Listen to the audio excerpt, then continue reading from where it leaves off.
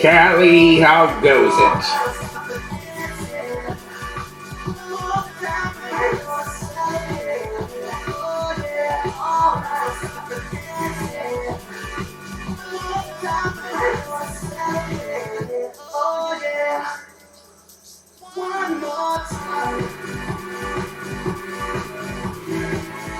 Good, I hope. Good.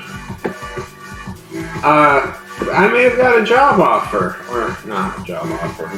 More of an offer. More of an offer to potentially film some stuff for a bit, for a big... Yeah, it's sort of a thing. I don't know. We'll see. We'll see how it turns out. It's not... There's a good chance it won't be paid. Which is, you know, but it's for a charity that a neighbor works for. And I'm not sure exactly what they expect me to do. Like, they expect me to film it, which I can do. But do they also expect me to, like, they probably want me to edit it, which is whole another kid and caboodle. And it's like, do you want, it's like, and my mom talked to her, so I'm going to talk to this lady tomorrow. It's like, I was asking essentially, it's like, well, what exactly do you want me to, like, I want to know what exactly I'm supposed to do. Like, am I supposed to just edit together, like, small clips? Do they want, like, a full movie? And that's, like, I was trying to explain, like, that's like, if they want me to do, like, a full 2-hour movie, that will be literally my whole year. That will be my project for the year, is doing this movie. And I don't want to do stuff like that for free. Just...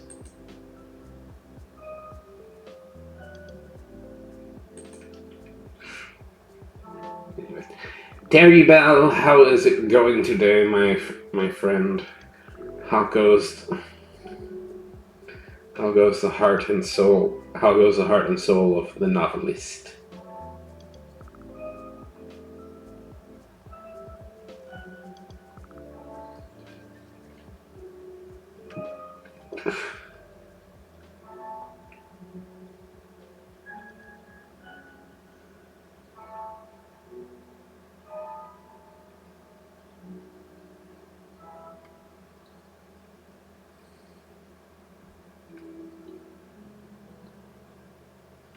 That's good.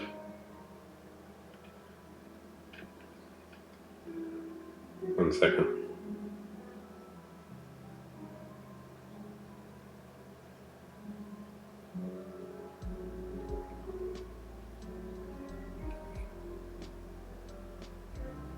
One second. There it is. Ah!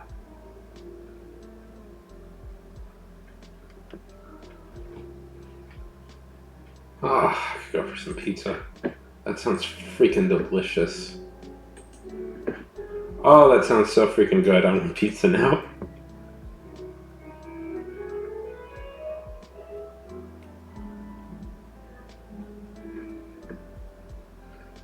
Nice!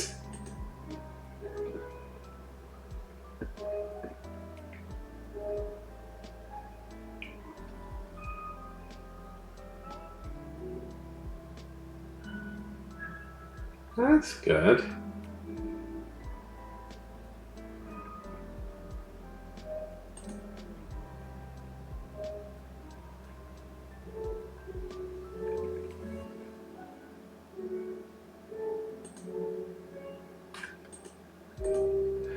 God, I would like... You know what I'd like to do? I would really love... I'd like to make money right now. I think that would fix a lot of my issues if I could just make some consistent money on something.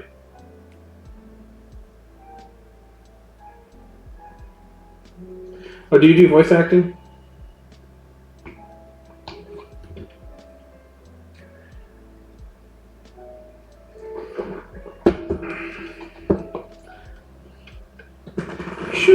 You should. like to do voice acting.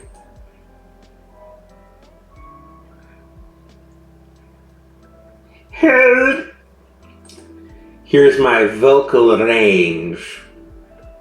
Hello! I'm an evil villain now. Now I'm a sultry hero.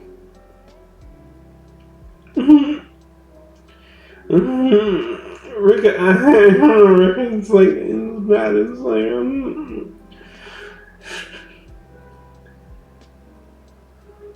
yeah. I think I would be an okay voice actor. Maybe.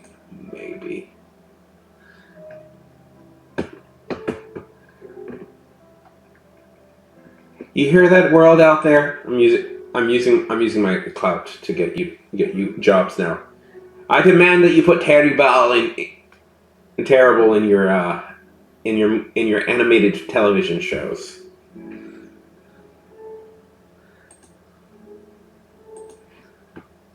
Is Upwork one of those kind of scammy ones? Sometimes, like when I go to these jobs search websites, like I find they're kind of scams more than anything.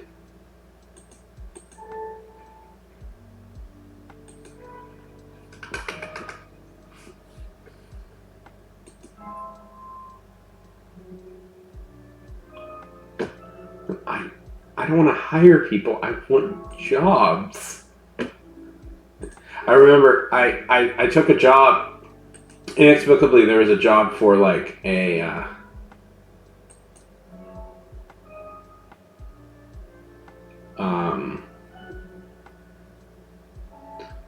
there was a. I want jobs.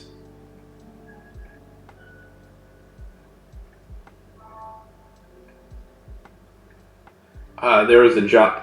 I was on the site, and there was this job for like a travel agent. Like they were looking for travel agents. I'm like, okay, I guess I could be a travel agent. I didn't know travel agents even existed anymore. So I signed up for it, and it's like, well, you got to meet at this specific place. So I was all excited. I got an interview. I did a bunch of testing, and then the interview had like 30 other people in it. And novel, you know what it was? It was a multi-level marketing scheme. It was literally an MLM. You had to like, yeah, that's all it was. It's like, it was just like this lady, and it's like, I thought I was going for an interview, and it's just like this lady, and it's like, well, let me tell you how to be your own boss. I've only been working there for 4 months, and I can already tell you, and I'm like, oh, it's like I got stuck in an MLM scheme like right away. Made me real cynical about like.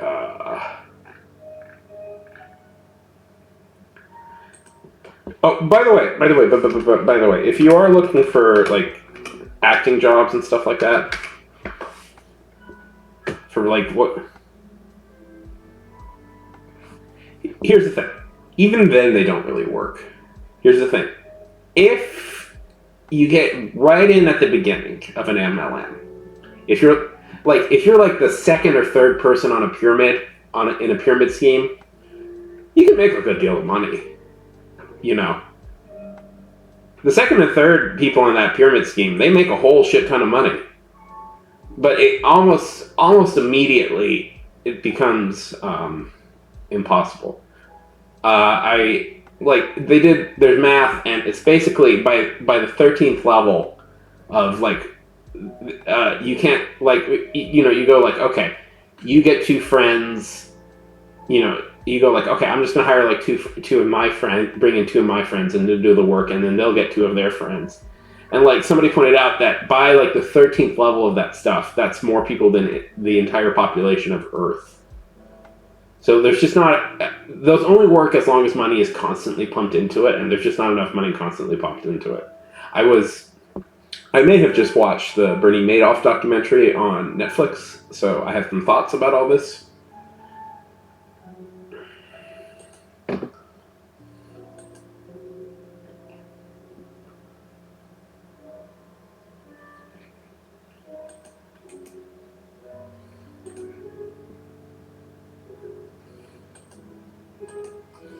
By the way, if you are looking for jobs for voiceover work and stuff like that, may I suggest Backstage?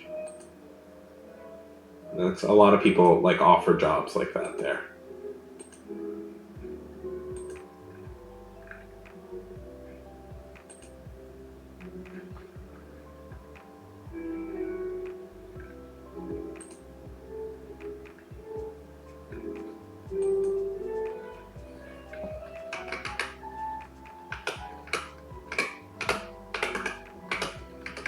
I have many thoughts.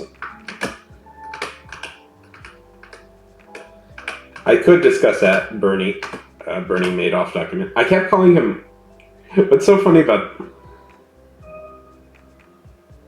Yeah. What's so funny about that is I kept calling him Bernie Sanders throughout the whole thing. It's just because they look and sound alike.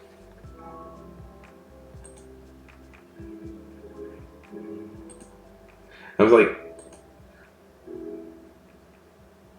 yeah. I mean, I don't know.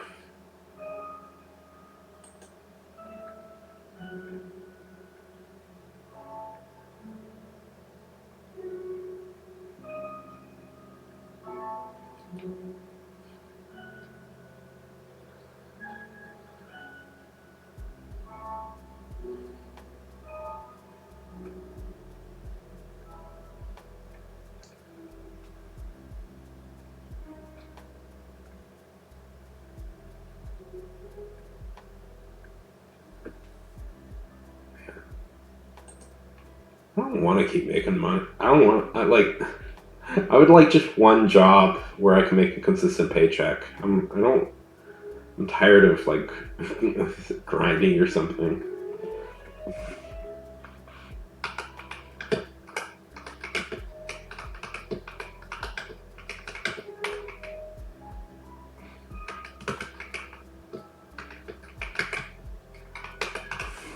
Of like.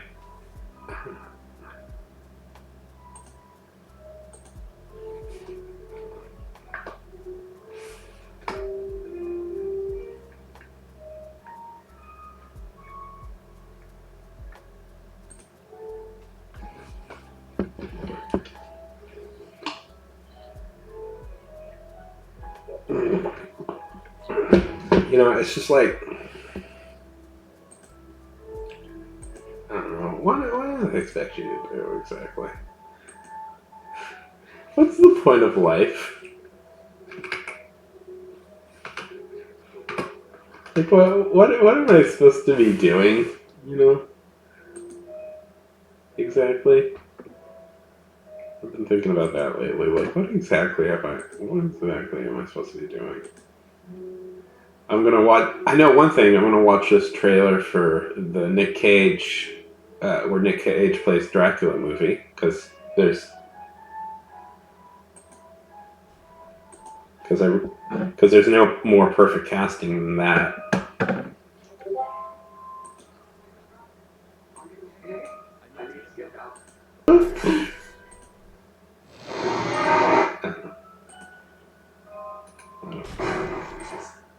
Okay, that makes me happy.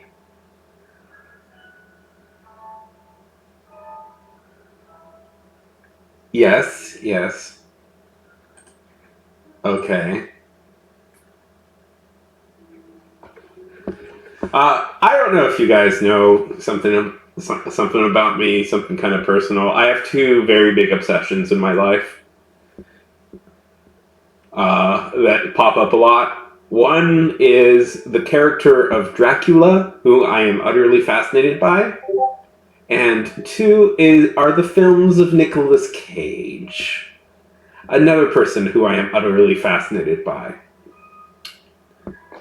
So it's kind of like the perfect movie for me. I like vampires. I like vampire stories, but I like old school vampire. I like old timey vampires. I get very bored by like modern vampires.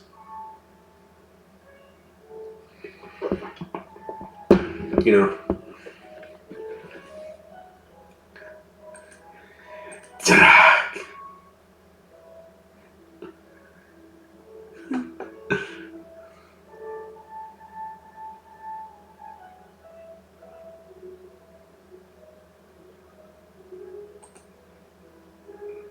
Let's just watch that last little bit again because because I was enjoying that. I like Nicholas Hoult. Nicholas Hoult was a good actor. I like him quite a lot, and I'm glad he may be getting something. But exactly, I do like that Universal seems to be like right. That's fun. I like it.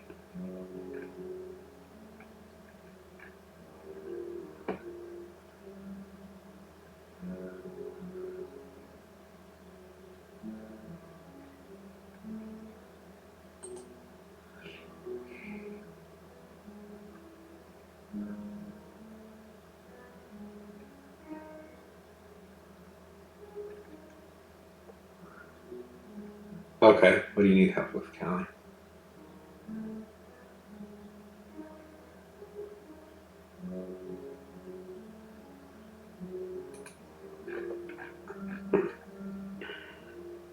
That's a whole heck of a lot.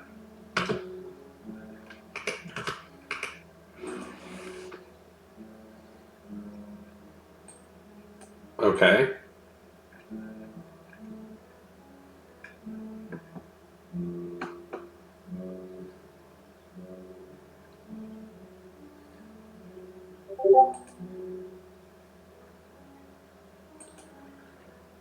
Yeah.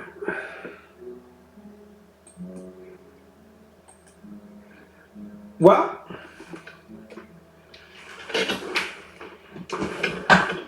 it's a nerve wracking position sometimes to finish a story. A lot of writers do get stuck at the ending. I know I certainly have, where it's just like well, what am I supposed to do? I did it. How am I supposed to actually end this thing? Take your time with the ending. Remember, you always have time to go back to it. There's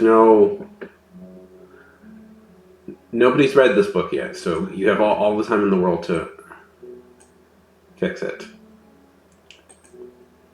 So just be cautious and take your time.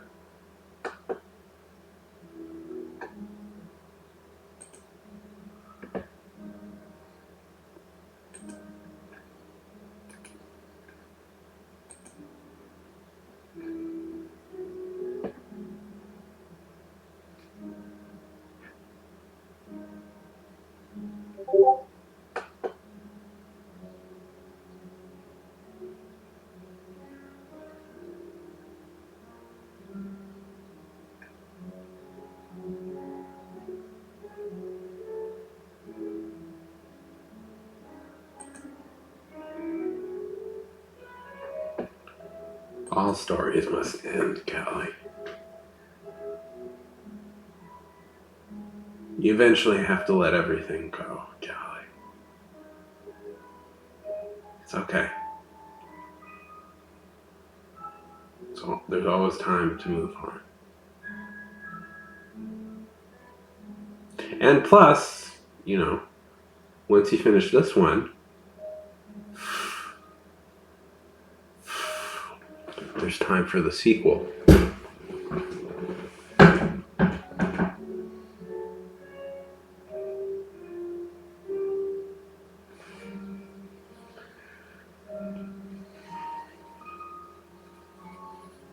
Just make sure that the young lovers find true love. That the villain is defeated or redeemed, and everybody ends on a mildly happy note.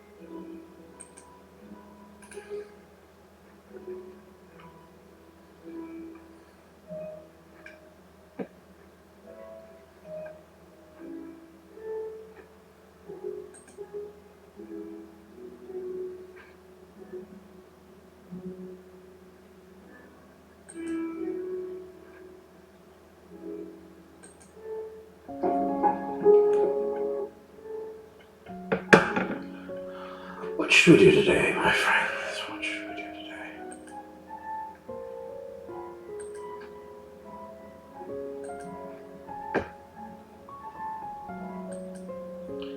So, funny story about this auto program that I like to use. It has 600 free hours every month, which is usually not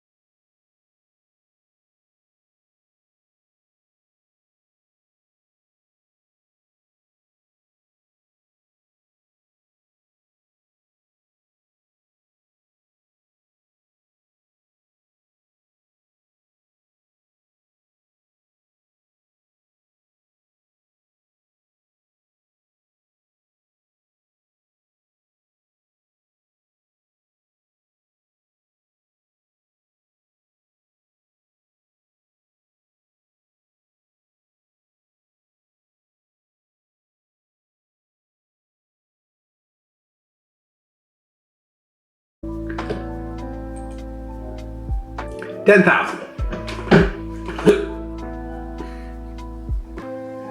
So this is a short story.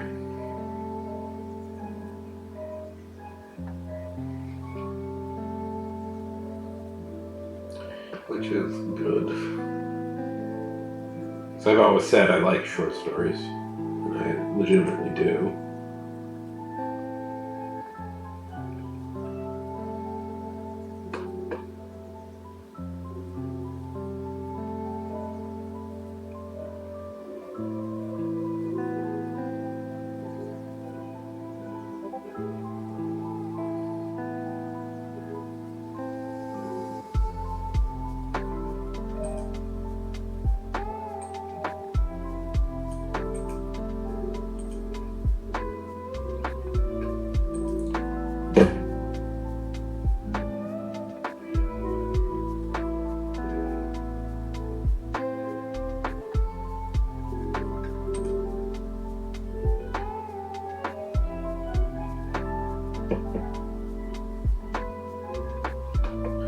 So this is, Callie's here.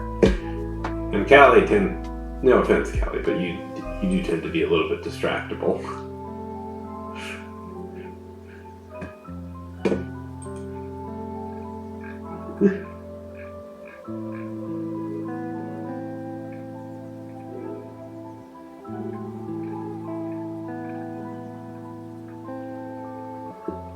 I like you, Callie. You know, it's somewhat hard to get you to focus on stuff sometimes. No, never. Lightning focus, that's what you got. To be fair, I'm kind of like that too. It's like, you know, the thing about it is, it takes me a minute to, like, just get ready to go. Like, you have to, like, just, like, you have to kind of get yourself in the right mindset and stuff like that, and, like, force yourself to, like, start right away is somewhere that, like, just kind of screw it. You know, you can start prepping yourself for stuff, but it's not like you're gonna...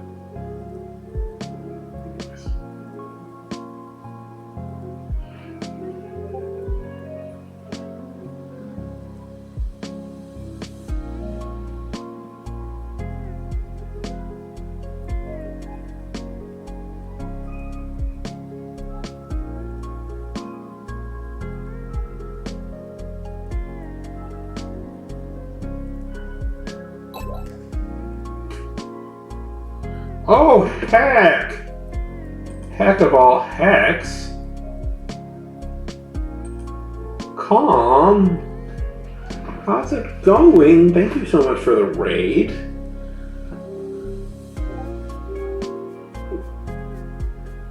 I'm good. It's a slow day. We're slow, but we're getting there. Good to see you. How was your stream?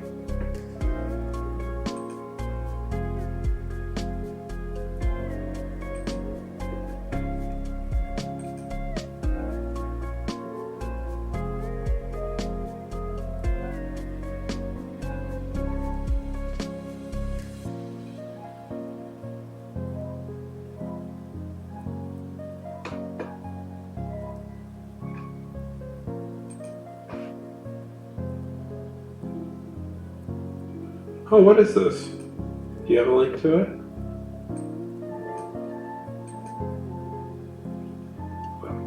Oh, look, my friend. Look.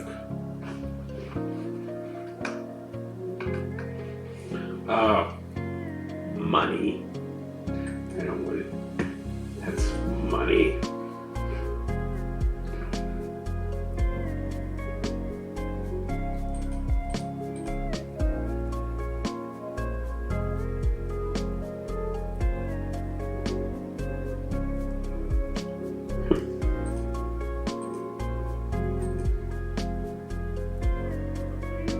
Oh, okay.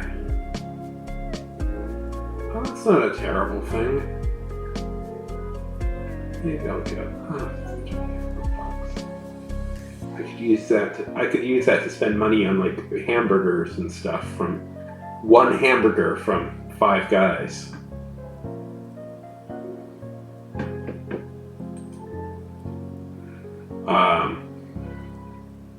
Okay.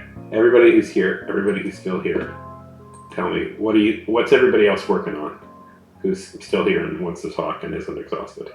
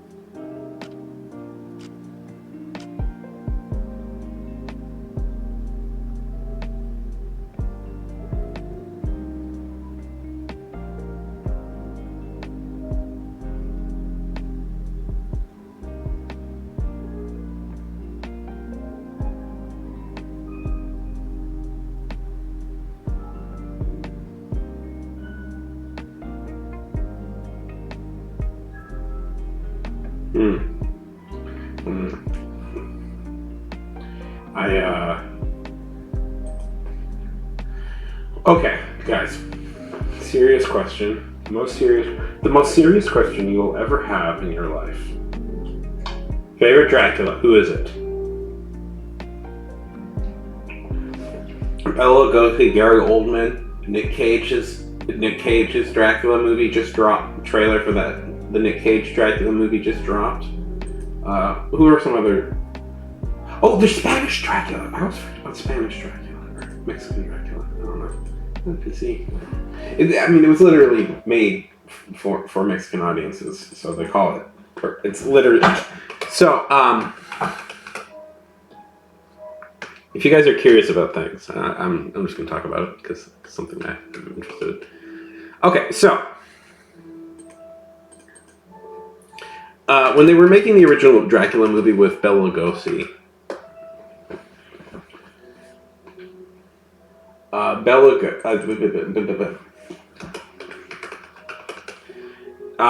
they liked to shoot a few. It used to be kind of standard Hollywood practice for a while. Oh, what? People are more raids? What? Nobody's allowed to. What do you? How am I getting more raids? Hello, Professor X for Awesome. Hello. How's it going on this fine and fantabulous day? What honors, what joys it is to see you, my friend. Thank you for the raid.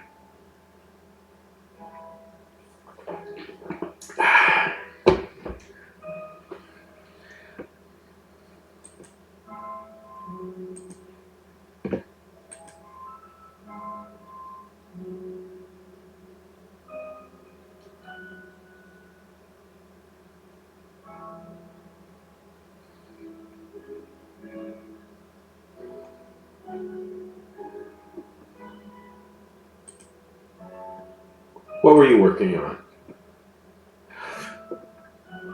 Wondrous!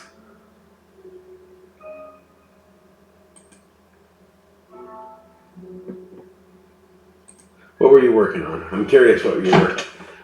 What's your campaign about? So you're a D&D player?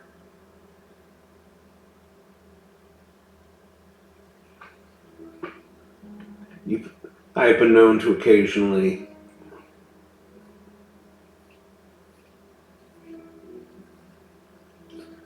My fingers are a little. Play the D&Ds myself.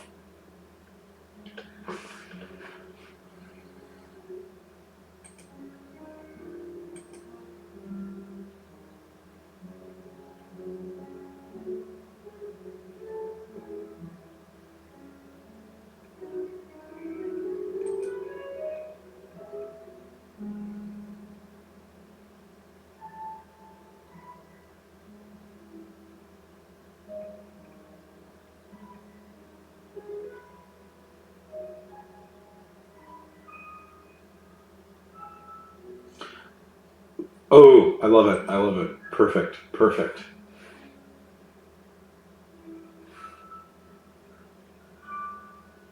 That's that sounds like a lot of fun.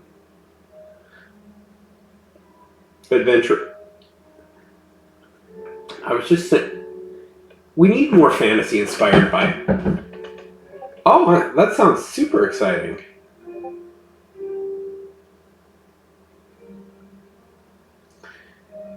Working in, like, do the characters work in like one of those roadside shops, and then they have to go out into the forest to find monsters and stuff? That's cool.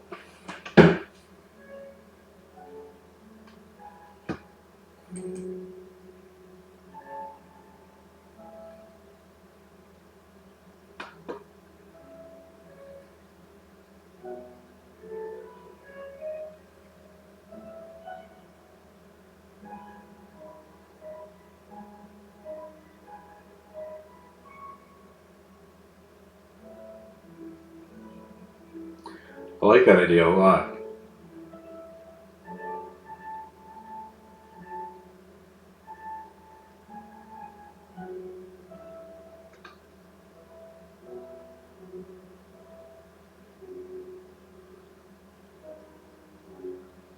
That's cool. Is it like one long campaign, or is it more like episodic based? My fingers are a little stiff. I'm doing this to kind of alleviate them. Oh, 1 second. That reminds me. Am I following you? I'm gonna give you a follow.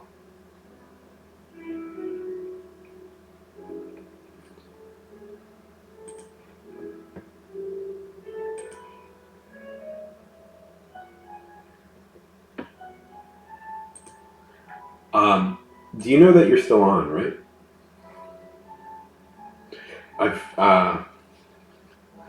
probably a good idea to have. See, I like that idea. I was in a D&D campaign recently, and it was. Thank you for the follow. I could not. I love the guy. I love the people in there, and I liked the story. But I felt I had gotten pretty burnt out with it. Like, we had been doing it for about a year straight, and like, maybe this is just me having like a shortest attention span or something. But I kind of got burnt out doing the same plot over and over again. And yeah, that's good. And I don't know. It's mean because I like the people so much, but I was just like, at a certain point, I had just totally lost the thread of what was happening in the story, and I found it so hard to pay attention. And maybe that means I'm just a bad player or something, but it was like.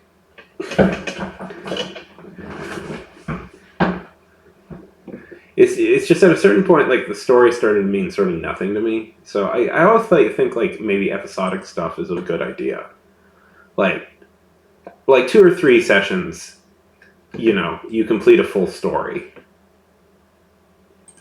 Not, a 2 or 3. Yeah. Yeah, definitely. Well, I mean, if we want to go to Gravity Falls, there's a whole Hitch has talked about before about there was a whole um, behind the scenes thing, and they essentially sped up like 3 years of plans to make it work. But yeah, I don't know. Like he did not get along well with Disney brass. If from the implications I've gotten, uh, I do like this stuff, and the fact that it's so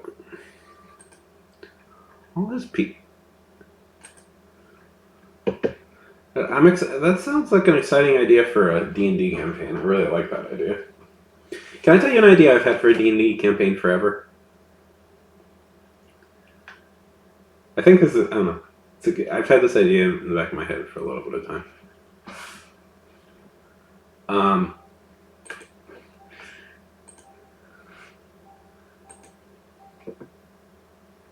Second.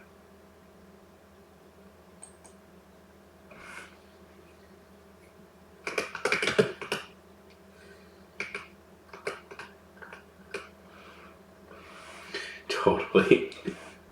Oh, what are you talking about? They've never made a bad decision in their life.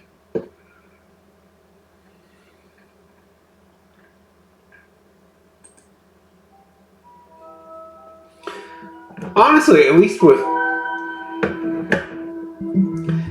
Disney, it's like $1 billion company that can. Wonderful. I've had this idea for a little bit of time. Yeah.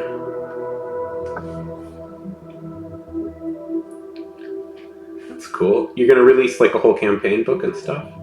That's fun. Have you ever played a game called Fiasco? I like that game a lot.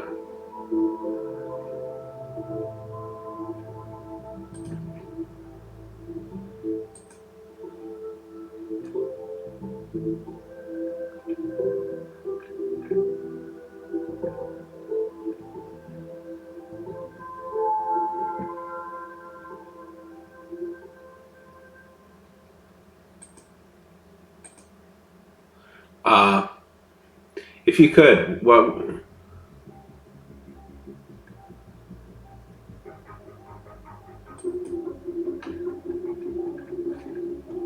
If you could.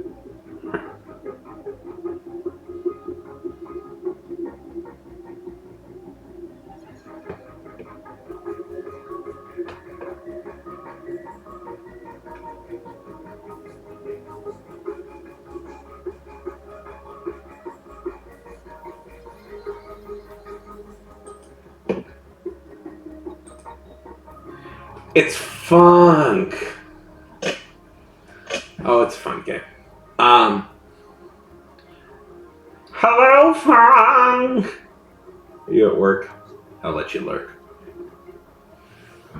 Funk's a good friend of the channel.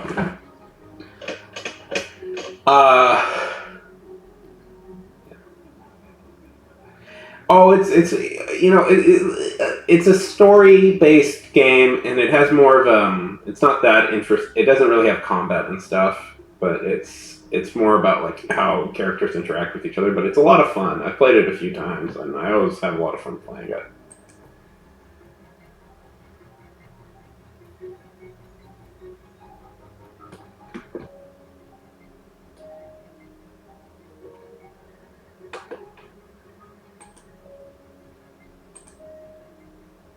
Of course.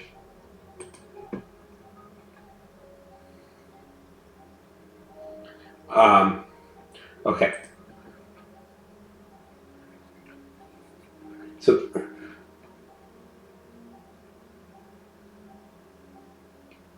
oh, that's lovely. That's lovely. I'm happy that that's happening.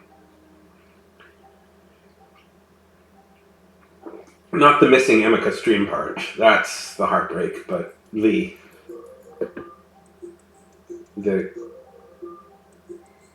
getting to like live getting your own apartment, new apartment. That's good.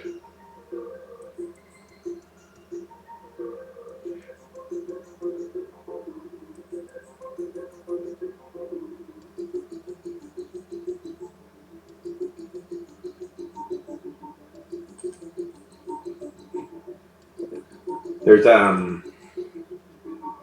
yes, we love that. Okay. Funk, Fox. Press S. Well, eventually, hopefully, starting doing something.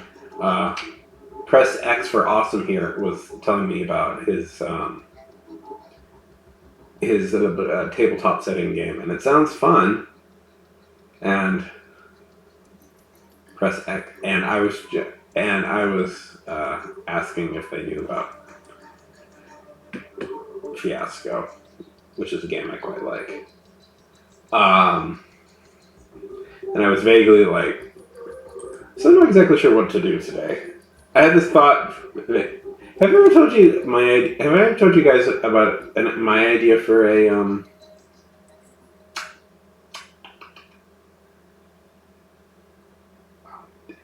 Did you guys just get hit with ads? Tell me, do we have ads going? It's fine.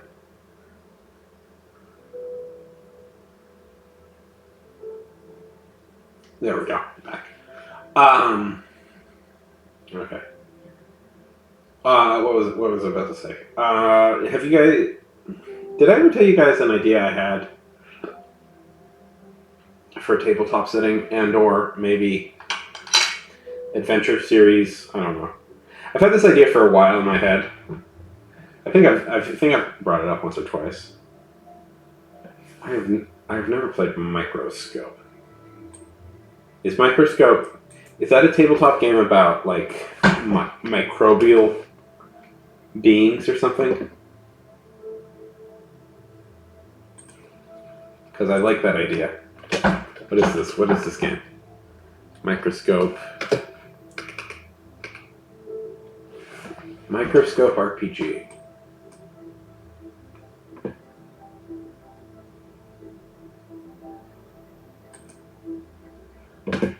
Huh. I'm curious. This is. Do you have? Is this the right website?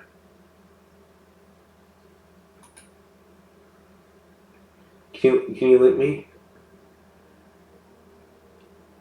Could you link me to the game?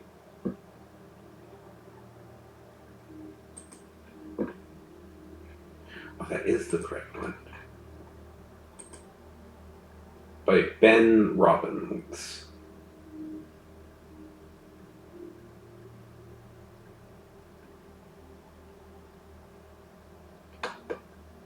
Oh!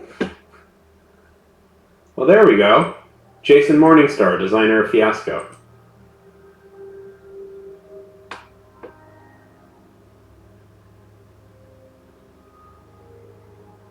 Huh.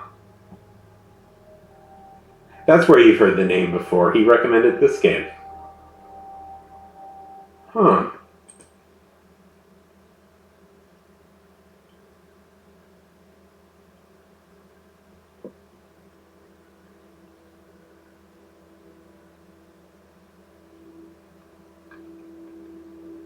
Well, you've kind of interested me.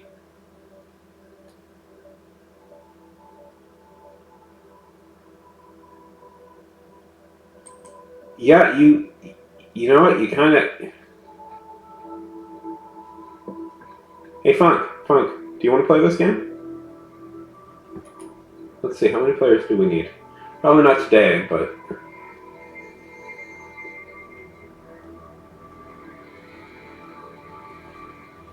How many players?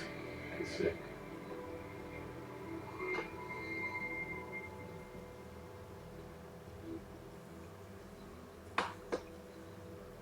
Yeah, this looks fucking awesome.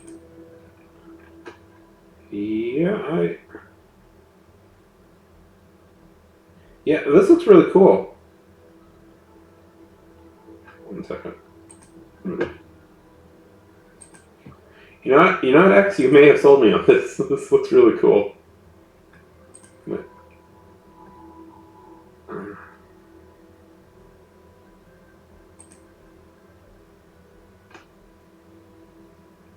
You need at least 2 players.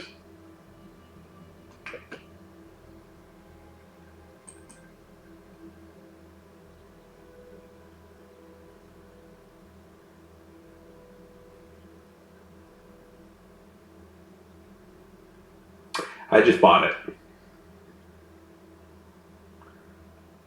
Yep, I just bought it.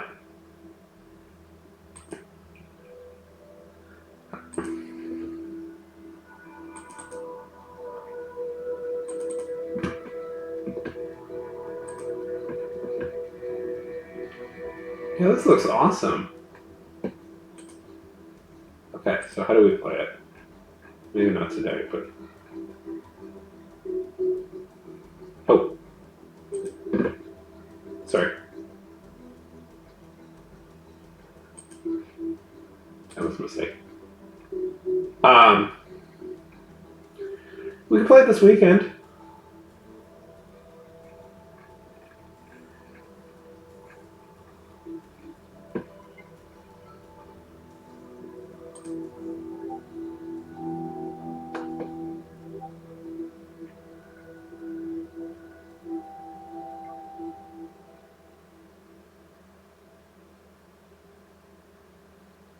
Are you free this weekend?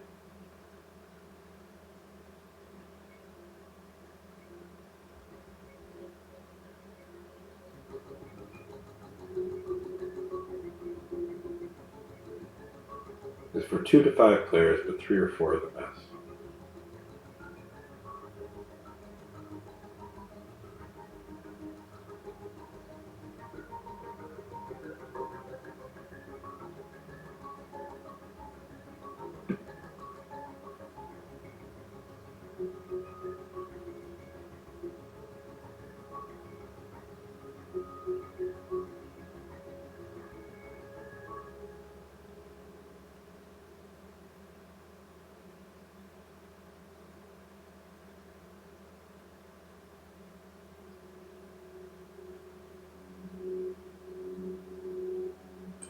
Okay, yeah, this is...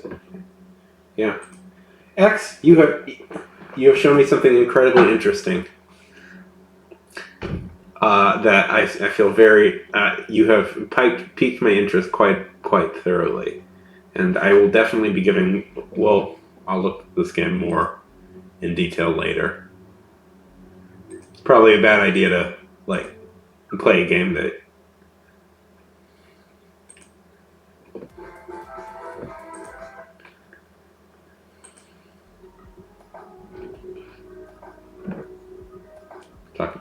We'll talk about this later, but yes, I am definitely very interested. You have very much piqued my interest on on these things. Probably. I may. I think I'd like to do like a test game. I think I'd like to do just a test game off stream to figure out how it works and all that stuff. Then play it on stream. I've streamed some of it. I've streamed like Funk. Funk has, yeah. I'm interested in this.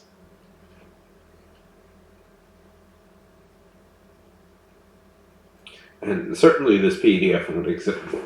I won't post this PDF anywhere. Yeah. Well, X, I would invite you, but I don't know you all that well yet, so... Not that I have anything against you, but it's just I have a general rule that I don't invite anybody onto the talking side of the stream until I know them for a little bit of time.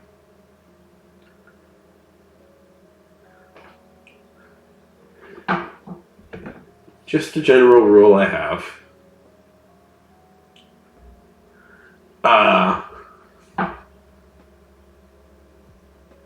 Mostly because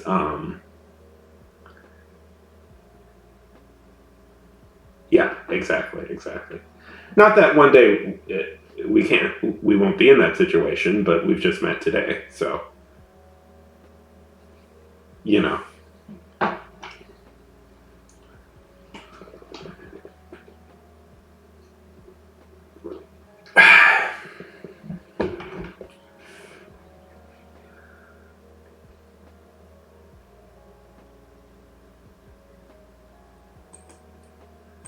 this is fascinating. You have sent me to a very, very fascinating degree.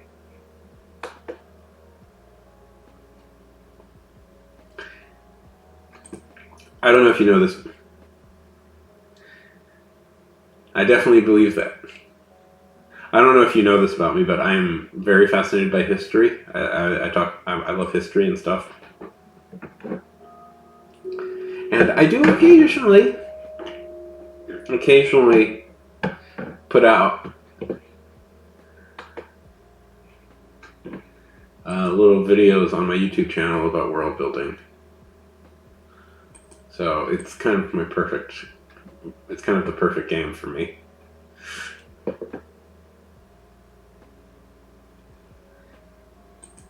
Yes, I feel like we have definitely pressed X several times.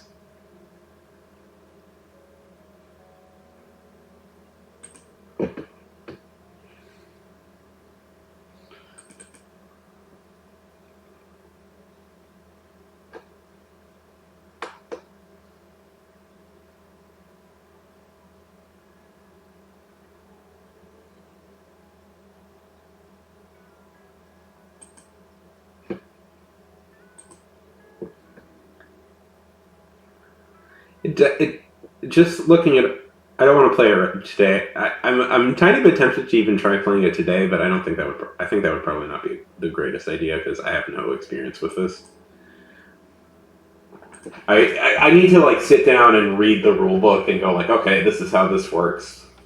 And it's probably not the best thing to do on a stream, but then again, what am I doing on the stream anyways?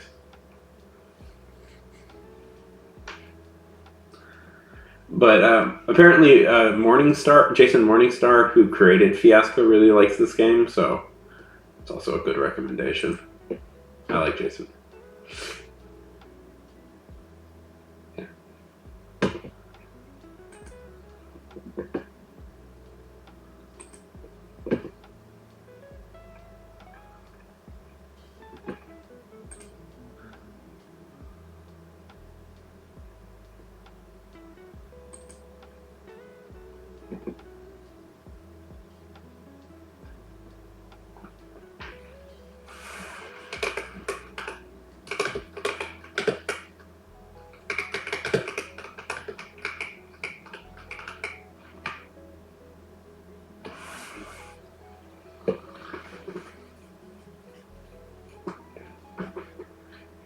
See, I kind of like heady games like that. I get real controversial opinion. I get kind of lost in like D&D combat somewhat frequently.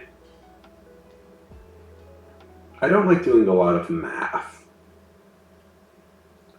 Kind of wish there was a way to maybe simplify combat. Okay. So here's my thing. This D&D campaign I was part of, I liked it a lot, but then we would get into combat, and it would be just like 3 straight hours of, like, it would be like 3 or 4, it could be like 3 or 4 straight hours of just characters, of just like constantly repeating different numbers at each other. And it could be up to half an hour before I would get to do anything, and I get that's part of the game, but I became just an eensy bit frustrated by all that. Doesn't that make me a problem player? Maybe I am a problem player, but it's just like, just kind of wish it was a little bit faster. Thank you! I felt so bad for that! I felt so bad for that because I was just like, oh, this is going on for fucking ever.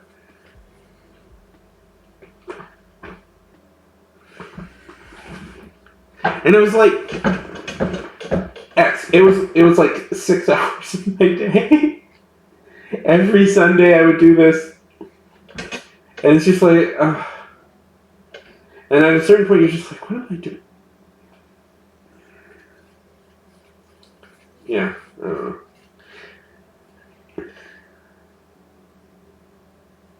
Yeah.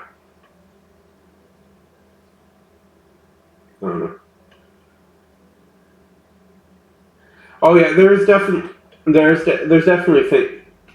things like combat would happen, and then I would get I would just like sit there and go like, okay. And it wouldn't help that it would be like 20, 30 minutes before I would, I don't know. Maybe I'm just not.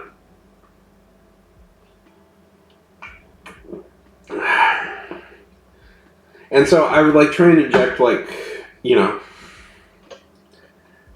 I would try and do like have fun with it a little bit, but I would also, I don't know, it can just be a slog. It can just be a slog. And I've never been like that, like anything I've played, I've never been that like sort of a person who like min maxes or like gets really good at the intricacies of combat. Yeah, that's definitely it. That's definitely one of the downsides. I remember reading about a system that was a lot faster. Uh,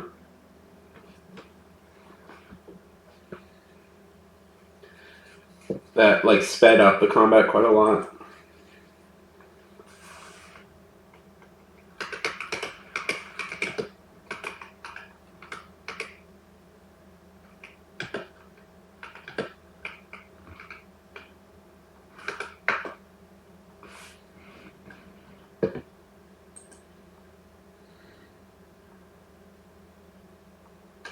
Yeah. Well, like D&D is kind of like the default. Not to. Are you? From my understanding, I've only ever really played D&D. I'm going to be in a Pathfinder game this year. It's from my understanding that D&D is kind of the normie one. Strange Savage Worlds.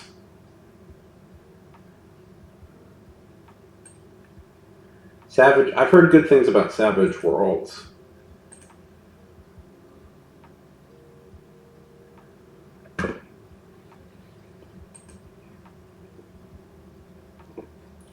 Like I've heard that's the name of the game.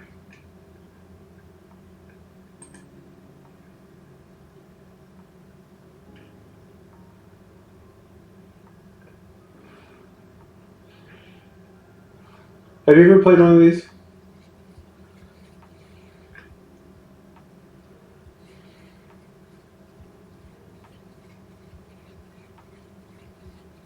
Yeah. I've been wanting to try and organize. I've never played one of these, but I've been thinking, you know what? If I get, I'm going to try and organize a Savage Worlds. I'm going to try and organize a Savage Worlds campaign. Although one D&D thing I really wanted to try is even if the combat is kind of hokey, is the what is it? Spelljammer. They brought Spelljammer back. I've never played a game of Spelljammer.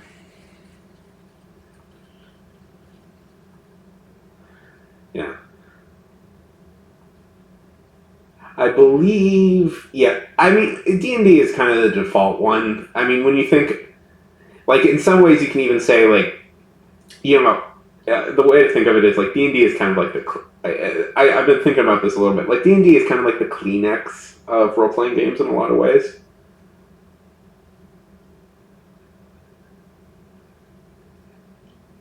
You know, it's kind of the thing everybody defaults to, and I know that's not fair, and I know D&D has a whole huge complicated history and has origins in like wargaming from the 1800s and stuff like that, but still.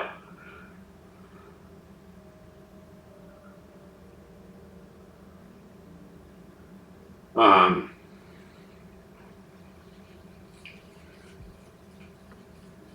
yeah. It has a complicated past, complicated present, and I'm going to throw out a guess that it probably is going to have a complicated future as well.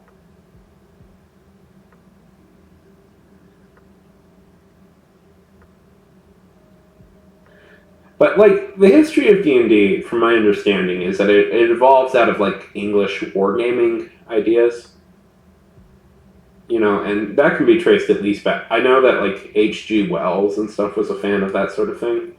So he wrote a huge, like, he wrote a big, he wrote a little bit, he wrote a little book about wargaming and stuff that he and his friends would play. I think it's H.G. Wells, or is it George Orwell? No, it's H.G. Wells. It's George Orwell. I get them mixed up occasionally, even though they did very different things. Their similarity is that they're English.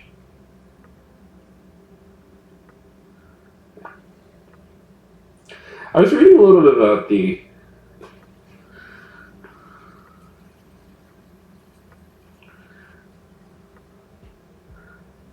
What do you think of the movie? Oh, what's going on? Tell me. I'm curious what's going on.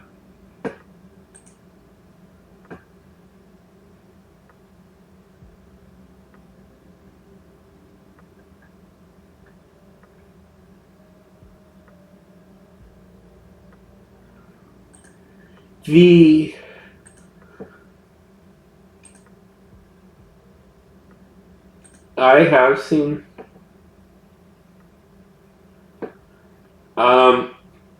the old movies, I would say, are fun on the sense that they're kind of like... It is funny to think of that the D&D movies, I believe, came out not that much before the Lord of the Rings movie. And... Well, let's put it this way.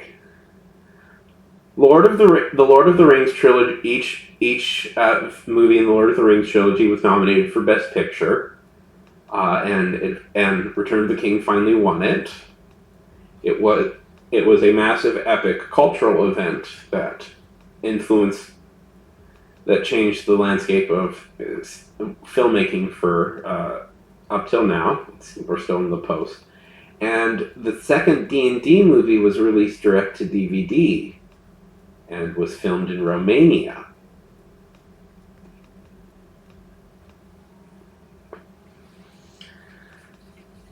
And the original one starred Jerry O'Connell from the TV show Sliders, and Jeremy Irons, who was not giving his whole who decided to come in and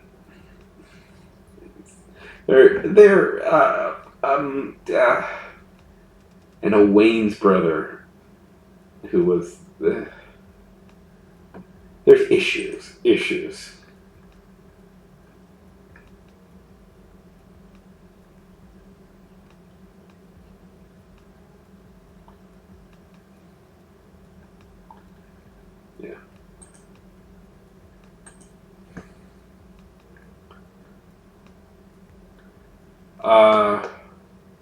Did you ever...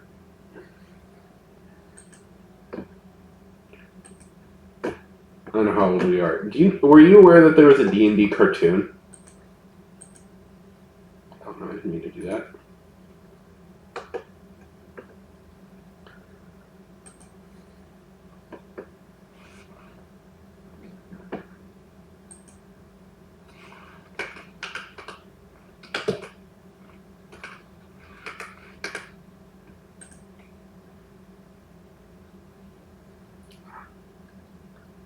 It's...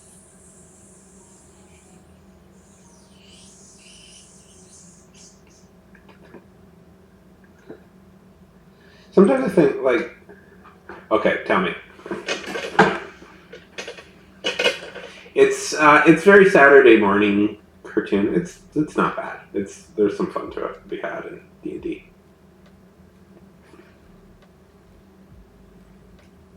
Although I'm always disappointed. Okay, TV shows of the 80s and 90s, especially cartoons. You need to listen to me.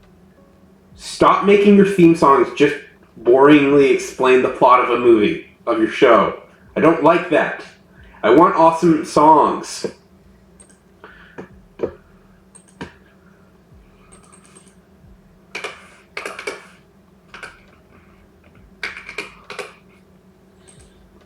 This is...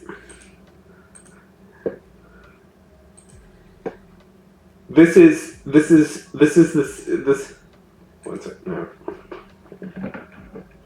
I'm gonna show you one of my favorites right now. This is for a show called Silverhawks.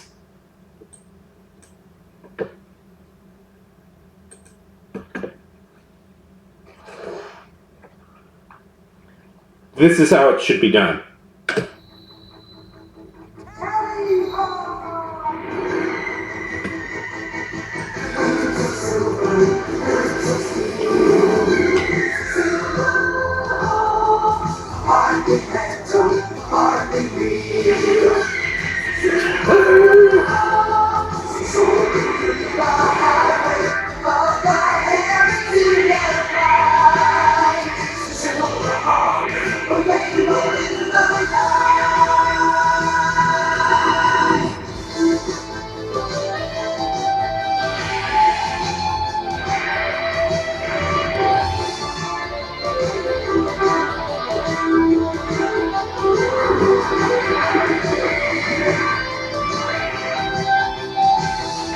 I liked the show as a kid.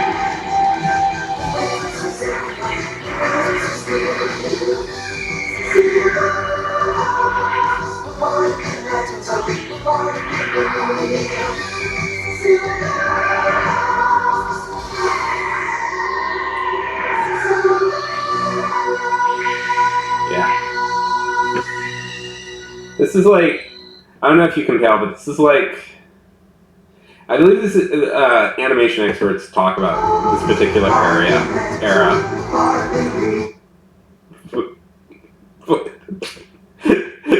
Oh boy, do they, what's that? Talk about this particular era of animation. And one of the things that's notable about like this particular era is that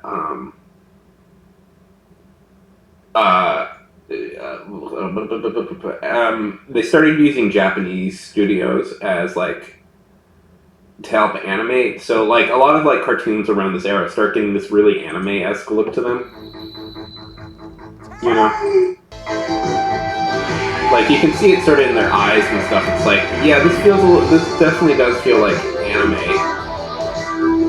Or like this character in particular, the way he transforms, that's like right out of out of an anime thing. So it's an interesting like, yeah.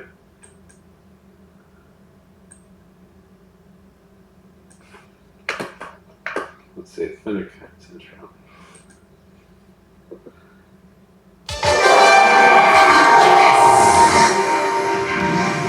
Am I tempted to watch nothing but old cartoon intros?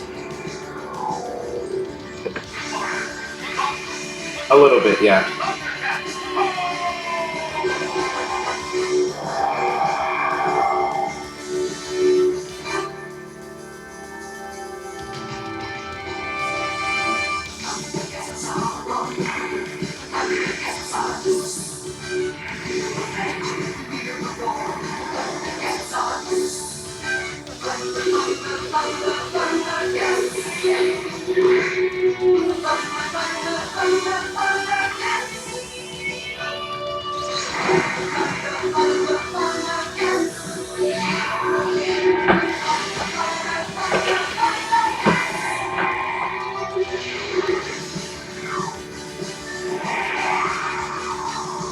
And of course the animation was 100 times better than in the intro than it would ever be in the like cartoon.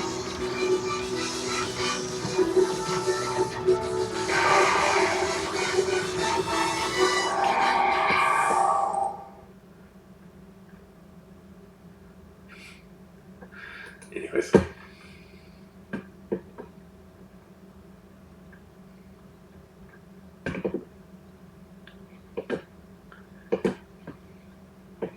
One more.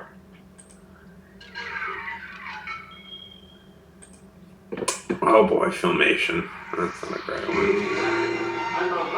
Yeah. Okay, so this is exactly what I'm talking about. These are the type of openings I really hated as a kid. And now.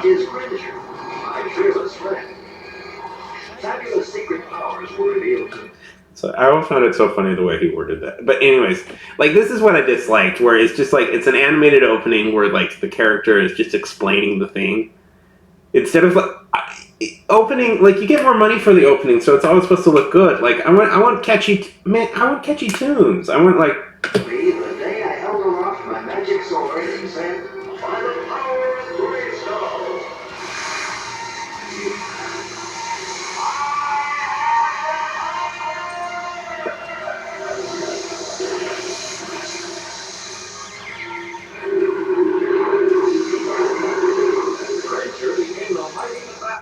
See, that's the type of stuff I didn't like as a kid, where it's just like instead of like a cool song and like an opening where like the main characters get to do like fun animated stuff, it's just boring. Like, here's the plot to this television show, children, that you're about to watch.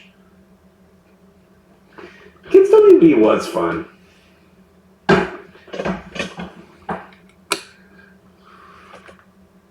It was.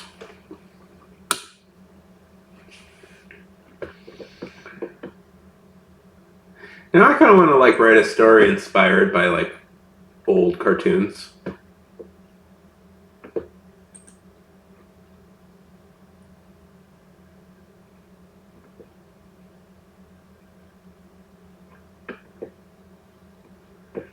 Yeah, this kind of inspired me just a tiny bit. I'm thinking about it.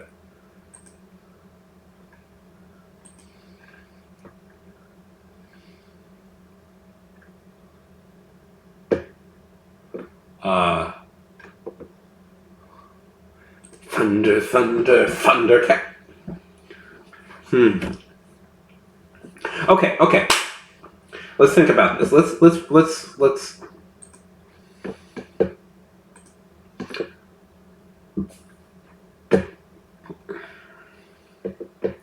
Let's carve out some ideas. Let's break down the plot of stuff. Go to Google Docs. Let's do this. Let's think of what are like some elements of like He-Man, Thundercats, Silverhawks, those sorts of shows. What are like some like baseline elements? Okay, let's first think of like I'm kind of inspired now. Let's pick a few like shows to be inspired by. I'm gonna say it has to be like 80. I want to do 80s cartoons. He-Man. Okay, we'll do He-Man.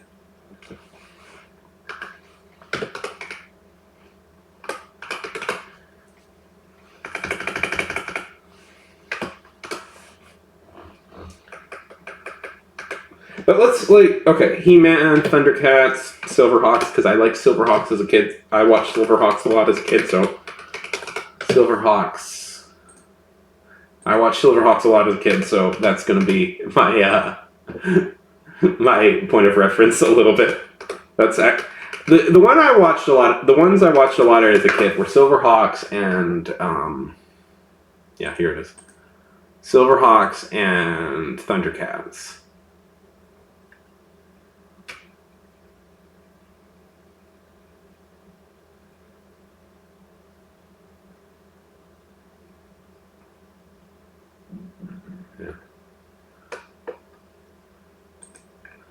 Oh, the Magic School Bus is great. Rankin Bass? This was a Rankin Bass production? It's so funny. What? Oh, I can see it. I hated this character as a kid. Okay, so that's something I just learned. Silverhawks? This show?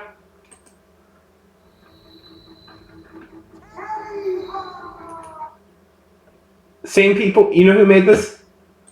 Rudolph the Red-Nosed Reindeer. The people who made Rudolph the Red-Nosed Reindeer also made this show. It's so funny.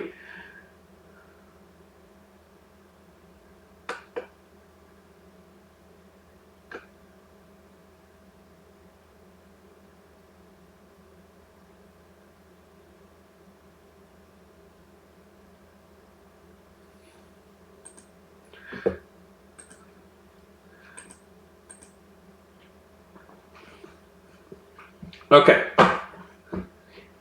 God, I did like the.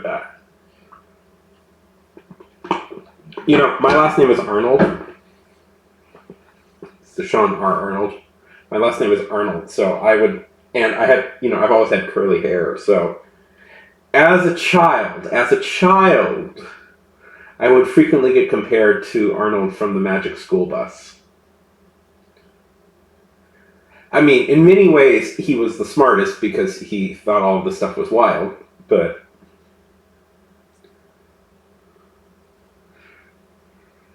There's another good one. It's like there's another good one. It's like about Texas Rangers in space.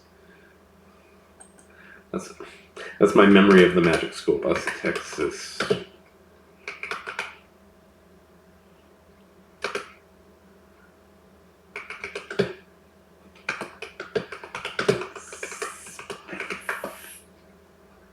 The Galaxy Rangers.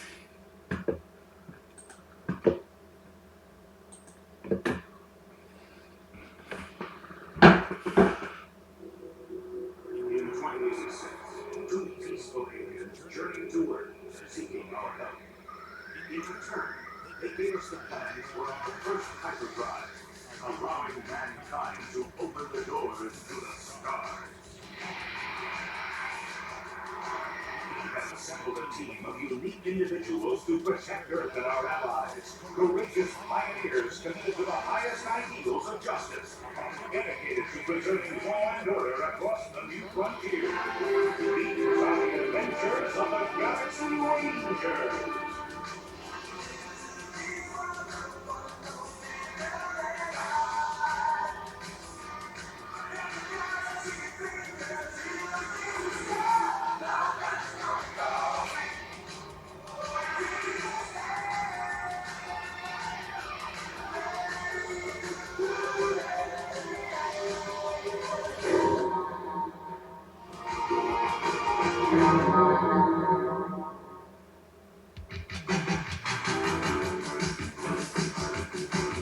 Oh, damn it. Galaxy Rangers has good music.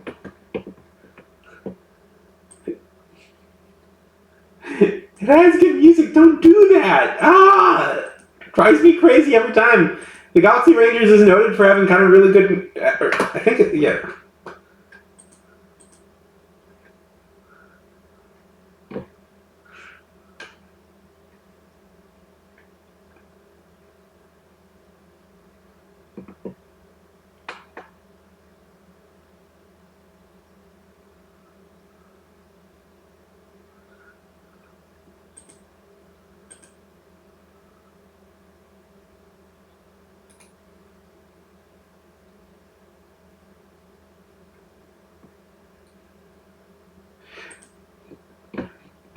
Hey, Fiona. No, I'm more. Go to bed. Go to bed. Go to bed. Go to bed. It was lovely meeting you, and thank you for introducing me to Microscope, a game I will be playing because I'm very fascinated by it. No, more where I'm just exploring an idea. More in like the tone of like say Thundercats or something like that. 80s anime-esque, American anime-esque cartoons that were. That's sort of the theme I'm going for.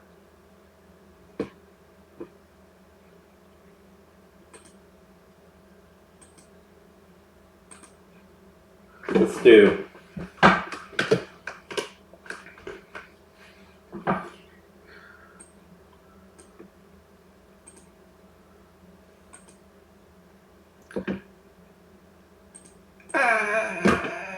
Yeah, a little bit too 90s. I mean, Captain Planet, but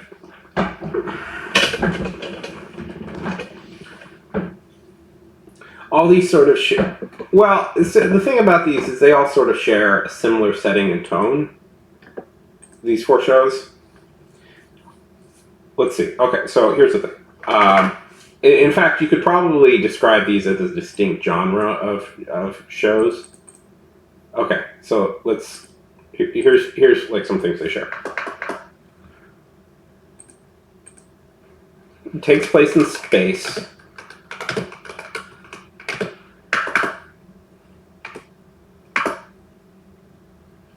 Let's see. They each.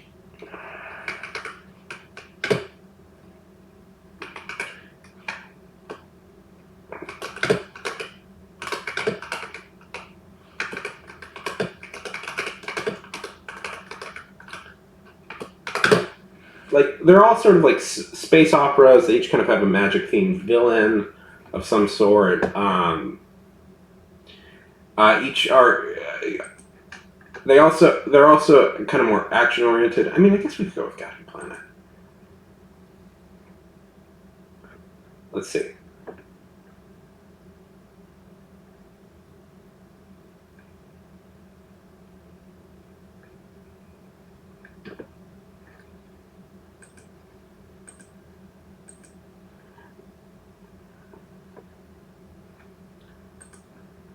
I kind of want to watch an episode or two of these and like. Oh yeah, there was like a whole like just genre of like space westerns. Like there was a whole like just a spat of like space westerns. Okay, yeah. Because see, this is what I thought. This is kind of how I thought it worked. So He-Man is this huge hit.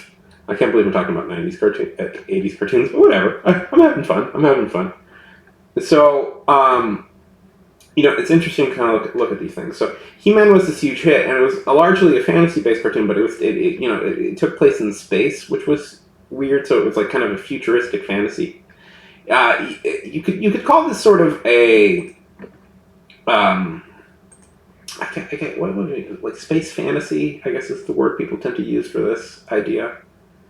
Anyway, it had like some inspirations from Conan, mainly.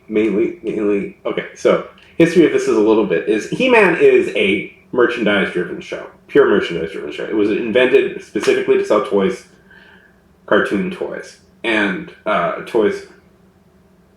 Only so because I can tell you exactly what the inspiration exactly is. Mattel had the Conan the Barbarian license.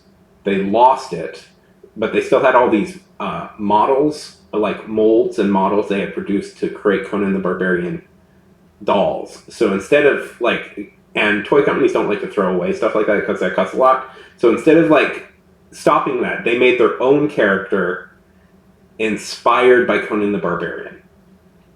That's He-Man.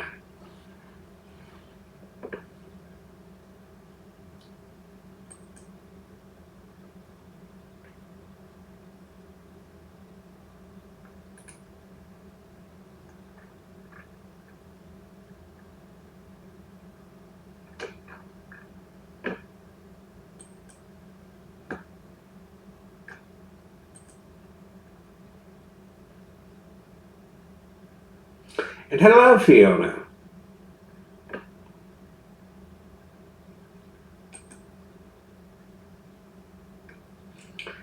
Hi, Fiona. Is it? Hello. Welcome to the stream.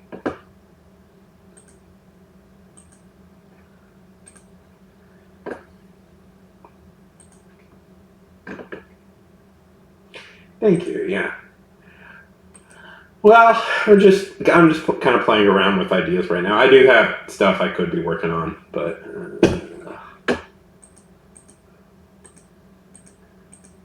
I know editing's important, and I know editing's some. Oh, yeah, streaming, writing, streaming. It's fun.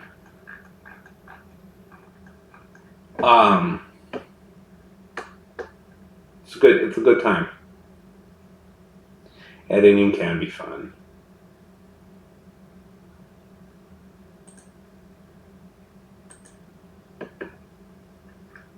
This is usually my first step when I do this. What type of stuff do you write?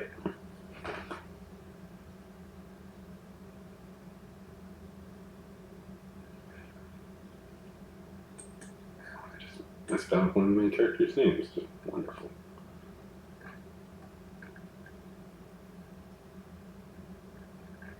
Do you ever use this program? Tell me a little bit about it. What type of stuff?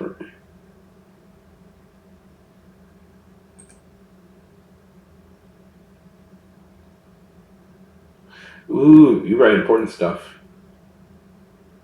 I, you know, I,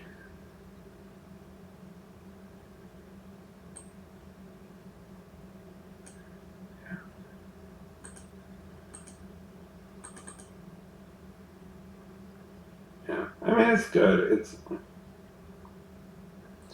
uh, I took in college. In college, I am in fact college educated, which is very hard for some people to believe. Um,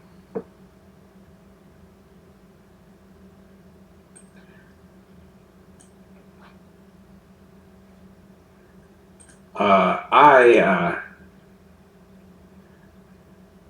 I took a creative nonfiction writing class, and I actually really liked that class. I think it taught me more about being a writer than, um,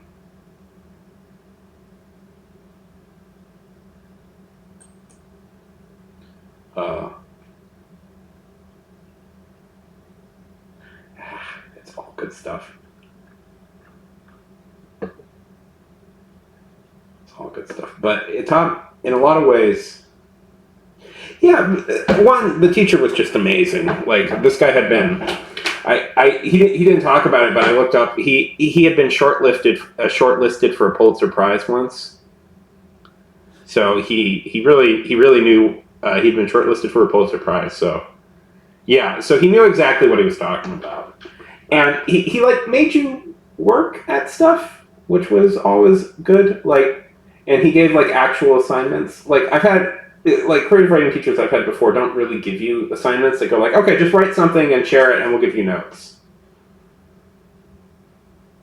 Yeah, I mean that is definitely yeah, it's one of those things where it's like the super accomplished writers sometimes be the harder aren't that great of teachers. Just you know, I've always theorized for some people, like the stuff just comes so naturally, and it's hard for them to explain why it comes so naturally. But this guy had been teaching. He had been teaching for like 20 years, and he knew his stuff pretty well. Exactly, exactly. Which is good, and you know that's something that like creative writers struggle. I writing as a course struggles with a little bit is like making you actually sit down, like having expectations for to do things. Yeah, what was that? What noise? Oh, did you just follow me? I think you just followed me. Thank you for the follow. Which is good. He was a smart guy. He Fong! How's it going? Talking about creative writing, creative nonfiction that I took, the creative nonfiction class that I took. You know, I should release the essay. This is this class I took ended up getting me into a museum once, like displaying my writing in a museum, which was really cool. That was like such a neat part of the experience. That was like one of the last college things I really did. Oh,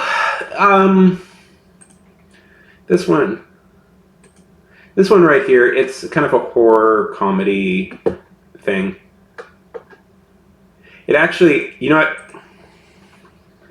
Yeah, it was cool. Yeah, it was me talking about. I should probably release that. I still have it.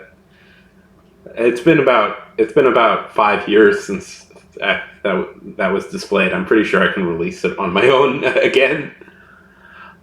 This was a story I actually wrote using a tabletop role playing. I actually wrote by playing a tabletop role playing game all by myself and then creating a story, then writing down what happened in the story. So it's kind of a horror comedy. It's called.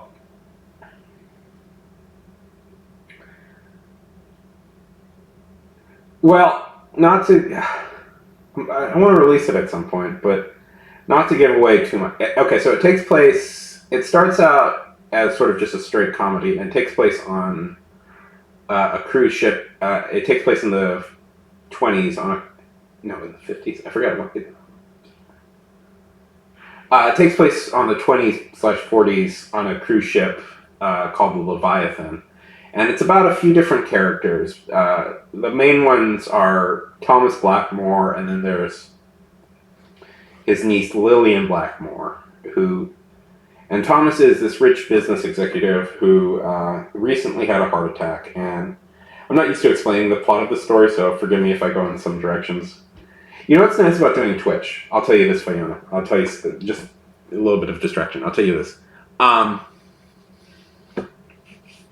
You will get really good at pitching your story, because people will ask you so much, you'll eventually figure out how to pitch your story in the most efficient manner. So you're like the first person to ask me about this story. But by like the 10th or 20th time, I'll have nailed the pitch. I'll have nailed the pitch. Anyway, so Thomas recently has had a health scare, and he's never had children, and he's like this uber rich guy, and he realizes that he's going to die. When he dies, the person who's going to inherit all his money is his niece. Is still in his like kind of backwards moron niece, still not moron, but like still living in his old hometown. So he decides he's going to take her on this. He's going to take her on this cruise, on the ship called the Leviathan, in hopes of like educating her about proper society. Needless to say, the ship is not exact. I don't want to spoil it, but let's say that the ship is more accurately named than it appears.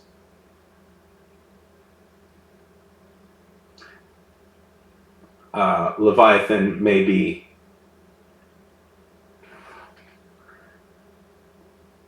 Yeah. And people Lillian meets start to disappear, and what's going on exactly is something. But, yeah. I should probably extend this. This is... it's about 7,000 words, and I feel that's a little long for like a short story, but I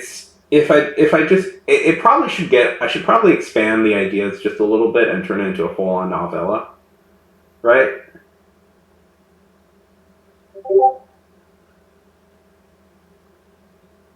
Yeah. Well, I like me a good horror comedy story. I actually really like horror comedies. Like, one of my favorite movies of all time is Army of Darkness. If anybody's ever seen that movie. Who's seen Army of Darkness? Okay.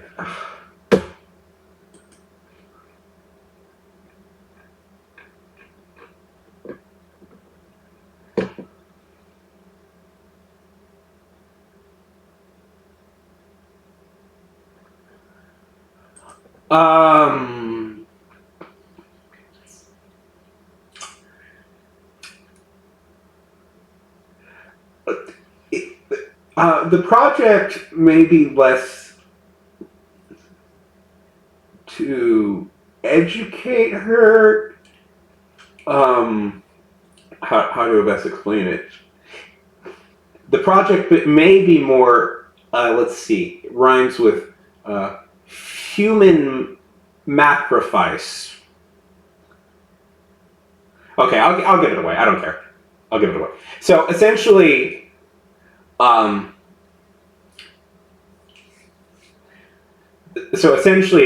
what it is that the ship that they're on is actually legitimately powered by an ancient beast, being an ancient like a sea monster by the name of Leviathan. And Thomas Blackmore, her uncle, is actually part of her uncle and the ship's crew are part of a cult that worships it, and he plans. Okay. No, I don't want to. Okay, I won't ruin it. I won't ruin it. I won't ruin it. I won't ruin it. Yeah. It's a good idea, right? Yeah. I won't ruin it. Yeah, I like it. You know what? I'm going to turn this into a full-on novella. I think in my opinion, it's a tiny bit too long to be an enjoyable short story.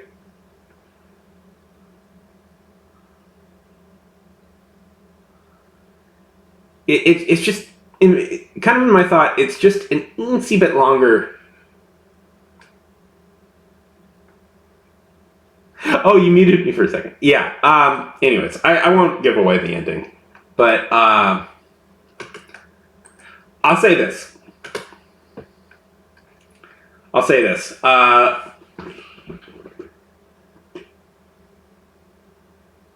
Yeah. I'll say this. I expect your sympathies to be with Lillian throughout the story, and not so much with any other people.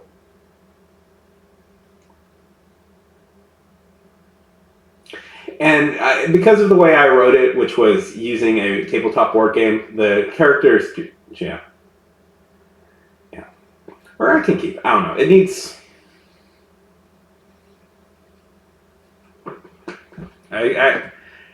The niece is the main character, really. She's supposed to be the sympathetic one.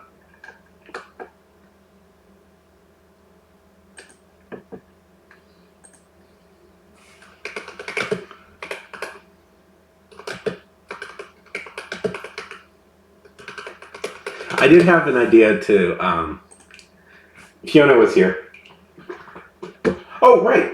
Fiona, you said you were going to maybe stream at some point? How do you say your name? Am I saying your name wrong? I'm just going by Fona. LaFona? Yeah. I'll give you a follow. If you want to also follow another great writing streamer, Funk streams as well. If Anna, okay. By the way, I'm notorious for mispronouncing people's names. I knew somebody for a year.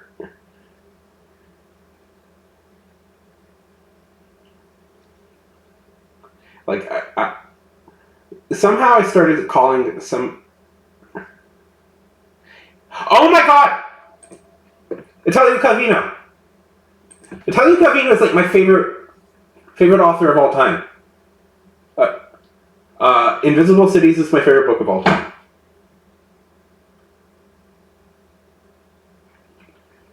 Yes, Invisible Cities is my favorite. I've talked about that book a lot before on this channel, how much I love that book. Yeah. I haven't read If on a Winter's Night's a Traveler yet, just because it's it's so I don't know. I have such a high opinion of Calvino and his stuff. Invisible Cities is just a straight masterpiece. I read it once, reread it once almost every year. Also, the Cosmic Comedies are so good. If Anna, you have to read it. It's so good. I've been trying to badger Funk into reading. If you don't know, it's also short. I'm gonna throw this out there. I would say read it next because it is a rare book of a rare classic world literature book that is quite short. And honestly, it took me about 2 days to finish reading. It shouldn't take you longer than a weekend, really, to finish it, if that.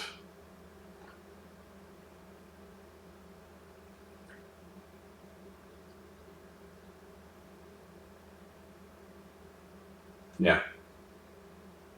I don't know if do I have. It's been a while. I read it as I must admit something horrible to everybody. Dun dun dun. I read it as an e-book. And also, Callie. Yeah, that's fucking awesome, Kelly. Congrats. Oh, the stream. The Stranger, that's another one of my favorite books.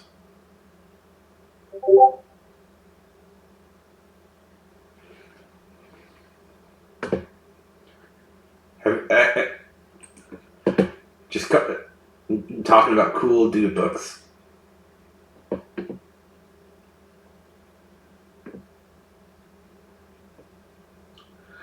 Uh, Funk, have you ever heard of The Stranger?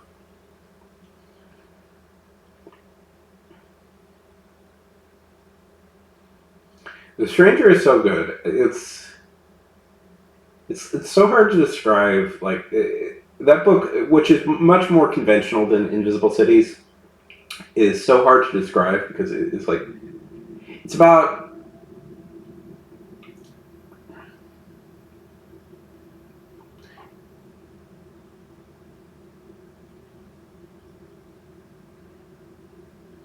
There's ads going on.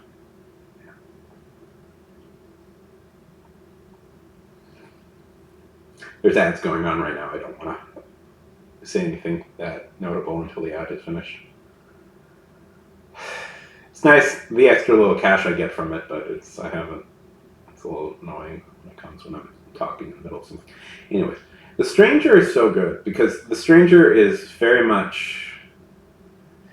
So The Stranger is by French author Albert Camus, and it's.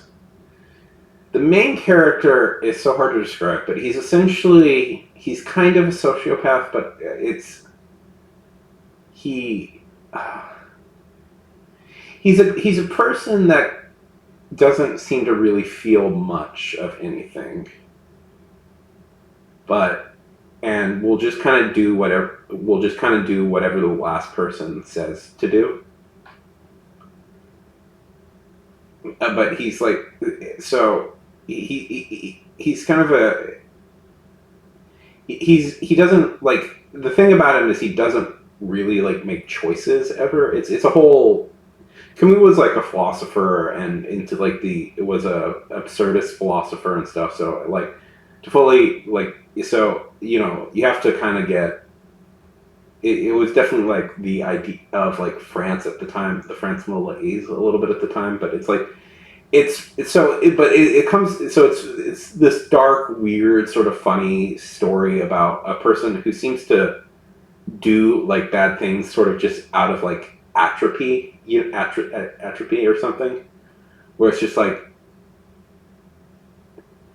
and he doesn't even seem to fully understand why he's doing it, but he just does it. And of course, he's like good looking. He's kind of implied to be good looking and attractive, so like people don't pick up on it right away, like the issues with him. It's a very fascinating book. And it's short too. Camus is, by the way, not to like he's definitely one of those authors that college kids read and go like, wow. He's definitely one of those sort of authors that a college kid. Yeah. He definitely represents like kind of Camus' idea of like what the modern like man sort of was, like what the modern French person sort of was, of like just somebody who just is, and seems to not really have any ideas for himself, and. It culminates in a, not to give anything away, but it culminates in a murder. It culminates in a murder, and that's, there's some controversy about who the person. But I actually think it's the fact. Anyways, it's a good story. It's a weird story, but really well written. I do love Camus' stuff a lot. He also wrote the. He would win a Pulitzer. It's weird that he then goes on to win a Pulitzer Prize for his next book, even though that one is. Yeah, it definitely is, and it just happened. It's one. It's hard to totally. To get into the main character's sort of mindset is strange, but it's an interesting way. The Stranger is fantastic. All of Calvino's works are fantastic. Like if If I have impressed anything onto the world here, I want people to read Italo Calvino, a one of the great in my it doesn't yeah one of the greatest in my mind one of the greatest writers that has ever existed. But also read Camus. Also read Camus, another particularly great writer.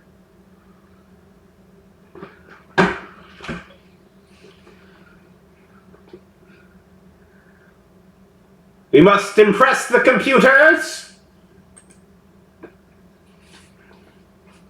Also,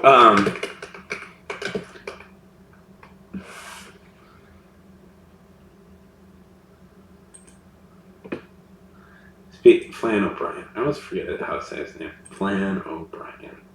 Or Brian O'Nolan. Also, if you get... Ifana, have you ever read The Third Policeman? Funk, have you ever... Do you this is... I'll give a third recommendation. We've somehow managed to mention 3 of my favorite books. You've mentioned at least 2 of my favorite books, so I'll recommend a third favorite of mine.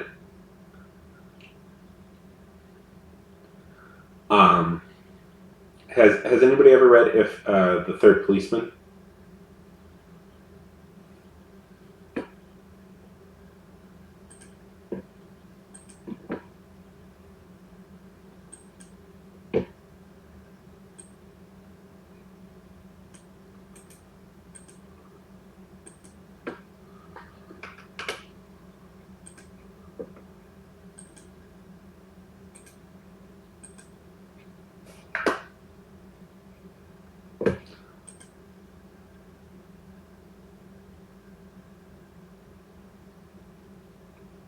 Yeah.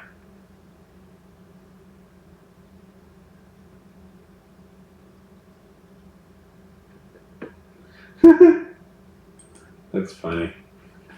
I'm friends with. This is like my only connection into the literary world. Is that I'm friends with a I don't know if she still does it. I haven't talked to her in a bit. I'm friends with. I'm gonna like brag a little bit, like name drop a little bit. Somebody. My only real connection, like with the literary world, is I'm friends with the assistant editor of Harvard Business Magazine. It's called the book I was recommending. If we're seemingly going through just books Sean likes, is called The Third Policeman.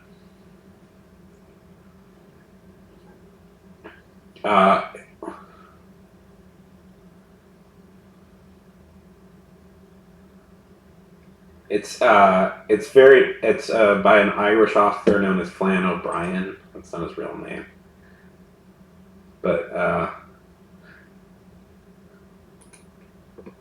and it's hard to describe, but it's about it starts with a failed robbery, and then it goes more and more. It turns more and more surreal as it goes on.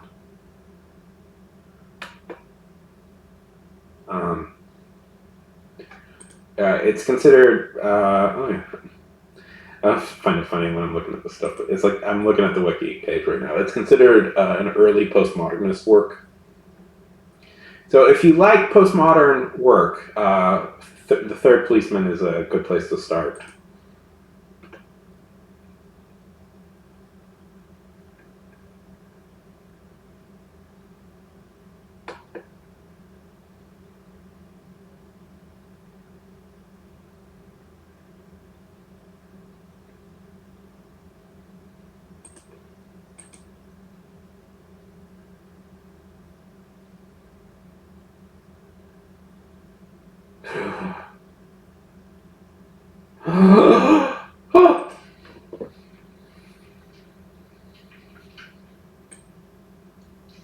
Really? Oh boy, I like his works quite a lot. Oh boy. Oh boy. You know, You know, he's so. Oh, Snow Crash. Oh my God, Snow Crash is such a good book. Holy shit, is that a great book? I love that book so much. Oh my God.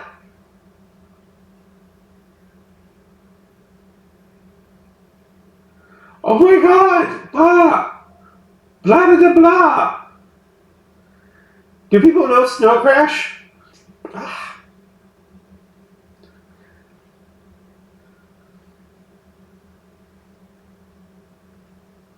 Huh.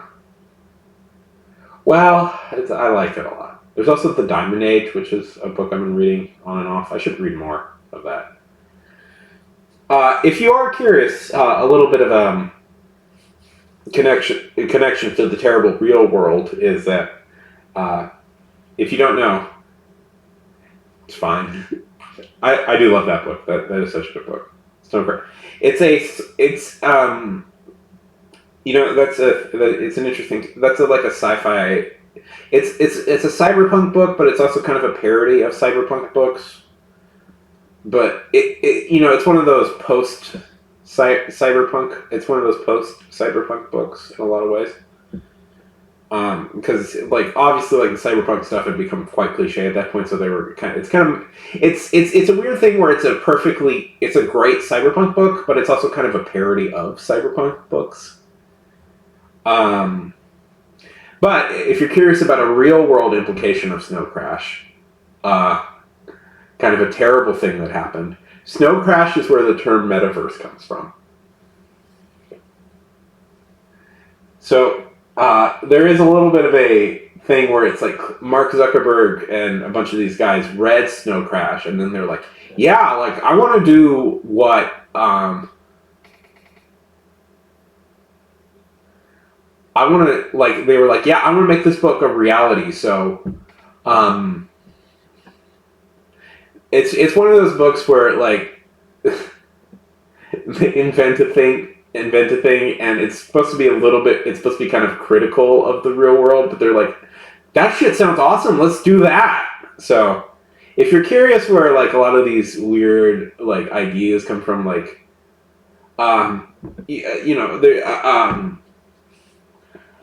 there's also like, if you want to get into a book that really ripped it off, was Ready Player One. Yeah. But it's one of those like Ready Player One is kind of like the attempted older millennial version of that. Anyways, not to reveal my opinions on Ready Player One, but but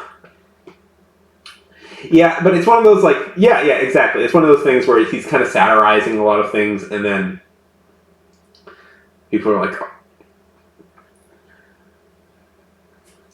so Neal Stephenson is very much obsessed with like VR and video games and stuff. So like any like it's a weird thing where it's like any major multiplayer game in some way owes its existence to him, because like a lot of people then were inspired by his ideas to go out and create multiplayer games like MMOs and stuff, because he had these ideas early on and stuff. It's one of those things. He's a great author in my opinion. He's a fun. I love his books, but there is definitely a little bit of a like, if you're into like the nerd shit, you're kind of into it.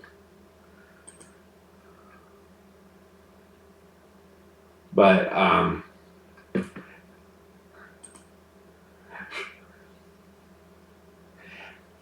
well, Snow Crash is interesting because it's a perfectly good parody of it achieves what really truly great parodies do, in that they're in and of themselves, they're a good example of the genre. So it is definitely a parody of like cyberpunk stories, and like one of the running gags is there's a whole like delivering pizza is considered like the biggest business in the world is like a pizza delivery company, and like there's violent gang fights over trying to get people to like pizza delivery people to not deliver pizza on time. so people can get free pizza and stuff. Like there's a whole there's a whole bit about that. And like one of the main characters is a pizza delivery man.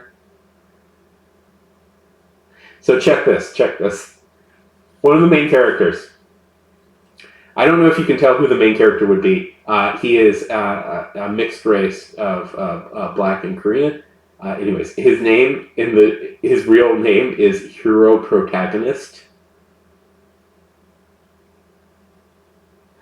I wonder if he's supposed to be the protagonist of the story. He isn't, but he's one of the main characters.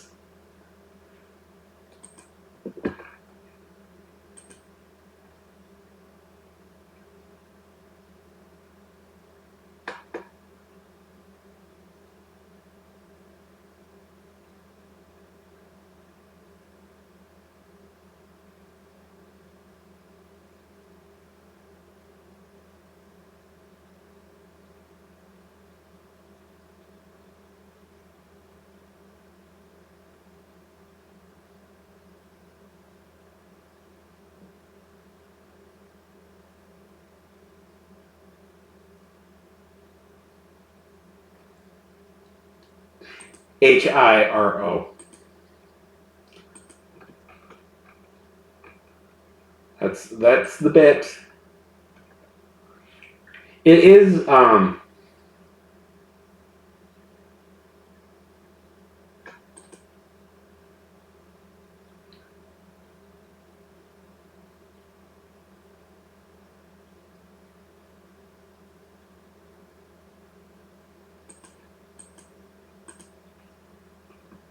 yeah. There is some. I will say there is some there's some dated characterization in there that I'm not a huge fan of, but if you read it, I would caution. One of the characters is I don't know. I was just reading over its TV tropes page and like it reminded me of a plot point from the book that I was creeped out with when I read it as a teenager and as an old person now, and like, oh right, yeah, that was creepy. I forgot about that. I forgot about that whole plot point. Not my favorite. Not my favorite part of that book.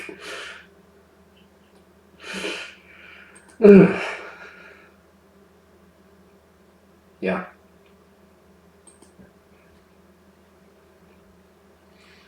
There's a character that's a little over-sexualized, in my opinion. Reading over its TV tropes page, I did remember that part. Yeah. Anyways, yeah, parody is so difficult because it's like to be a true. See, the thing about being parody, to be a truly great parody, like a perfect parody, is you have to actually be good at the genre. You actually have to write a good version of the book of whatever you're trying to do.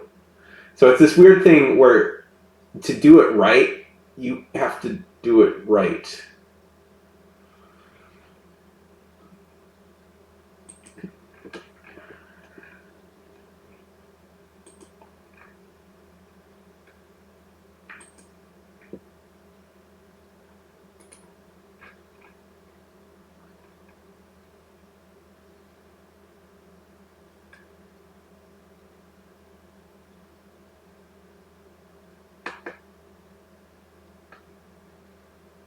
Yeah. Anyways.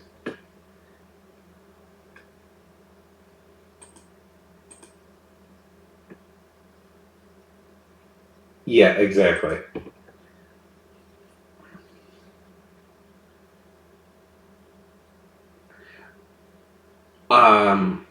Yeah.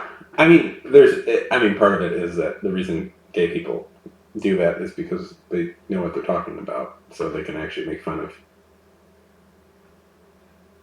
yeah, make fun of what's actually stuff they actually know about. That's one of the things where it's like,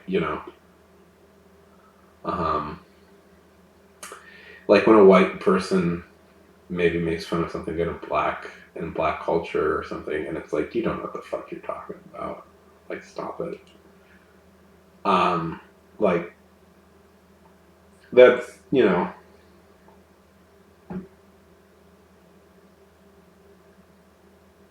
Uh, there's a there was a TV show. There was a TV show called Review. I don't know if anybody's ever seen it. Nobody saw the show. That's why it didn't get to last all that long. Yeah, they do.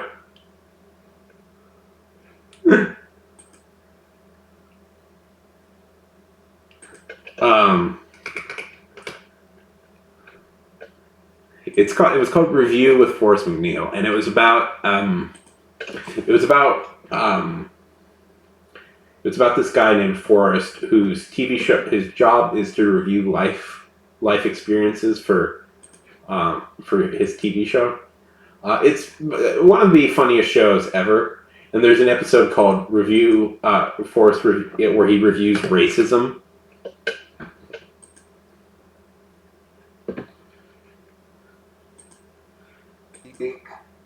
I won't play it all, but I do like.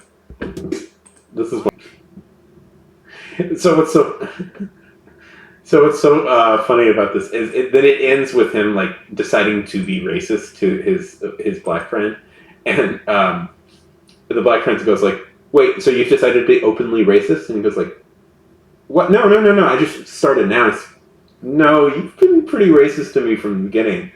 You asked me if he's like it's funny. It's a funny show, and that's probably the best way to like for white people to deal with that stuff is like to look at it from an outsider's perspective.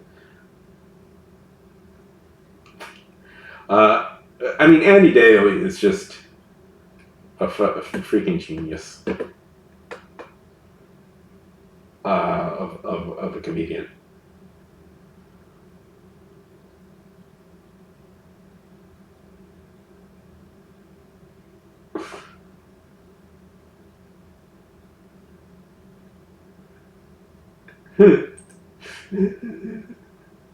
Yeah. It's too long to play. I have a general rule that like any video I play should not be over about 5 minutes long, and this is about 10 minutes. It's about 7 minutes long, but it's just too long to play, and it's just because it's like, one of the things like talking about streaming, and if you're going to do streaming, a little advice. Don't play. Occasionally, you'll probably want to play a video. Don't play super long videos. Don't play like 20, 30-minute long videos. That's just like I don't know. I find that so awkward. Where it's just like you have to sit there and you're like, see, the video's good. I know that there are streamers out there who like much more popular than me, like infinitely more popular than me, who stream for like 8 hours, and that's all they do is like play YouTube videos that they found and comment on them. I tend to like try and use like videos I play as like for educational purposes, where I like explain like their point in the world, or I mean, I'm not free, like not guilty. It's like those without sin can cast the first stone, and I've definitely like just shown videos because I wanted to show them, but I do try and like keep it more educated. I did not say that, Funk. I did not say that. I don't have an opinion about certain streamers who I feel are kind of lazy. Who all they do is play other people's. Yeah. Like, yeah, when he gets to like Ben Shapiro videos or something, but half the time he'll just play random videos as like and he'll just leave the stream and just play random videos.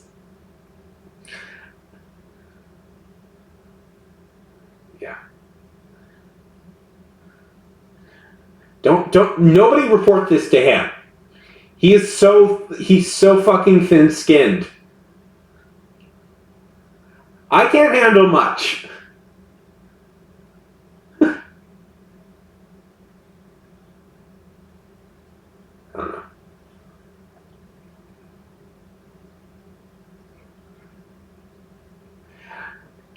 I do. But the VODs aren't. I don't publicly share the VODs till later. They aren't made up. allowed initially. Yeah.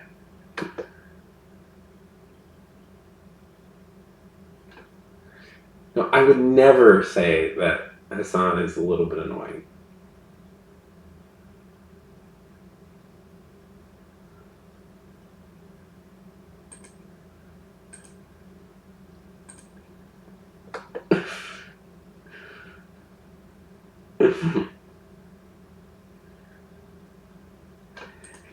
No, it wouldn't be. It wouldn't be. I don't particularly enjoy his streams. I don't really have an issue with him as a thing.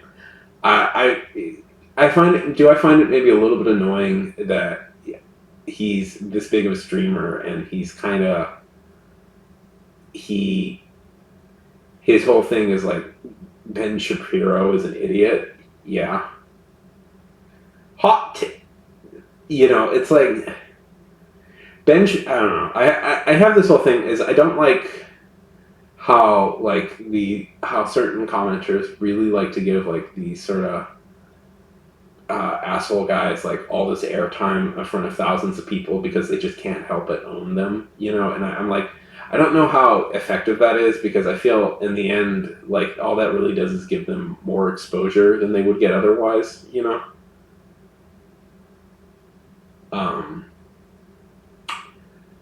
so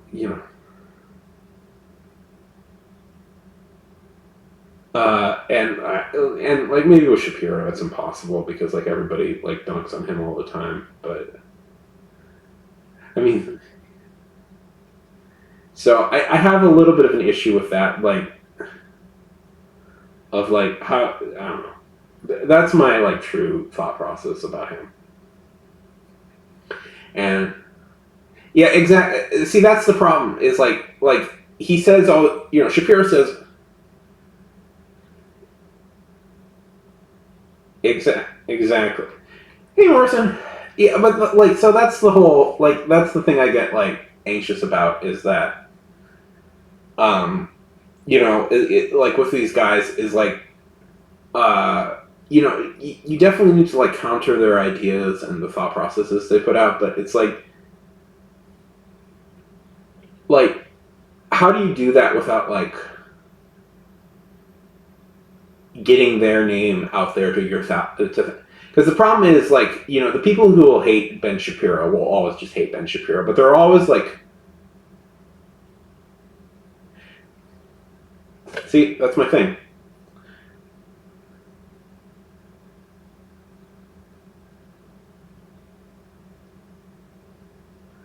And that's kind of my problem with like people who like are like their whole career is like half of their whole career is like noted for like their awesome like dunks on Shapiro, like guys like that. Yeah, exactly.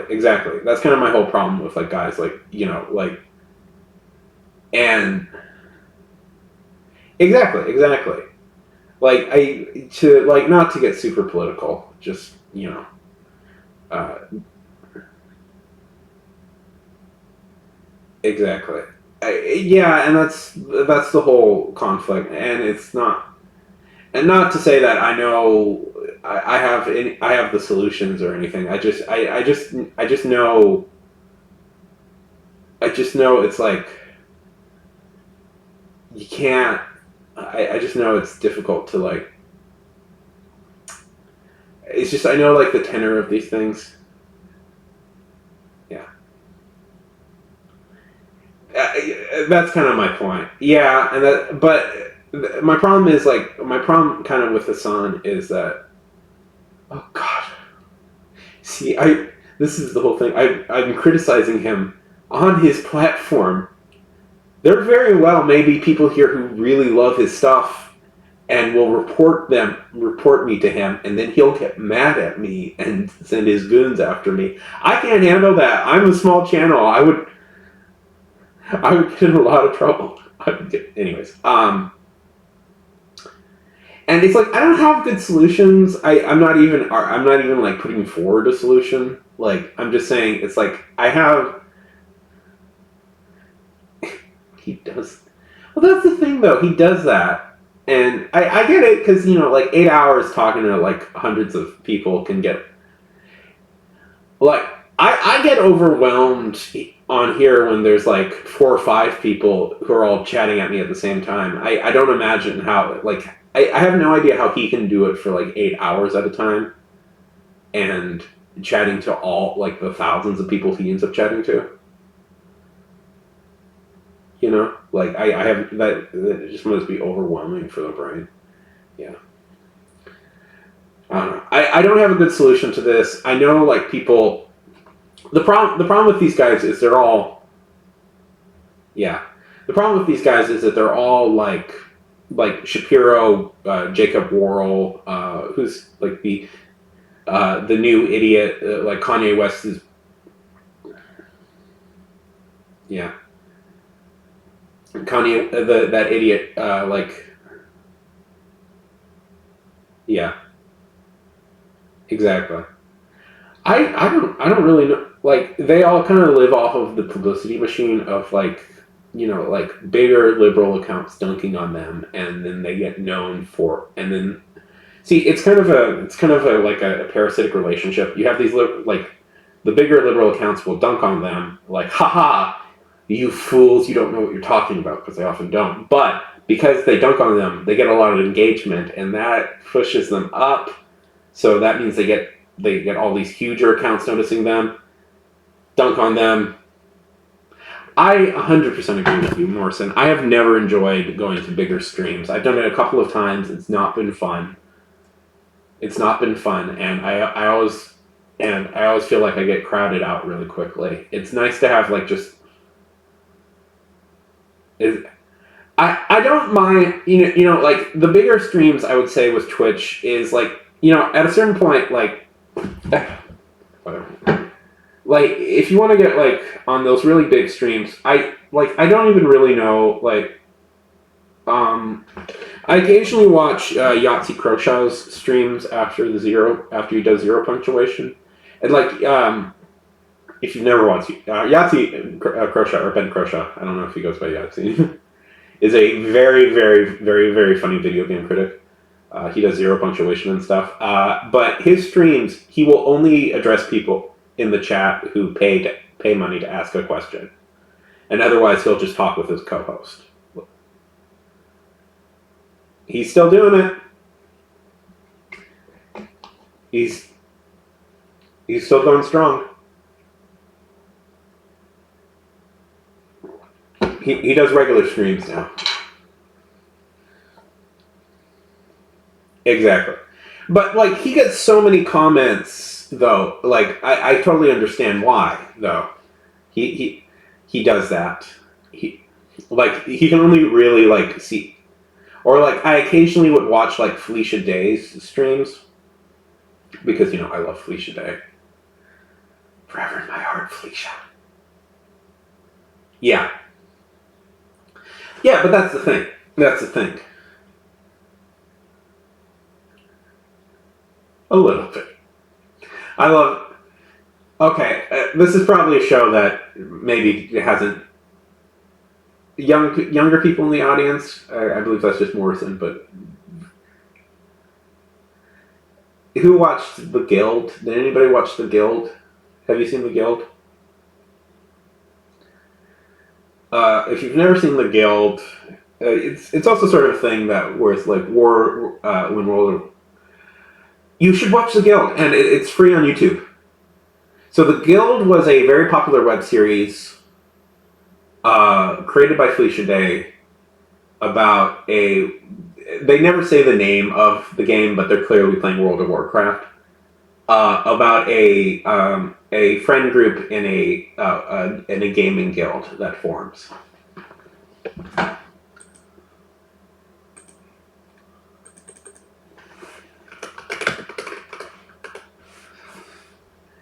And it's a pretty, let's see.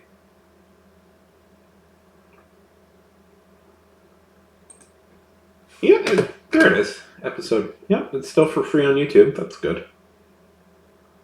Let's see, how long is it? It's about 4 minutes. Guess we could watch the first episode. I don't know. I would say that this was a 2000s era, 15 years ago. Jesus Christ!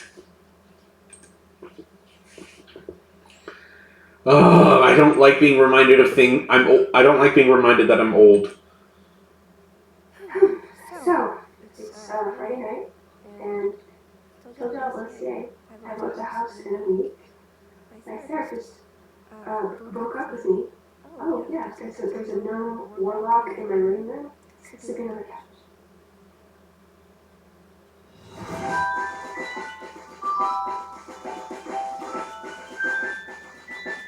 I won't play it all.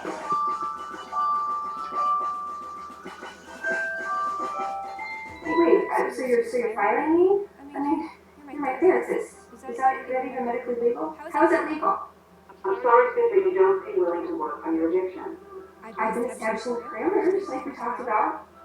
Kind of. You can't grow if you're still immersed in an imaginary social environment. It's not imaginary. I told you it's. Wait, I'm trying, I need heals. Heal me! Incoming. Oh, I play with real people. Have you met them face to face? I hear them. It's connected to the line. Sid, you need to join the support system and this time twice. Not Okay, Dr. Hammond, you're killing me, like literally. Just call you back later. What? Forget it. I'm down. Repeat. Fork is down. Oh my god. That was a total ring job, Codex. I was being raped by goblins and you're standing there with your stuff up your ass. Sorry. Ebola. Get over to a four, no finger pointing. Didn't come to my house and never she wants with a finger. Blades. Guild rule number 12. Ooh, Daddy Gilby is so angry. You guys ever get the feeling we play this game too much? Yeah, so then I web surf. Look, some chicken trying to swear down an 18-pound baby. Check the link. Anyways, I don't know how well it's aged, but it's very nostalgic for me. That's the Guild. If you like it, it was a very big deal for internet for me on the internet for a very long time, and Felicia Day was also, and I have met Felicia Day in person, and still I'm quite a big fan of her and her stuff, and if you're curious why she also this also leads to her I'm trying to think of where people would know her from. I mean, from Dr. Horrible's the sing-along blog, but I don't think we talk about that anymore just because of who made that show. Let's see. Who's played Fallout New Vegas? Morrison, have you played Fallout New Vegas? Ifana?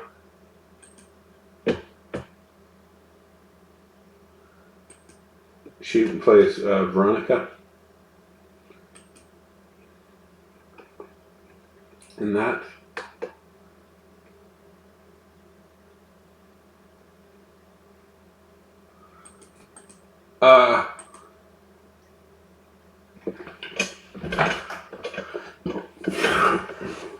Wow, they're fun. Well, Fallout New Vegas is very fun. I like that game. That's one of my favorite games. We're just talking about favorite things of Sean, I guess, right now. Favorite game? One of my favorite games is Fallout New Vegas. Of course, it goes jingle jingle.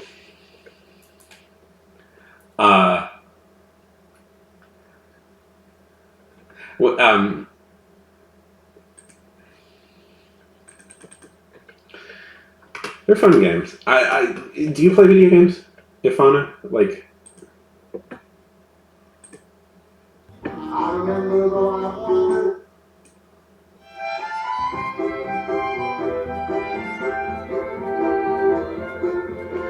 Fallout. Wait, you haven't played? Well, Fallout is a adventure, RPG.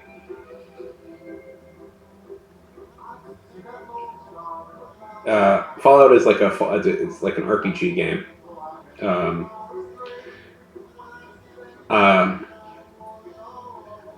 a little bit. It's made by the games now are made by like the Skyrim people. So if you like Skyrim, I recommend heartily Fallout New Vegas. Yeah, I recommend heartily Fallout New Vegas, and then the other ones less. I could take or leave, but I like Fallout New Vegas quite a lot.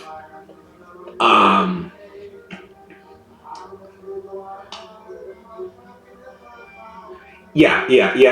No, I know. I didn't want to get into weird like corporate things of it. So Obsidian are the original creators of Fallout, but they went broke because of stupid business decisions that they made and an idiot who was in charge for a while. So they sold the rights to Bethesda, who went on to make Fallout 3, which is, in its own right, a pretty decent game. And as an example of a good Fallout game, I think there's some really great characters in Fallout 3. I like many of the storylines. I do not think it fits all that well together, and the ending is pretty. I hate the ending of Fallout 3, and I think almost everybody hates the ending of Fallout 3. So much so that they had to change it. But the engine that they built for Fallout 3 was later. They allowed the original guys to come back and develop a game called New Vegas, which is awesome. New Vegas is amazing. It's just frankly a great game, and I love that game so much. The problem with me is I'm not really I'm not a hater usually. If I like something, I like something, and I tend to try really hard to enjoy things. So I enjoyed Fallout 3 was my introduction to the Fallout universe, even though in my opinion New Vegas is better than Fallout 3, even though Fallout 3 and New Vegas have the same gameplay. It's just Fallout New Vegas just has a more interesting story and setting, and simply more interesting characters. Mr. House is one of the funniest, most interesting characters in all video games, I have to say. Yeah. No, I get that. I'm totally that way too. I'm really distracted. I have trouble focusing on video games as of late.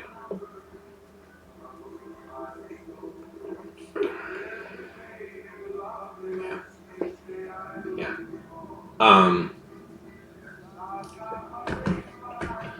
But New Vegas is great.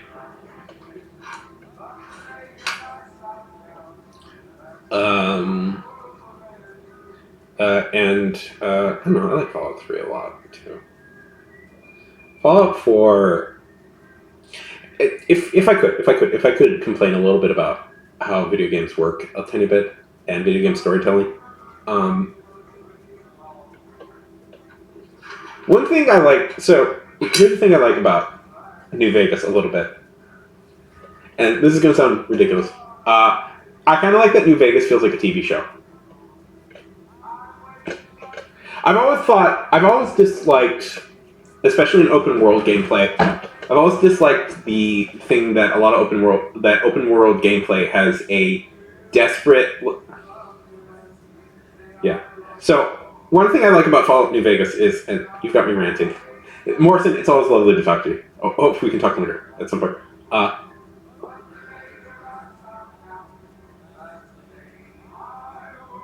Yeah.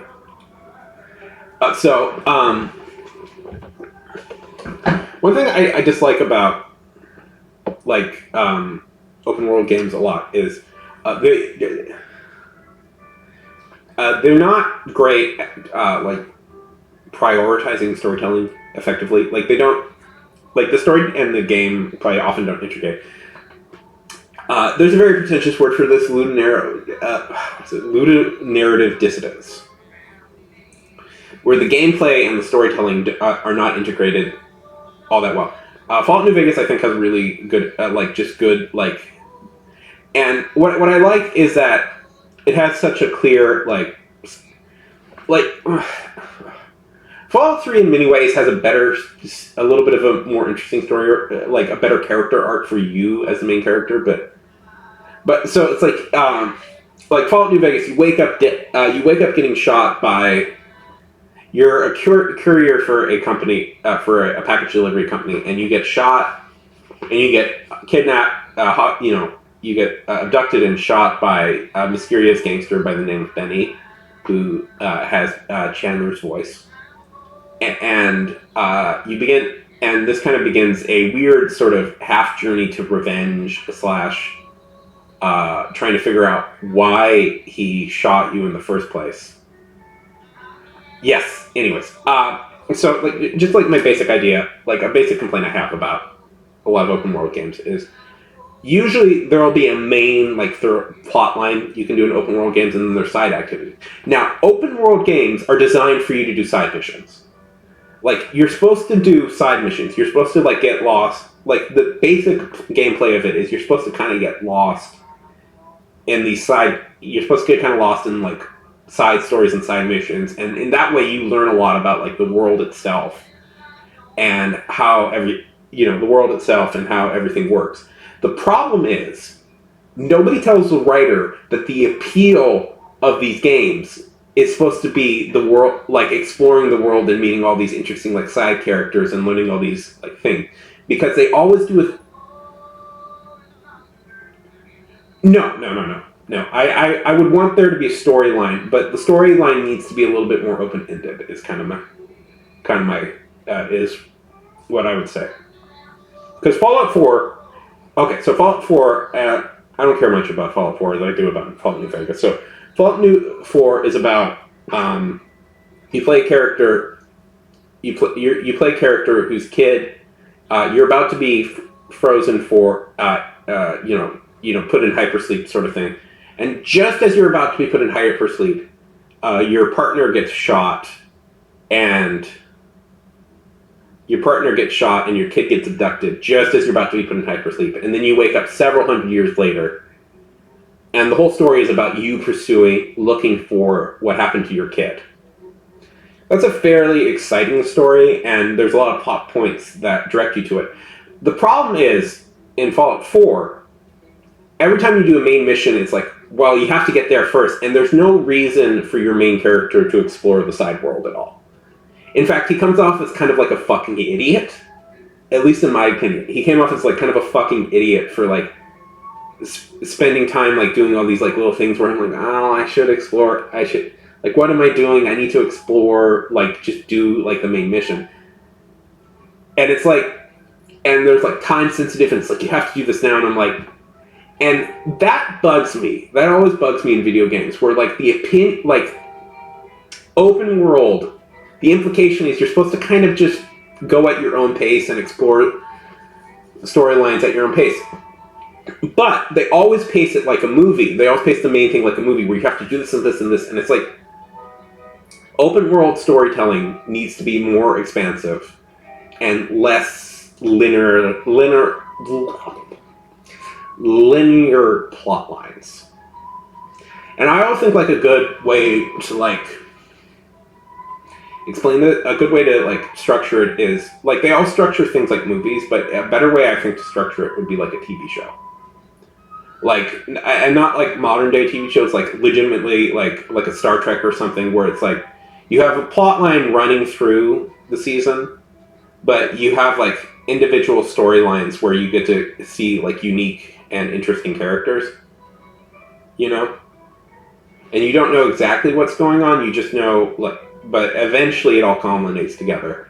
That's the way you should kind of, in my opinion, start with plot, and then you kind of get into the everyday routine of doing going on strange adventures, and then at the end of the game, and then there's little storylines going throughout the entire plot, and then at the end of the game, they culminate, and the thing goes on, and you feel influences from the real big villains and stuff, and then there's big moments, but it's fundamentally structured. It should be structured more episodically.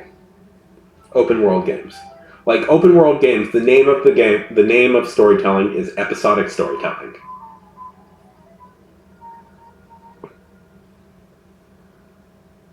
Like, I always say, like, structure it sort of like a Star Trek. Like something like Star Trek or something is a pretty good way to structure things. And Fallout also, like, is interesting because Fallout New Vegas. Okay, so you're shot by this gangster, and the plot line, at least for a little bit, is getting to the city of New Vegas. You don't start in New Vegas. New Vegas is way out there. You hear tales of the city of New Vegas, and you know for a fact that the person who shot you is in fact is a big shot in New Vegas. So the game is sort of pushing you to go to New Vegas, but along the way you kind of go through all these adventures of like meeting different like weird characters of like in New Vegas, like, and you kind of learn of the political situation that's going on in New Vegas, and you kind of get hints about what's going on and who's doing what. And then you arrive in New Vegas, but you can't get into the city just yet, so you have to start integrating yourself in. It's a perfectly structured open world game that makes time for its like open worldness, makes time for people to like you to learn a lot about the world and make friends in it before you even like get to the main part of it where you learn of the big power players in it. Like you don't like meet like the leaders of the factions until like halfway. You don't meet. You hear of like you don't meet Mr. House or Kaiser or anybody until much later into the game. But you've seen the repercussions of their actions. Like you felt their presence, but you haven't met them face to face. And I feel like that's a good way. So they get built up before you meet them. Like you get this idea in your head, and then you can meet them. And so there's like a lot of better ways. There's like good, but I feel like in a lot of games, instead, what you would do is like you would meet the villain first, and anyway. So it's all good. Anyway, yeah. Open world gameplays need like some storyline, overarching plot line, but I always think it's better to like pull off on like telling where the player should go directly. Like a good, anyway. That's my opinion about open world storytelling. You want to do it. You want to do it right. Make sure you don't guilt your players for Don't like guilt your players for allowing them to explore the world.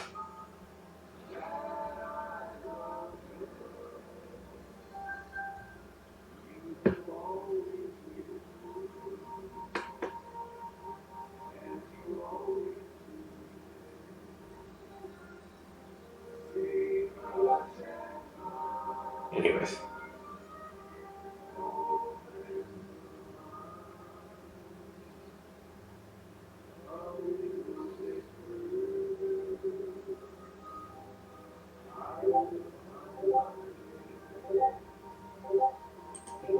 What is this?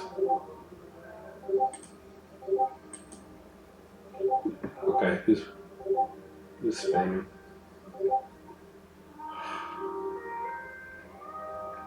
Just shoot into the fucking.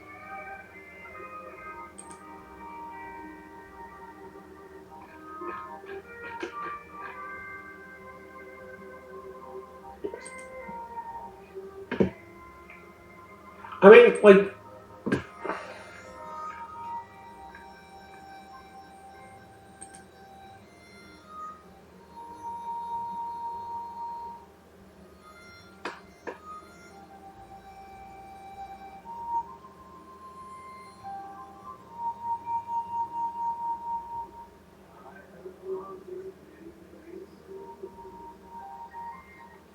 We're.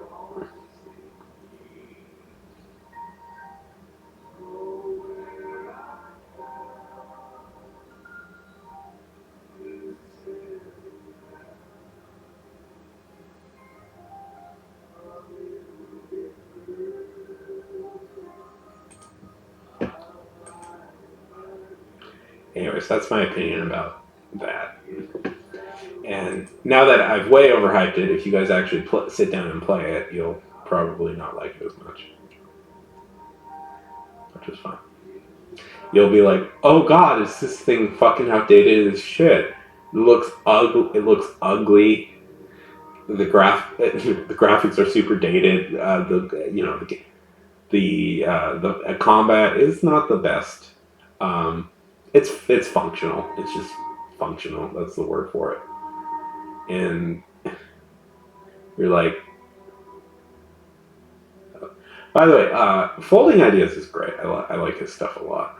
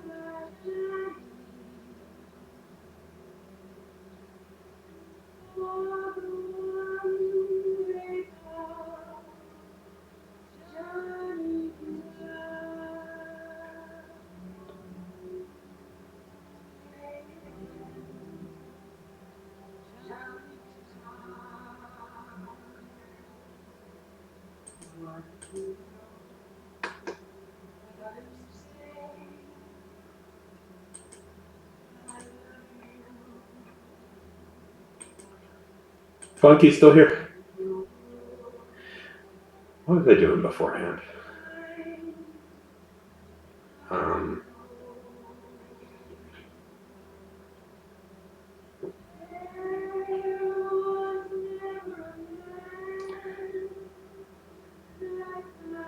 trying to think of open world games that don't really have storylines. It's an interesting one. I guess like Minecraft doesn't really have a storyline, and that's pretty open world. You can kind of go anywhere. Minecraft is interesting because there's like a lot of implied things that you're supposed to do. Like I didn't like. How dare you? How dare you do things? Like Minecraft is interesting because there's like so many implied things that you're kind of supposed to. Yeah. That's the thing. Like, okay, here's like an open world to me is a video game where yeah. Well, Skyrim kind of doesn't have a story after a while, which is always where I get a little lost.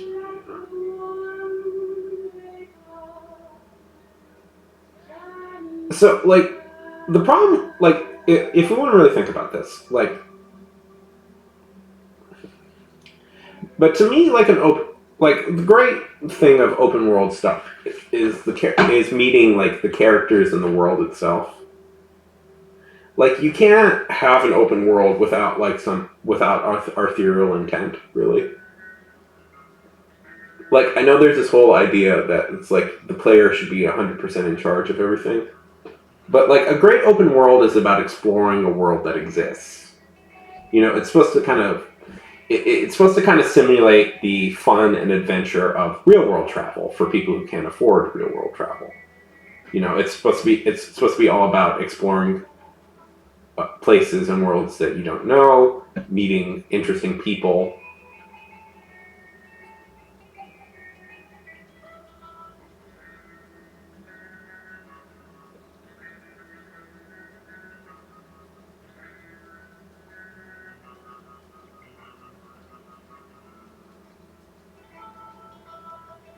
I'm just not talking right now until the ad finishes.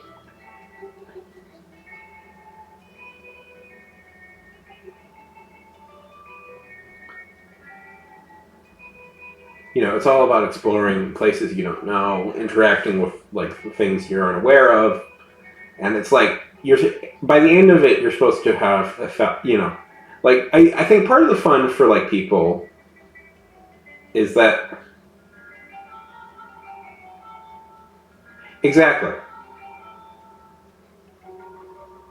but that's also sort of the fun of an open world game is that you kind of get invested in the storylines you're going to get invested in, and you can kind of like forget about the other storylines, you know.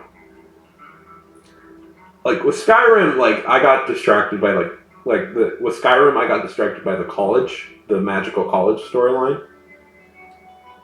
I liked that part. I liked that part of the game quite a lot. How I wish that there was like my complaint about that is like there should have been more like goofy like college stuff in it. Like no cake parties. Exactly, and but that's part of the fun of it is that you're supposed to like get into the stuff you get in. Yeah, exactly. But that's real life, Ifana. That's just real life. Stuff you get interested in doesn't affect the rest of the world. You know? I don't mind that.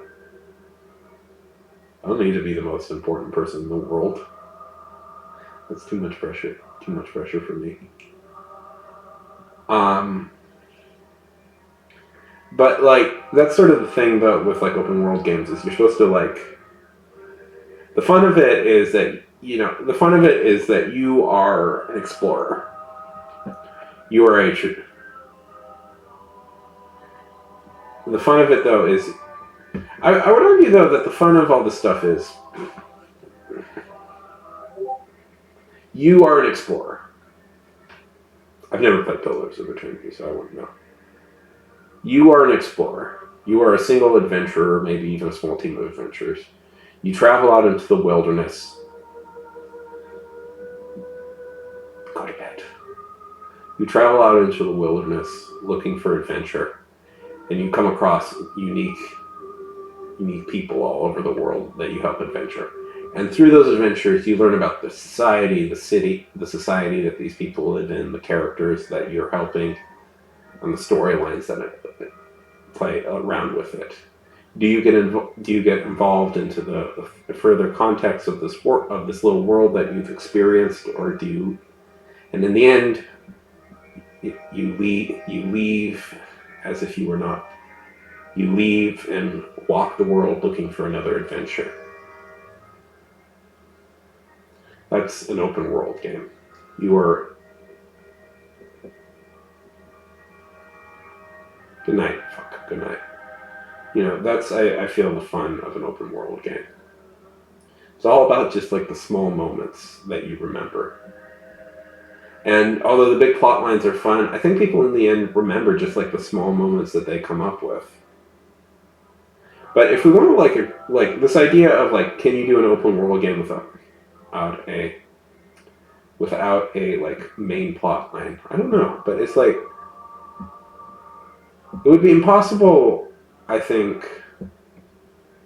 Like, if I could, the new Deus Ex games that Square Enix published, I had a problem with them in that it felt like everybody was talking about the same issue over and over again.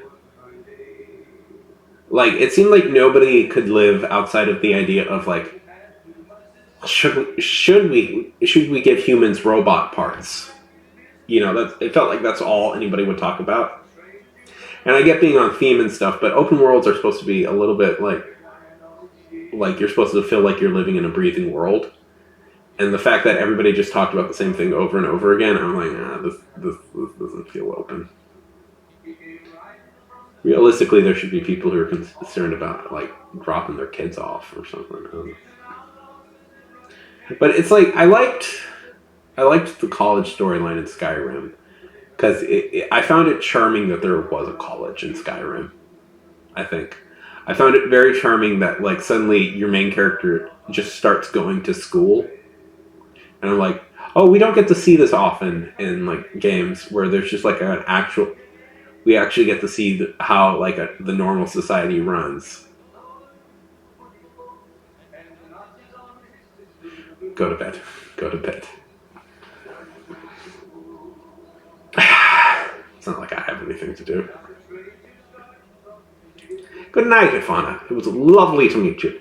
And if you stream, you can post in my Discord.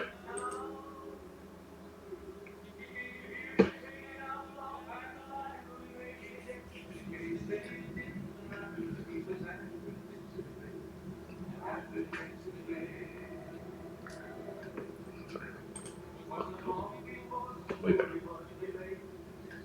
Turtle Man, welcome, welcome, welcome. We're just chatting, just generally. What? Was about to start doing some writing, but welcome to the stream. How are things going on this fine and delightful day for you?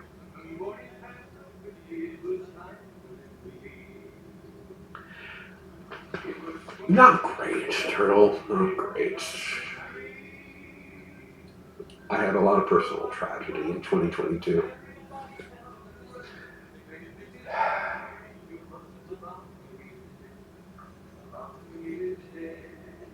But hopefully 2023 will. Yeah.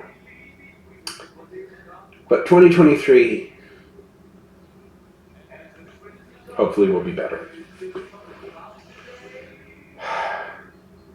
Everything's going to go right in 2023.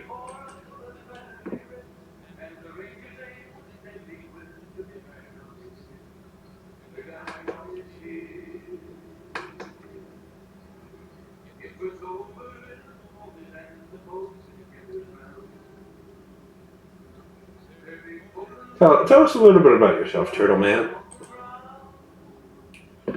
Are you ready?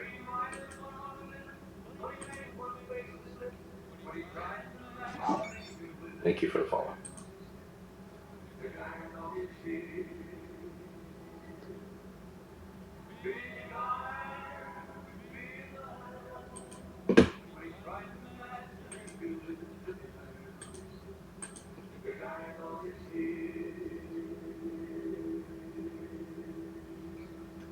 What do you do? We were talking about open world games. I generally, and what I feel makes a good open world game.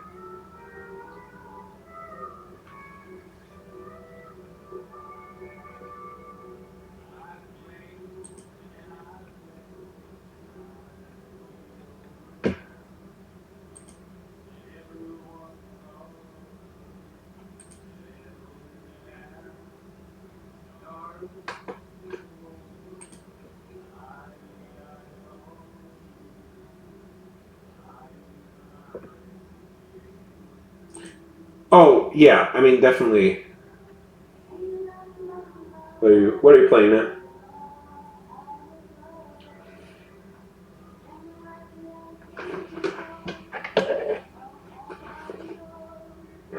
I have two. Although as I get older, I feel I'm playing less and less games, which bums me out. But you know, what can you do?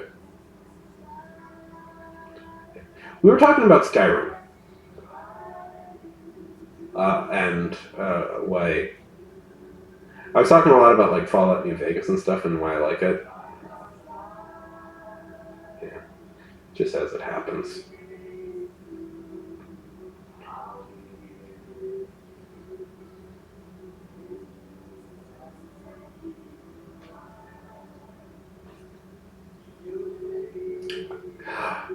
Blasphemy.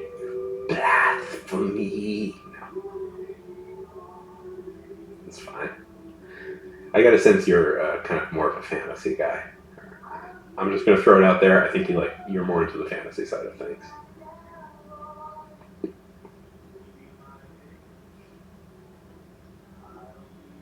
That's perfectly justifiable. I like fantasy. No worries. We all have our preferences. Well, just the fact that you're really into like Skyrim and Dark Souls, I was just like, I'm betting on more of a fantasy. I'd love to play a new fantasy RPG. I don't know. I don't feel people make them anymore. You get a lot of open world games nowadays, but not really any decent. I haven't seen a decent fantasy new, except for Elden Ring, of course. But I was going to say, yeah, except for Elden Ring. But I'd like to see, I don't know, something. Maybe I don't know, a new. I mean, Elden Ring. Truth be told, I'm still really stuck on Elden Ring and stuff. Eh.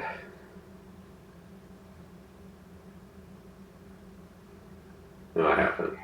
I'm bad at mods. I've tried to get into mods before, but I can never figure out how to install them, and I always find them confusing. How to install? Yeah. Oh, Turtle Man, you do not know the level of shittiness I am at how shitty I am at video games. I love them. I love them, Turtle. I love them. I'm just not. They just don't love me back.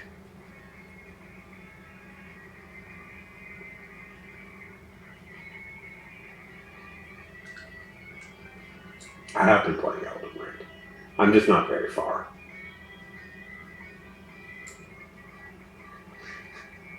Yeah. But it's like... Yeah. I will never be like a professional video game. Like, I'll never be a pro gamer. I'm very aware of that. I'm never going to be like a pro... I'm never going to be pro at this. I'm never going to be a pro gamer. Listen, I'll just never be as good as the greatest person alive, Ninja, or the guy with the pot on his head, the hero of the world. Yeah. I am okay. I will say this: I am okay at I am okay at like strategy games. Like, I have some skill with strategy games and stuff.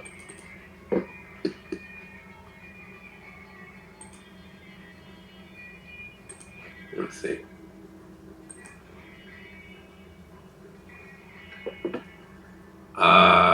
Let's see. I've played a lot of Crusader Kings.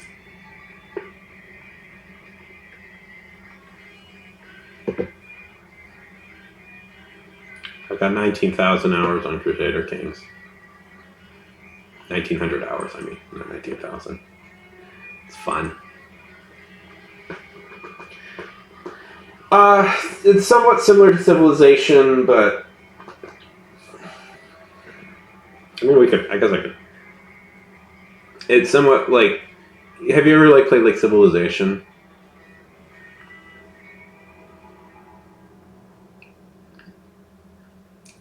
It's a more realistic take on like Civilization and stuff. Oh. Do you ever play Grand Strat? Yeah. It's fun because it's like there's a whole like I guess I could just play it. It's not like I'm getting any work done.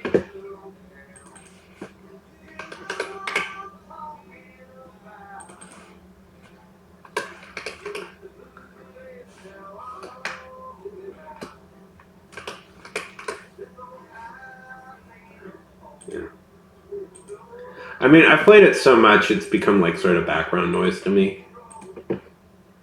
You know?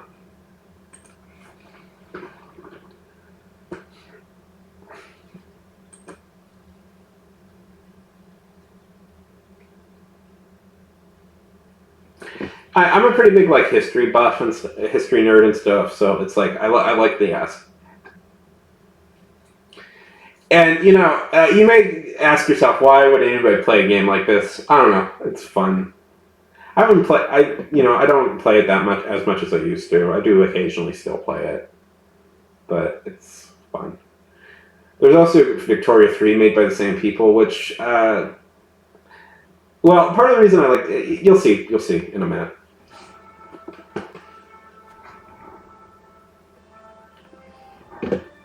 Yeah.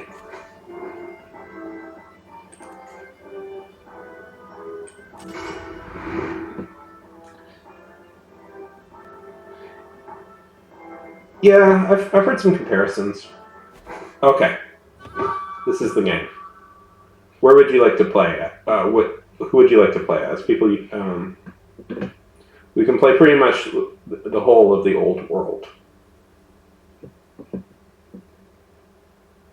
I'll let you pick. Do you want to play like Vikings? Do you want to play like the English, the French, the Mongols, the Indians, the Arab world, Africa? All present unique opportunities. Oh, wonderful. Okay. Well, this is a time where Pakistan. We're in 867, so Pakistan doesn't exist right at this moment. But how about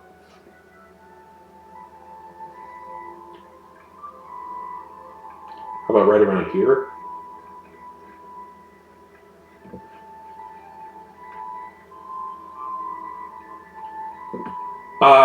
Okay, so this is 860. You can actually no. If you want to play there, you can. Okay, so the Ottoman Empire doesn't exist yet, but we can certainly play the Ottoman. We can certainly start building. We can certainly try and create the Ottoman Empire. Let's see.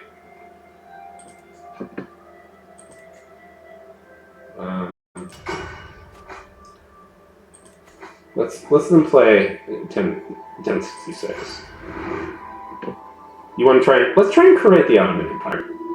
Probably won't pull that off today, but we can certainly start working towards it. Let's see. Okay, so this is Bedouin. I'm trying to find some Ottomans, some Turks. Let's see. Oh, well, here we go. Yeah.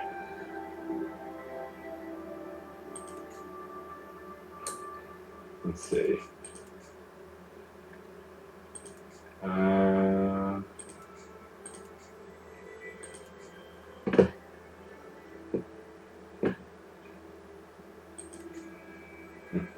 Where should we play? We can still play it here. I usually like playing smaller. Do you want to play as a full-on Empire? I mean, this is the suit. We could play as a full-on Empire. Do you want to play as the Emperor? Or do we want to play as like a minor character? I always prefer playing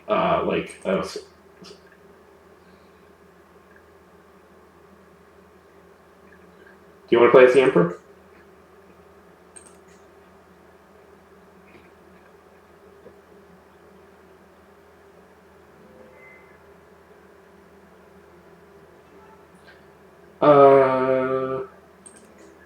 Let's play it. I prefer playing as a smaller character.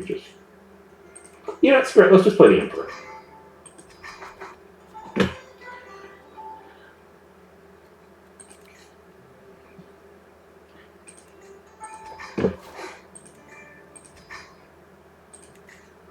I almost never start off this powerful. It's going to be interesting. Okay, we have to. Okay, we are a little bit over our. We're a little bit over our thing, so let's skip it to.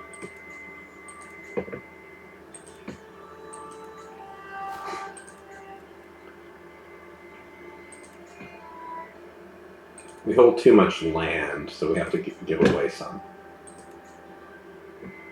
Okay, we'll give it to Kurdish noble so they don't yell at me. Let's see, what's some goals that we can take? Nope, don't want to do that. We're not going to do that, but we're going to promote cultural acceptance. So this way we can combine two cultures, and I suspect that this will, Turco-Persian. Okay, let's hold some court. Let's see what we got here. Sitting at my throne, I gesture for guards to open the doors. Gesture for the first line to approach. A monster prowls the mountains. Okay. No, the Emperor is not going to deal with that. I'll send some people some money. I'm not going to deal with that personally. Somebody's trying to convert the fate. And some preachers going around being a little weird, but that's all that matters. Oh, right, we should. Okay.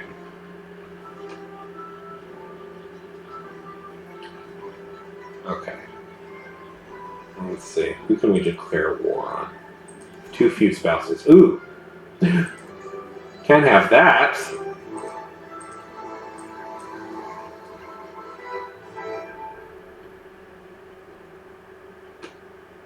Let's see.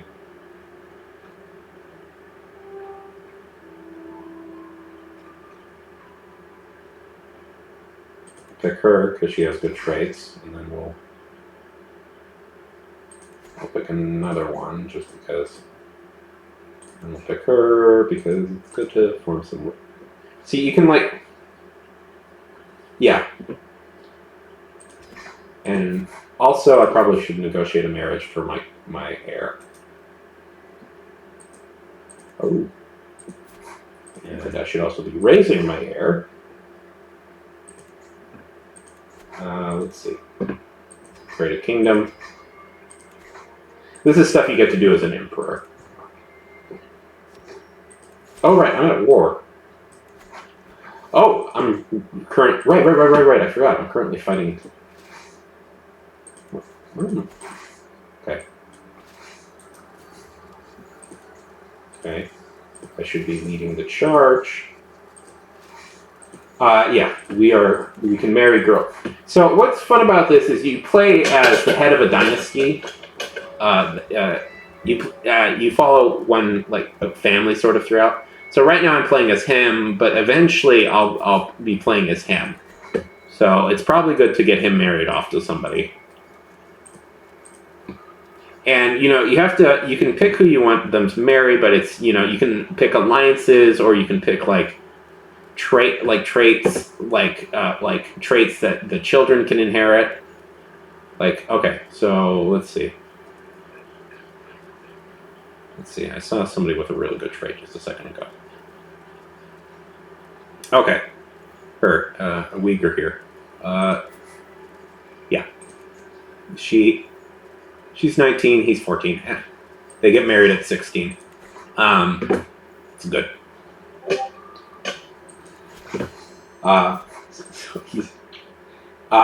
And yeah, so there's all these intricacies. So he's actually, so my heir is actually is apparently gay. So that means he is. That's going to be a happy marriage for him. But he must produce an heir. So he gets no choice in the matter. And currently, I'm in the middle of fighting the Byzantines here.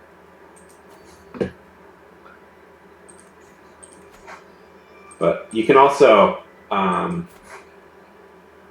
Do I need another spouse? Okay, fine. I'll just her.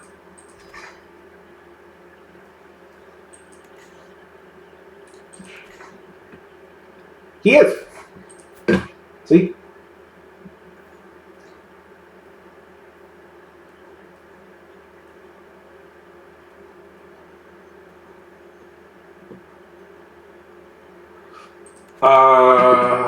I'm trying to think of that. I can't. No book comes off the top of my head for that. In the game, you can.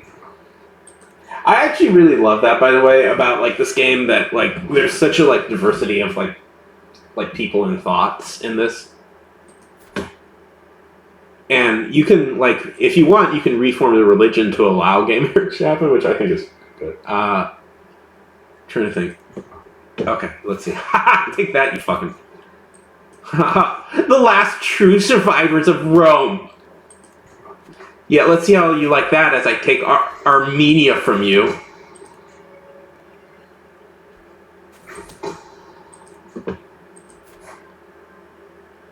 Hearts of Iron, same people who made that. It is the same devs.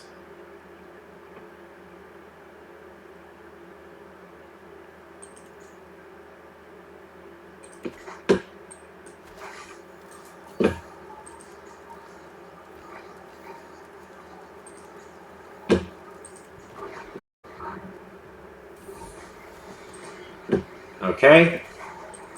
Marry him off. You will produce a child.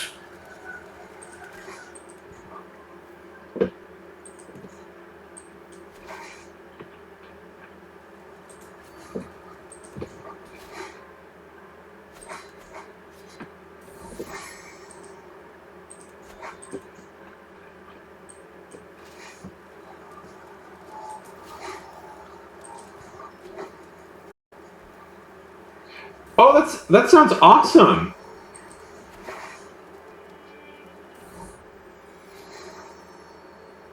Hey, Magla. Yeah, you told me about that. Hey, have you told me about that? I'm not... Oh no. Oh no. Boy, oh boy. Okay.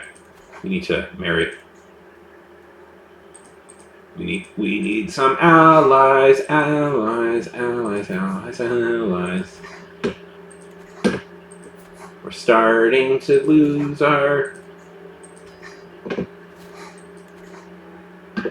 Starting to lose a little bit, and I'm going to hire a mercenary team to come in to help me out.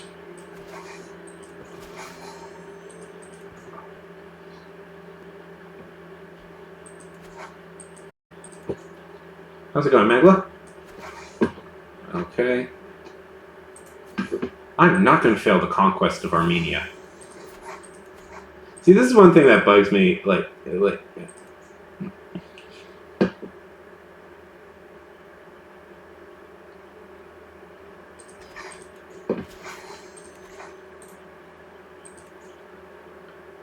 Switches.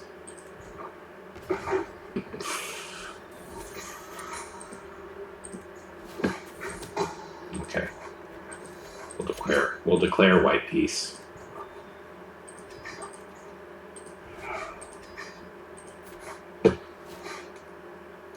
I'm doing good. So that's kind of how the game works. I like building up to like a... I usually like building up to like an empire, though. I don't usually like starting as one. I don't know. It feels like less of a story. I'm doing good. We were chatting and hanging out, and then I got to talking about Crusader Kings 3, and then I was like, oh, why don't I just show Crusader Kings? That's good. See, I like usually like starting as like a real small player and then like manipulating my way up into power. Where should I play? Where do you? Our friend Turtle Man here is from Pakistan, so I thought maybe it would be fun to play. Play in well, where Pakistan would be.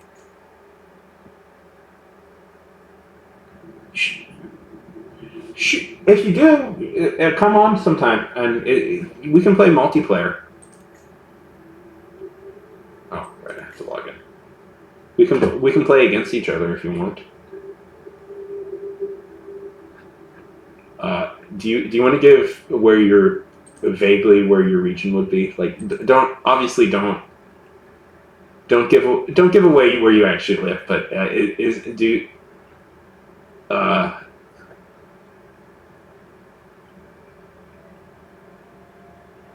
and I'm glad to hear that you're doing well, Nekla.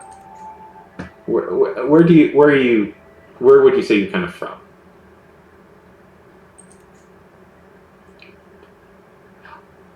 Here?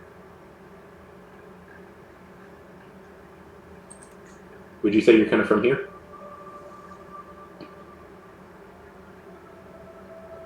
Like on the coast?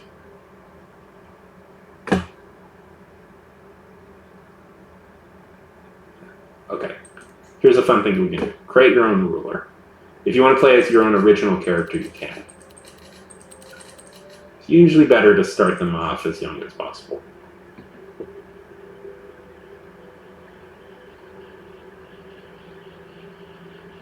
Nice. Okay. What do you want to be?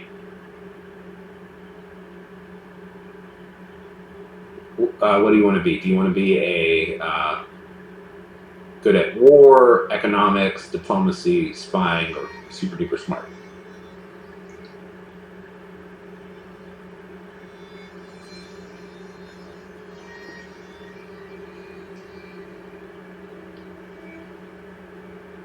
Diplomacy. Okay.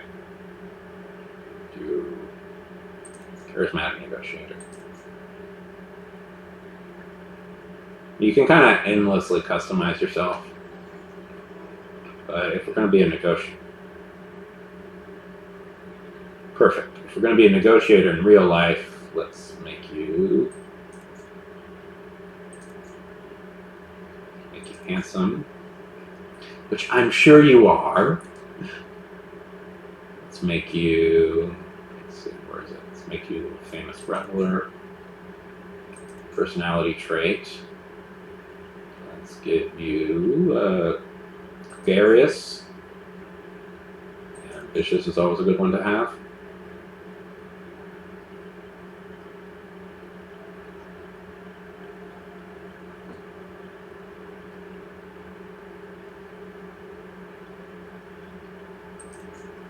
Calm is another good one.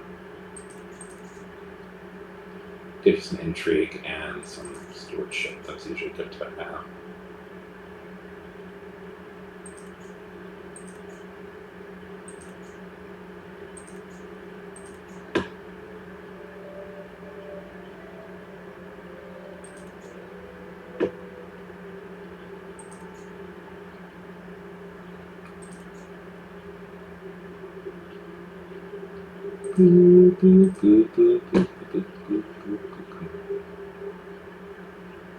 Where is it?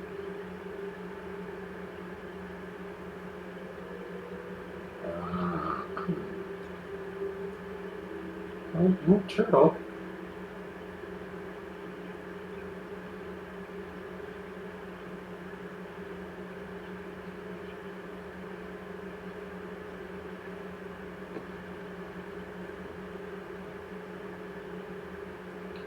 Okay, we'll go for alignment.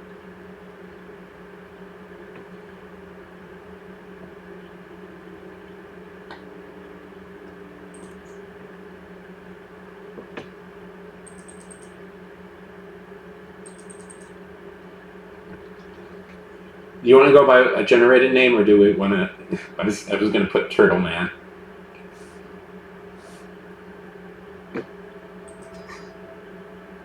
And then, if you want, you can change the appearance.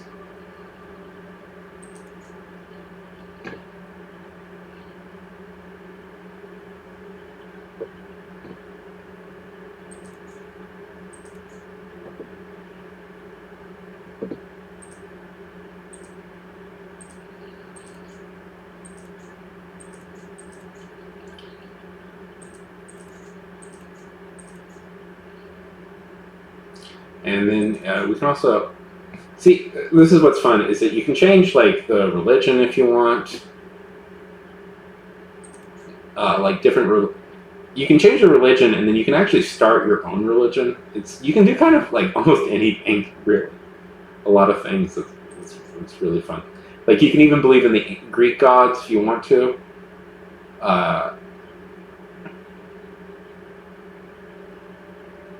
Ooh, this one has reincarnation. That's a fun one.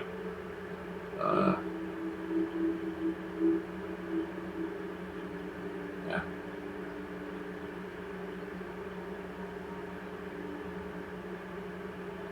What do you want? Yeah.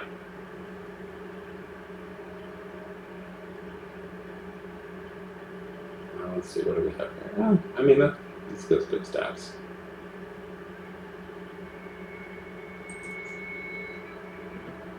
You want to go with this guy? You want to make? Oh, you want to make him a Viking? Yeah, we can make him a Viking. Yeah, fuck it. Yeah. Let's see. Culture. Let's change his culture. Yeah, no, we cannot. What do you want him to believe in? Do you want him to believe in Do you want him to believe in the Norse gods? That's... I always forget what that is, but it'll take me a second. Let's see. There it is. There we go. Yeah.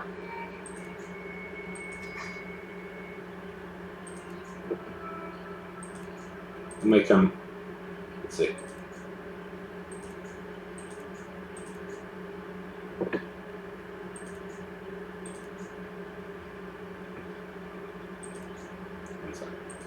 One little thing that bugs me about this is, okay, change appearance, customize further, beard. Let's see. We'll make him a proper Viking.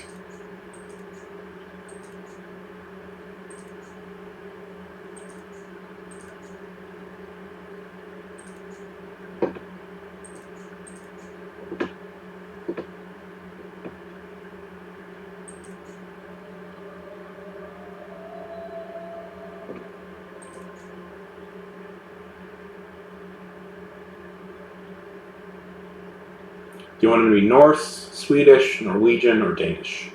Let's just go with Norse. That's it.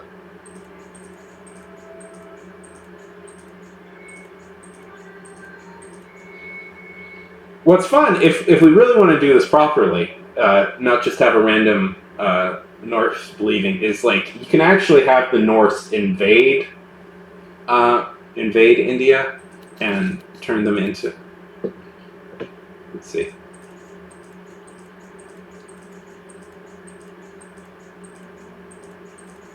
What do we want to name him? Odin? How about Odin?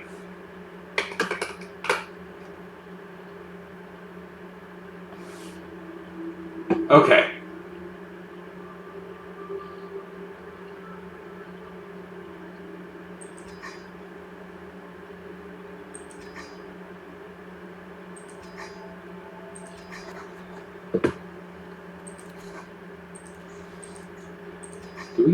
Can we raid people? Yes, we can. I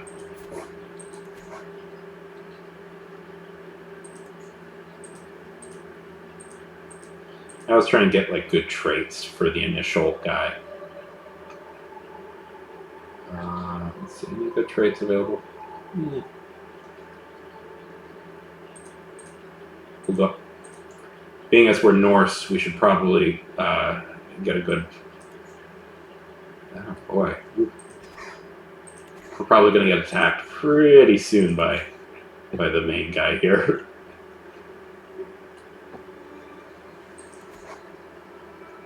Okay, raise army.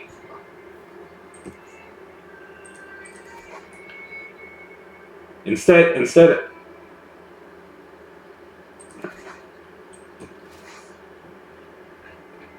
Okay, we should not raid our own people.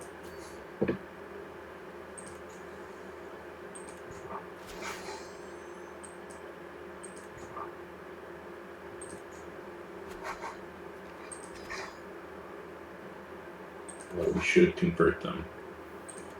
Convert faith.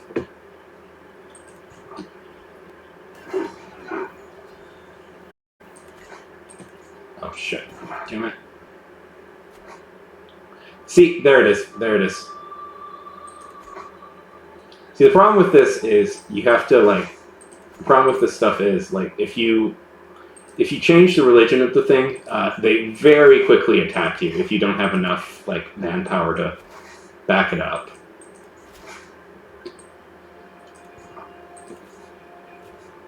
You're probably going to get killed pretty soon. Okay.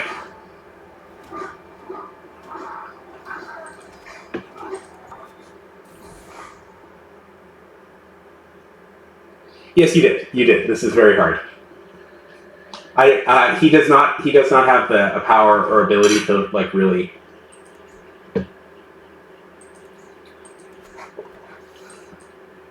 really pull this gambit off yet.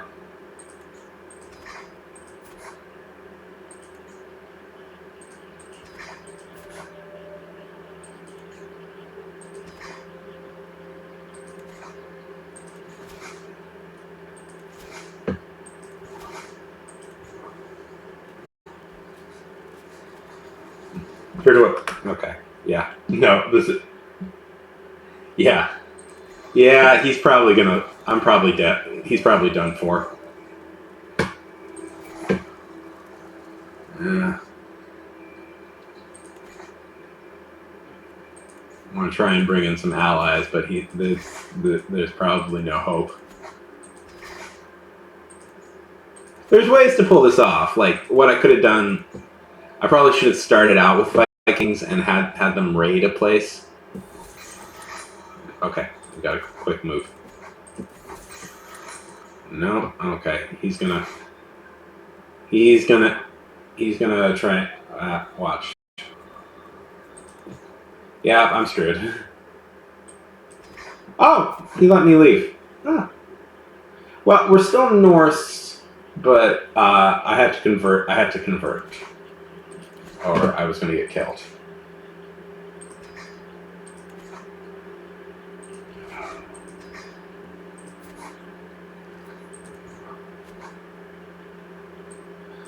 Oh, now I get to be in charge of things.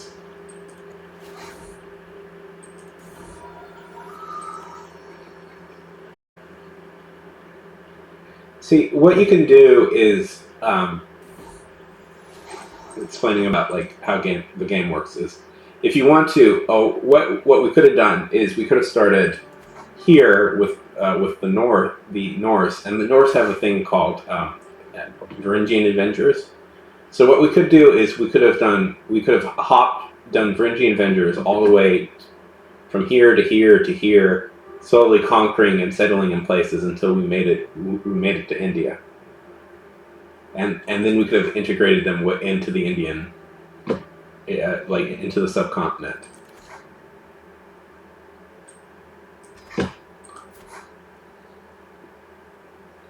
Anyways. Okay. So I'm pissed at him. I'm pissed at my liege for screwing me over like this. Oh damn. Here's what we do. Here's what we do to like really stick it to him. I'm gonna try and sleep with his wife.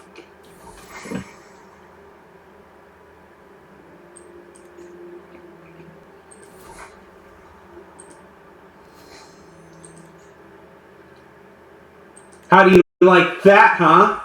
Imprison me, force me to convert.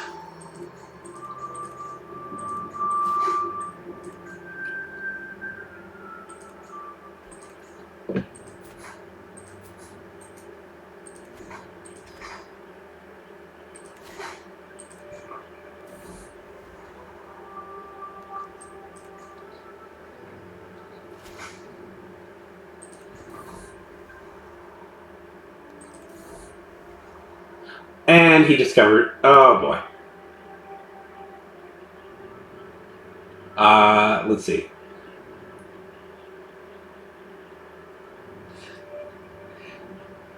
Okay, the trail below, assaulting window look less sturdy, but nothing will come between me and my desire. At the end of the perilous climb, my fingers curl around the windowsill. Open up, my songbird. It is I, Odin. I tap on the shutters, but no one answers. What did you just call my wife, you worthless philanderer? Look up. The Sultan is leading out of the window above me. Yeah, he found out that's what I was trying to do.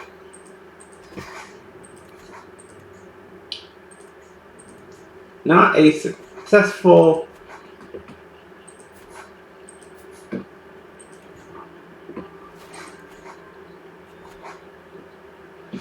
Uh-oh, he's mad. He's very, very mad. He's decided he's going to try and revoke my title again. Just because I tried to sleep with his wife. Bro can't take a hint.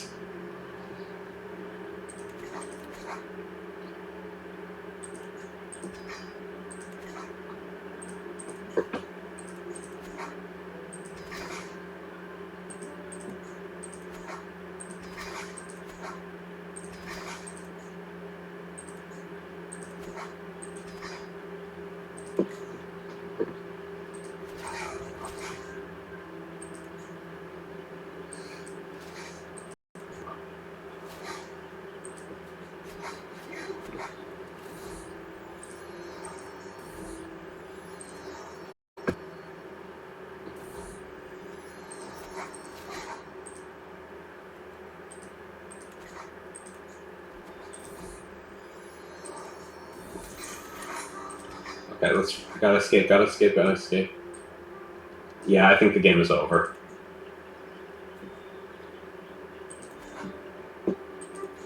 Wait, is he not? All he's doing is ransoming me off? Dude. What the fuck? Anyway, so that's the game. Eventually this character would die and his son would take over. So there's also a lot of planning around there's also a lot of planning around of who your heir is, and you can marry, there's a lot of game in getting married to the right person. It is. It's a very fun game. There's a lot of there's also a lot of tension around if you can marry your heir off to somebody who will have a claim, somebody who will have a claim to a throne, then you can press your there's all this manipulation about how you can get your heir to eventually you can kind of get your heir eventually on the throne of a major thing, or you can try and conquer it yourself. And there's a lot of fun to be had in dynastic policies, and the character you start off with will eventually die, and a new character, you replace it with a new character. So you got to kind of figure out how to you either want to try and get a character with a lot of good claims, or a lot of good stats and stuff. No, it never really does. You can just kind of play it forever.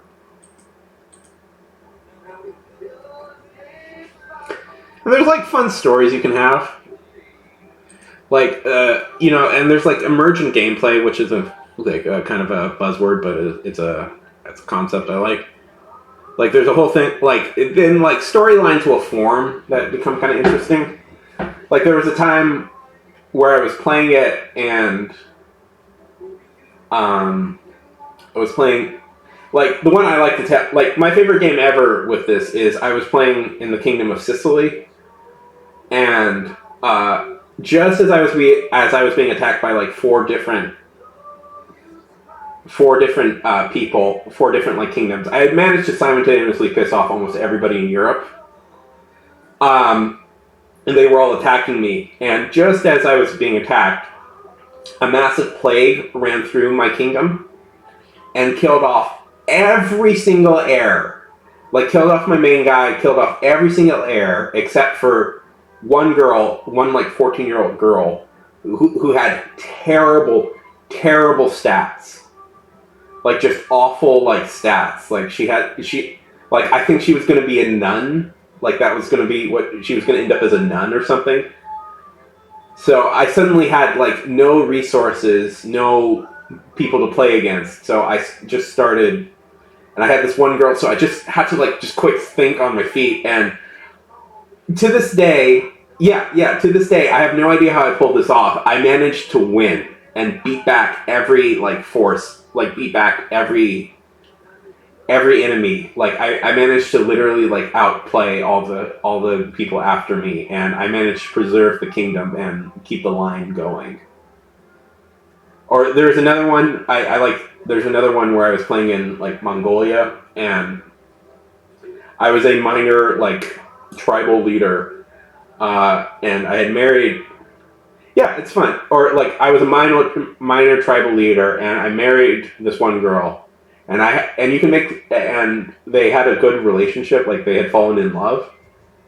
So he had fallen in love with this girl, and they'd married, and it's a romantic story. And then a much larger tribe abducted her and made her his wife. So this led to that whole run through. I was so mad. And I spent the entire game systematically obliterating that kingdom, to the point where he was one of the more powerful people in the game.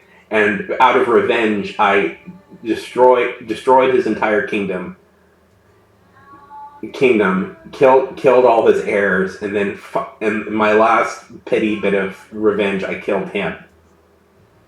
I obliterated his line out of revenge for him killing my wife in a raid. Ooh, who are you related to? Are you gonna blow my mind here, Turtle?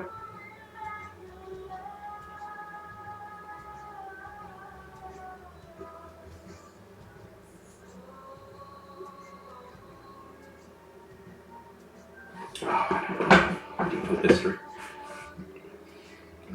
I will. You know, with history, it's always this thing where it's like I always want to know more.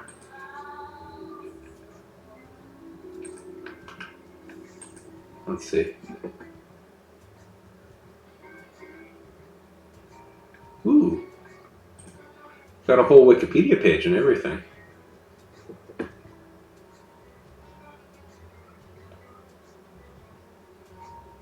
Prominent Islamic scholar of Delhi, he was known as...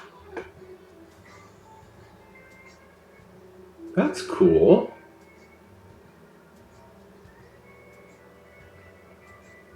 That's really...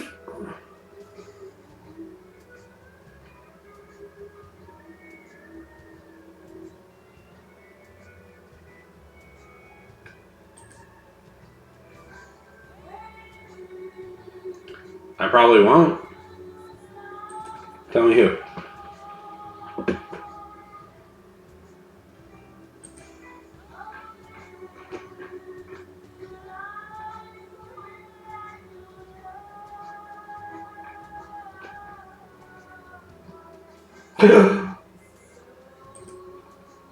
I don't know the specific con, but I know that's a big deal. I know that's a big deal. When you... does that make you related to Genghis Khan? Does that make you related Genghis? Does that make you a descendant of Genghis? Oh, that's just. Of course, you're related to Genghis Khan. That's what you wrote. It's just that's not how in the U.S. we write it. That's so cool. Yes, that is very cool. We write it. I didn't initially spell it right because it was like we spell it with a G, so it's like Genghis Khan. Even though I know that's not how you actually pronounce it. That is very sweet. The Great Khan. I take it you're related to the Mughals, if I'm not mistaken. Yeah.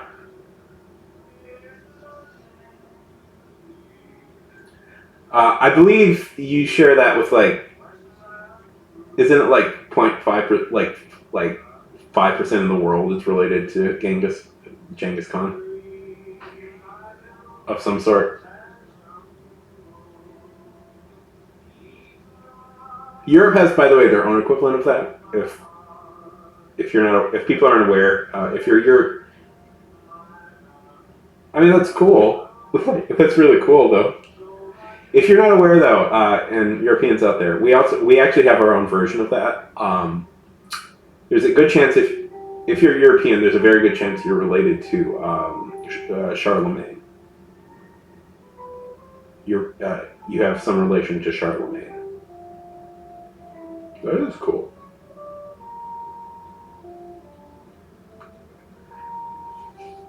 Oh, it's complicated.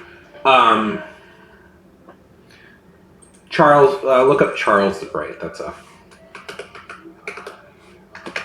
Charlemagne. It's a little bit hard to explain. He was Charlemagne was the king of the Franks. I'll link you directly to this Wikipedia article. Charlemagne was the king of the Franks, and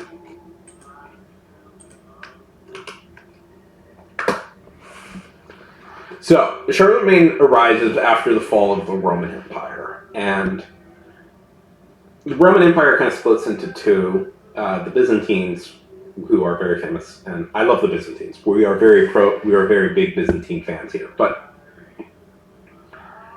That's Eastern Europe. In the West, is kind of chaos for a while, and then there's different countries, and eventually a tribe a tribe of people called the Franks rises up, and the big leader out of the Franks is Charlemagne, who manages to conquer most of Western Europe. So the Charlemagne line, and the Pope will eventually declares him the Holy Roman Emperor. Yeah. So the Holy Roman Empire is kind of birthed out of like the conquests of Charlemagne, and like one of Charlemagne's big influences is two major nations come out of There's two major nations. Yeah, the father, I would say, you could kind of consider Charlemagne the father of Western Europe would be a more accurate title. Eastern Europe is very different, but like,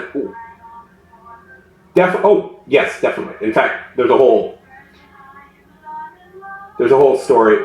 Charlemagne probably fought the Vikings, but very famously, I think it's his grandson who ends up. No, it's his great-grandson who makes a very famous deal with the Vikings that kind of changes the entire world. Yeah, but he conquered most of Western Europe, reunited it. Yeah. And Charlemagne is considered the founder of the important founder of two very major nations. If you can guess French, but you pronounce it kind of with a French accent, you can kind of guess where the French.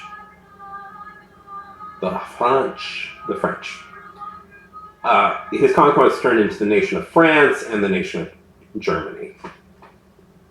Pretty much. But then again, they do.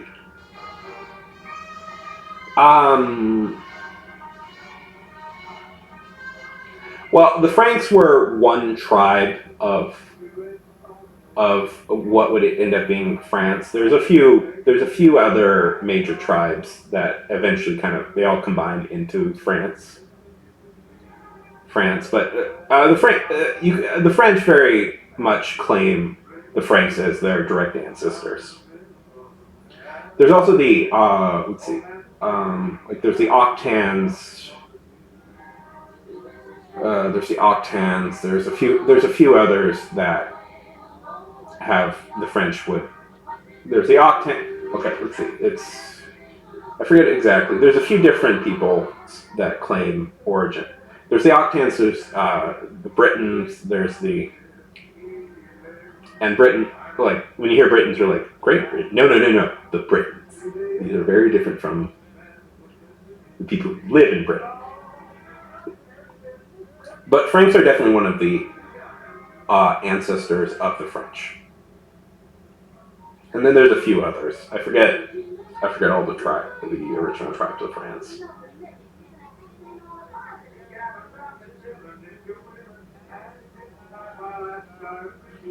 And of course, whatever Romans were, and the Gauls. That's what I was trying to think. The Gauls were another one. What was that? What was ever left over? But the Gauls became the French. Also, my ancestors.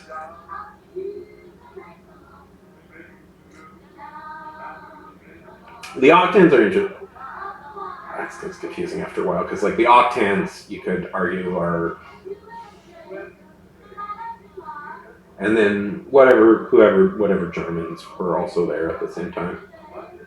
Oh, the French would never admit that there's a heavy Germanic influence in France.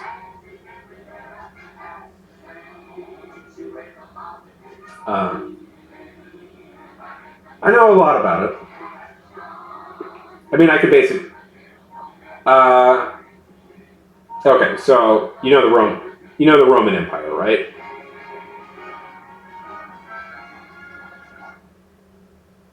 European history there's a lot of European history, like, is kind of defined as there's like three major eras, and they're all sort of defined by each other. And it's like pre-Roman, post-Roman, well, post-Roman, and then kind of the whole. It's complicated. I mean, it's complicated. It's a whole thing. So there's. I do know a lot about European history. I know more about European history than I do know about like Asian history and Middle Eastern history, which is not great of me. Or African history. Fun story. Fun fact about me: I actually grew up in the Middle East. I was born in Saudi Arabia.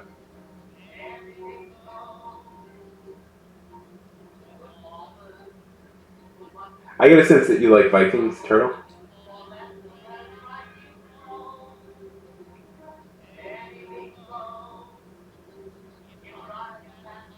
Yep, I grew up in Saudi.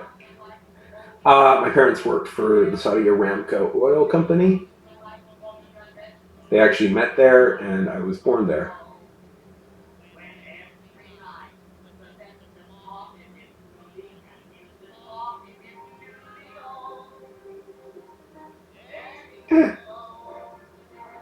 Sort of. I wouldn't describe myself as rich, but we're comfortable.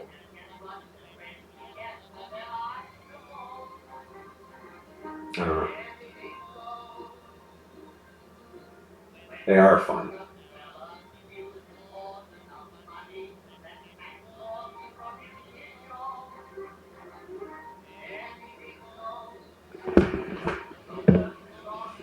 Let's put on some more Viking music. Let's put on some Viking.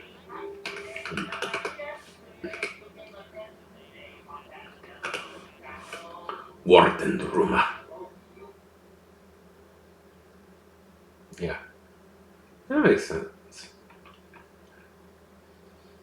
I mean, there is something just... It's hard to explain, but there is something very terribly romantic about, like, the notion of exploring.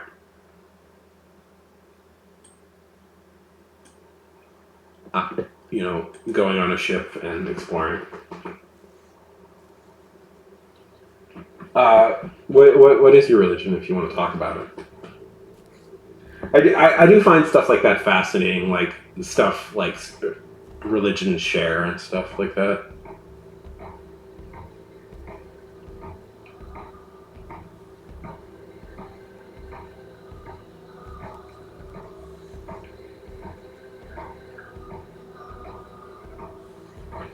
I mean, kind of figured, but any particular branch?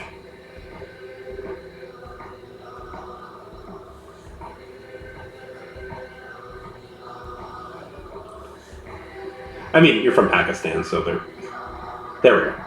You're from Pakistan, so I figured 9 out of 10 chance that you're Muslim.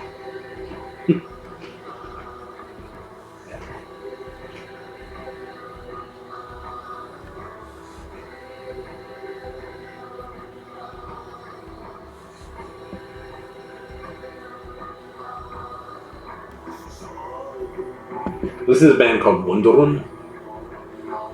I hope my awful pronunciation is saying it right. It's they're one of my favorite bands. They're a some people art. I do a lot of art. I do a lot of art and stuff. I'm an okay artist. I got into it a few years ago, and I've been passionate about it. But you know, it's a long, hard road to eventually become good at it.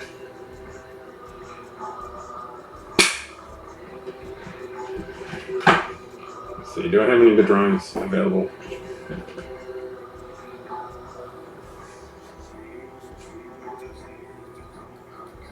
So, let me find something.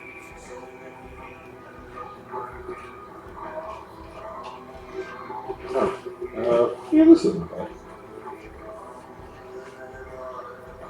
Like, I drew this a few days ago.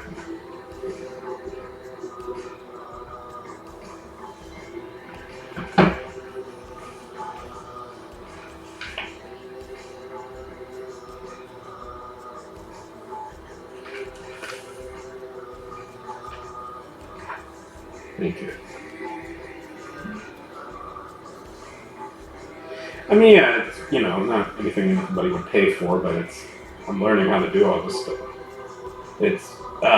I can guarantee you it's a lot better than how I was a few years ago when I started out doing this.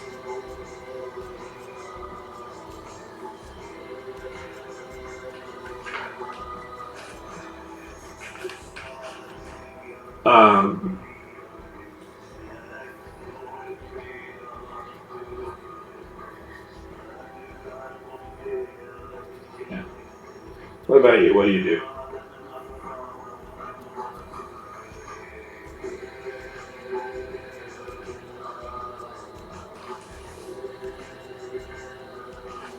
Like, do same reference picture.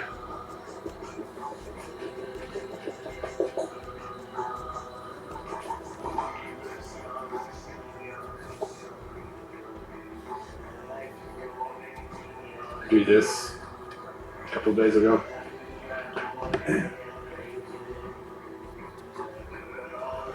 That's cool. Thank you.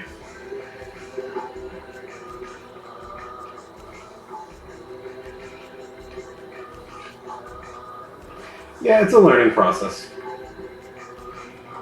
It's what frustrates me. Thank you. Thank you, Pickle. Welcome to the stream. What frustrates me about art, I'm at the moment right now where an artist where I have improved significantly and in positive ways. Welcome to the stream. I've improved significantly and in very positive ways. But I'm not at the moment now where I'm I'm super badass at art, I'm somebody who's getting it a lot, but I'm just not somebody who's super there yet. I was trying to draw world leaders. This is my attempt to draw Kim Jong-un.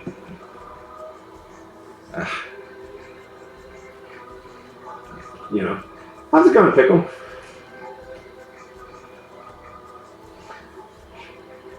Welcome to the stream.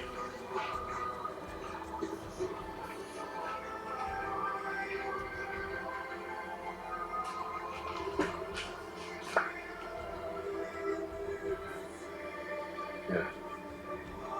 Okay, I was trying to do caricatures. I was trying to draw some caricatures just to practice that because I think caricatures can. Thank you for the follow. Because I think caricatures can be really fun. So, here's a little game. I drew this caricature. It's a famous politician. You definitely know who he is. If you can guess who it is, see if you can guess who it is. See if I got it right. Can you guess who this is? Who this is supposed to represent?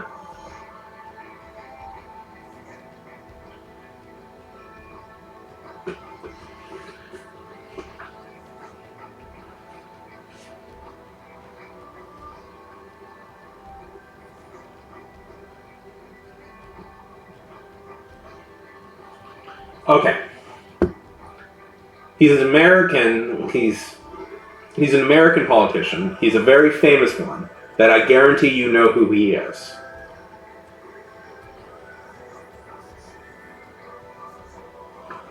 Yep, you got it.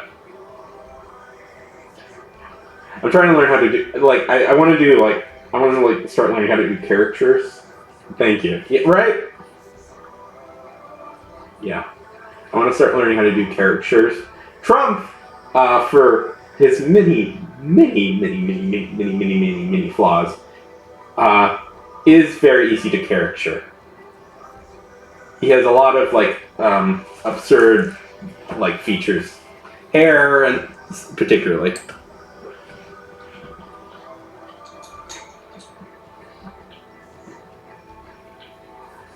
Yeah.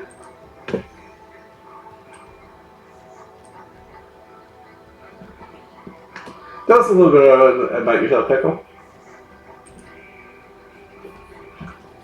Okay. Blank page. Let's see. I don't think I have. What is it? Welcome back, Morrison.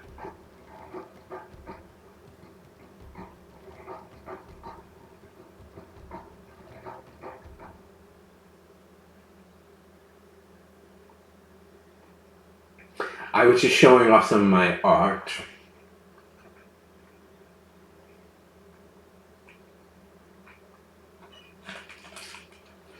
Are you all tired out, or have you? Oh, I didn't know you streamed, Morrison. How did you fall? Am I not? Oh, you streamed.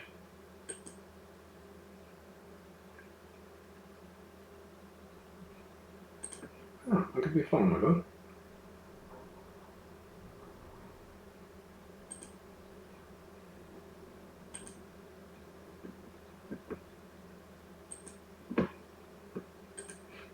Everybody go follow Morrison.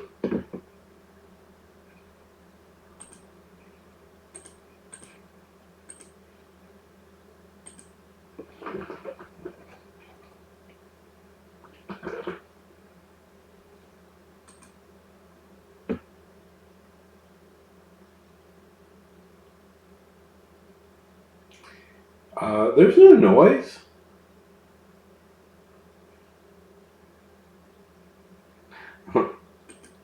Well, you actually got in trouble a little bit. Just a tiny bit. Because I guess you were playing copyrighted music right here.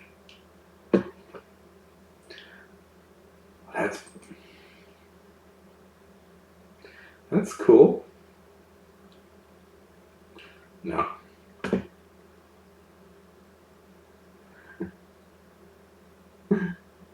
Well, that's very cool.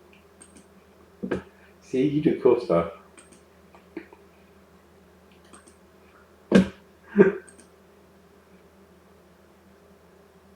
Yeah. No. Only soberly minded people do stuff like that.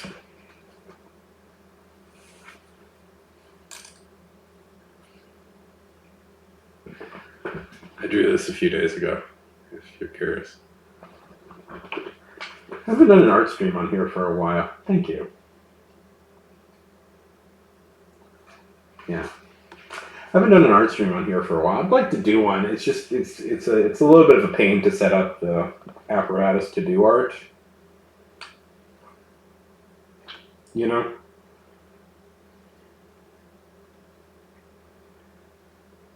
It's a pain to set it up and then it's a pain to take it down.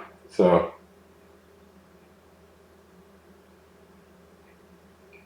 who's everybody's favorite superhero? Is there a character anybody would like to see me draw?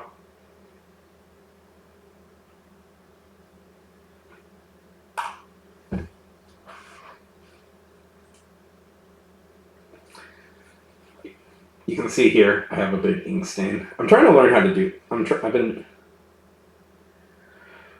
Oh boy, I like Batman. I do have trouble drawing Batman.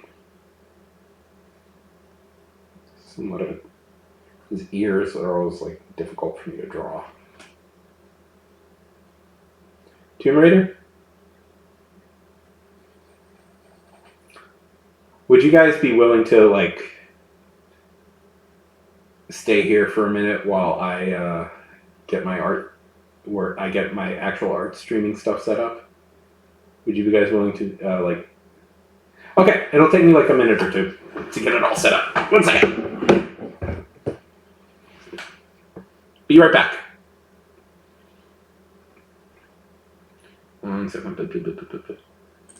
And I will be playing an ad.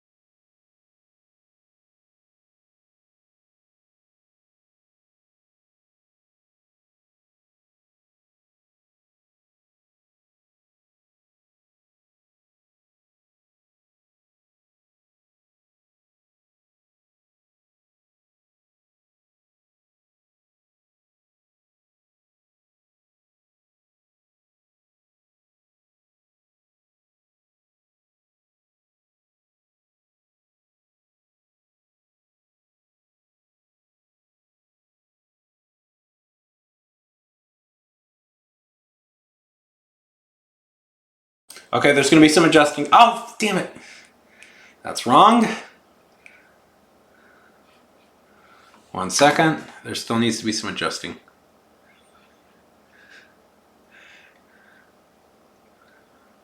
Okay, webcam. One thing I hate about like Twitch's whole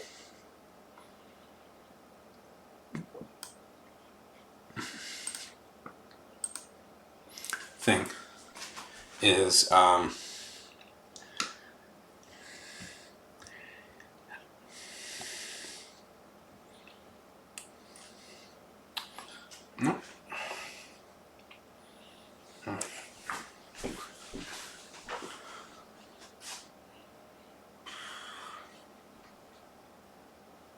We need just like a big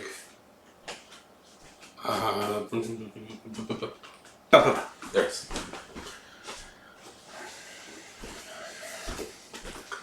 is that you can't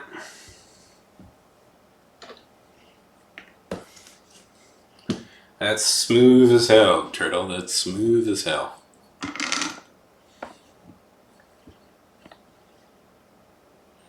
There we go.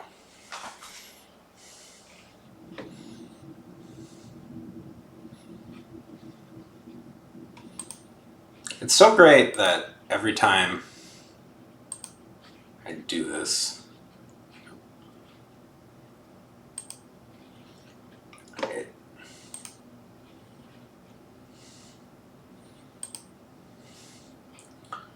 and now let's change it.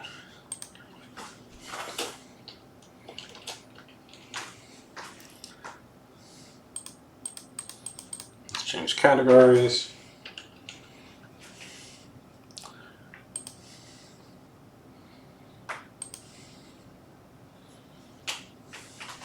Okay.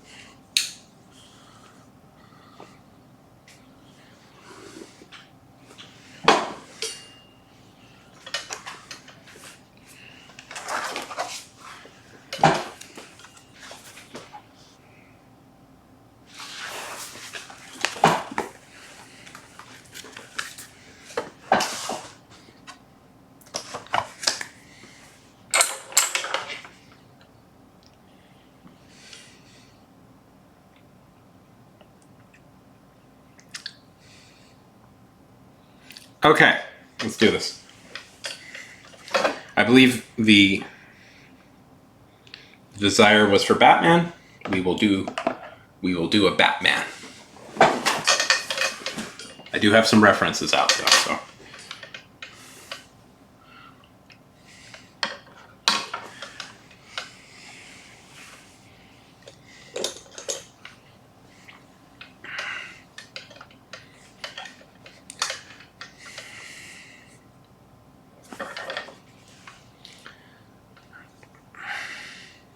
Oh, let's get some music on.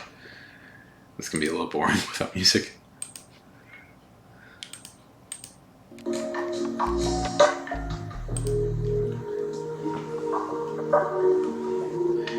Okay. Well, we'll just do a Vakes.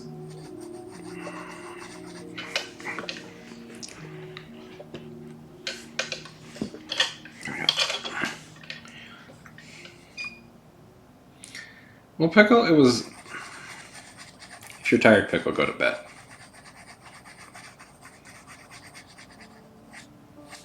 But, let's see. You know what always throws me off about Batman is that the ears are always like a little bit difficult for me because it's like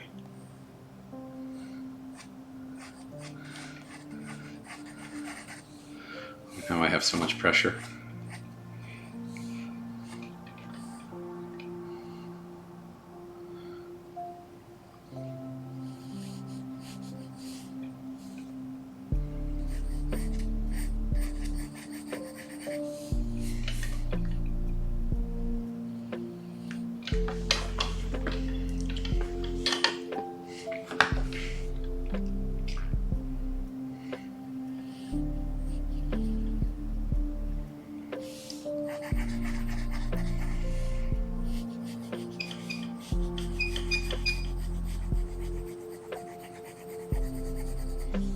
So who's everybody's favorite superhero?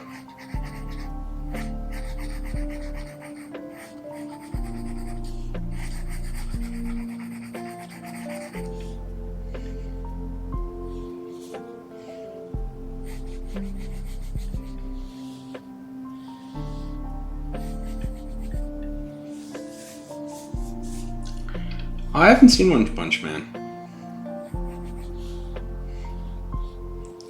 Oh, the character from One Punch Man. I kind of thought you were misspelling. True story. I kind of thought you just misspelled Tomb Raider.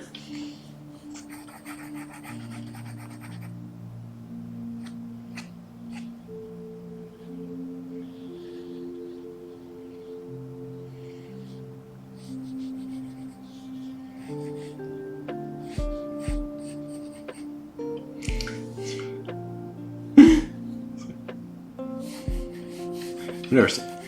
Is one? People have told me that I might like One Punch Man. I've never seen it though.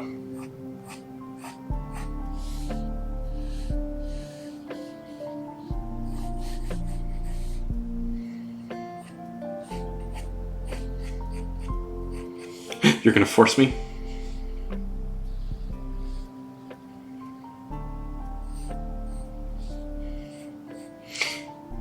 Yeah, no. I like a good superhero comedy. I like superheroes just in general. In fact, one of my lifetime goals for the longest time was to write comic books. But here's the story. Here's kind of the thing, though. Comic books are expensive art is expensive to produce. So I decided, hey, you know what I can do? I'll be a very clever person. I'll teach myself how to draw, because in the end, that'll be cheaper than actually just hiring an artist. Thank you. At some point I will. Whether it's drawn by me or drawn by a professional. I want to start producing a webcomic at some point.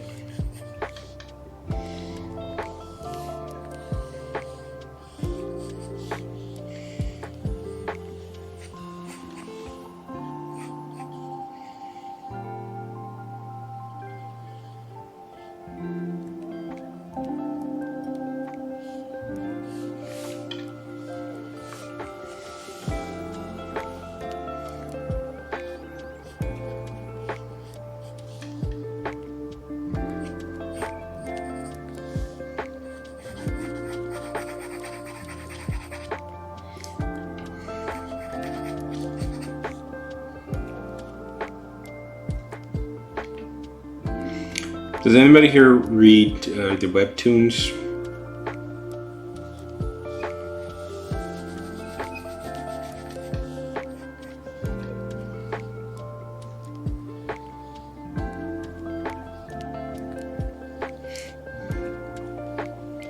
Any ones you like? Tell me, why did you stop?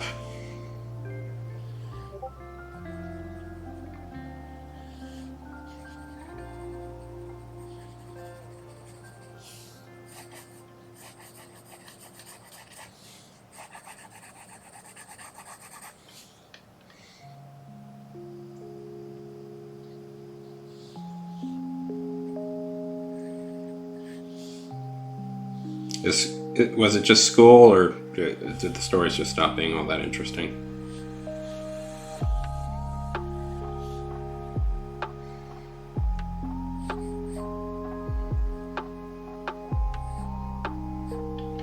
Because I did find when I was in school that I had trouble keeping up with stuff I really liked. Don't like where I put his eyes.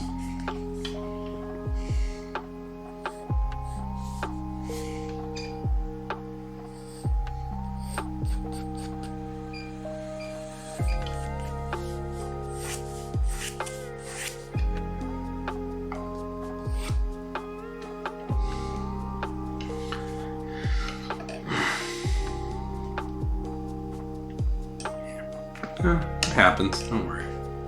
Yeah. No, I get it. I get it.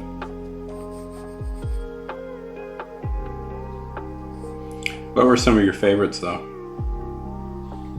I'm always curious about Webtoon because I'm like, Webtoon is sort of fascinating to me because it's like it's a comic book company that like people care about, which is something that hasn't happened in a long time.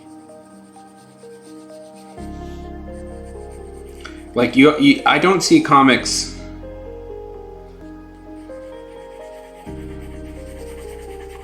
being like the comics themselves ever being advertised on like TV, and I've seen Webtoon advertised on TV, so it must be doing something right.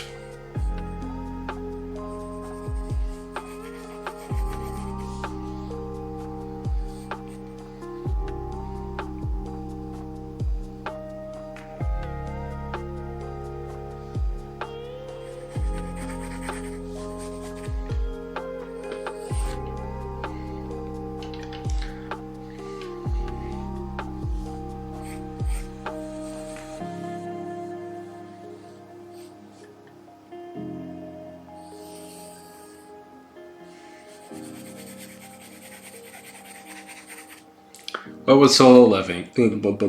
What was solo leveling about?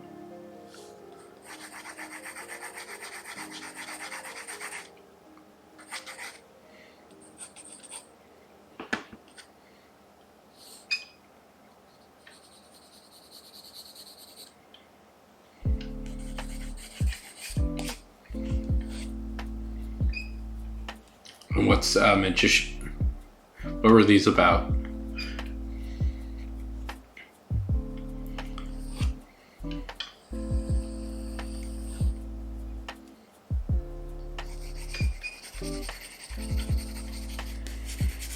Morrison, are you still here? Did you ever read Webtoons? Morrison has a lot of thoughts on stuff. That sounds good.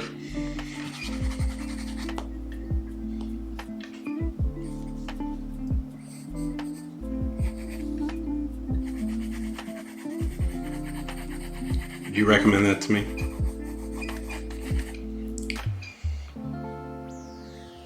At some point, I'm going to start a paid newsletter.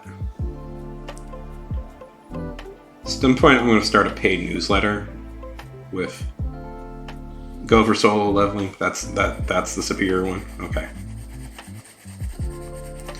better than mine, I assume.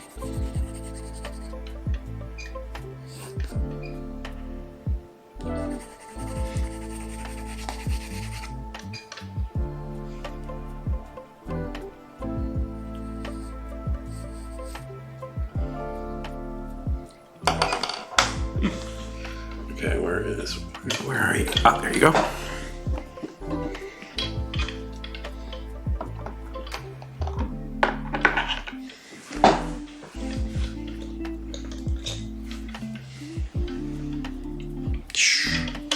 Did we lose Pickle Ticket?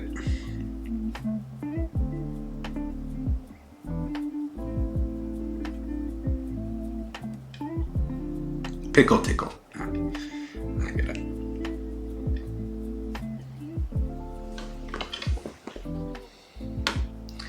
I don't really particularly like this angle, by the way. Oh, holy heck! Yeah, that is cool. That is good artwork.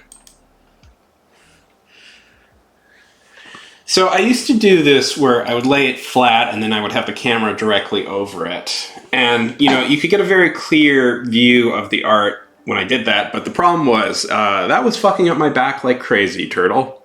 And every time I would do art on here, I would have back pain for like days afterwards. So that's why I do like this very particular setup, so I don't have that much back pain.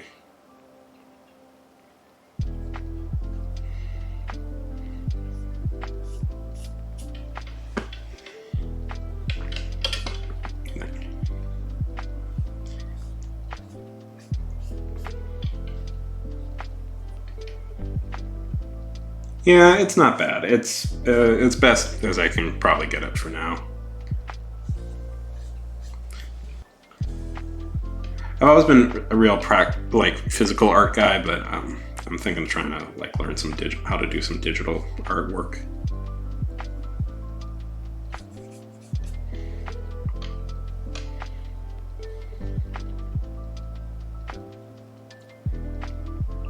I just prefer physical art. I don't really have like a connection like.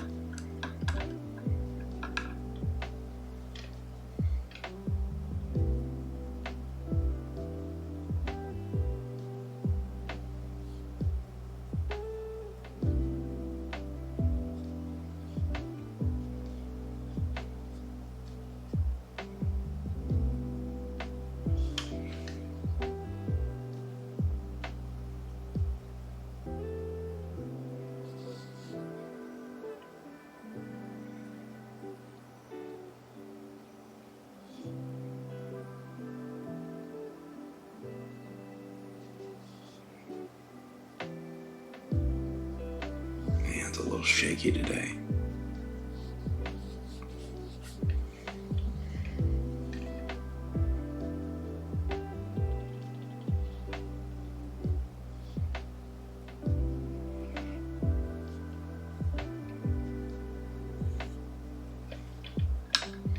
You can talk, by the way.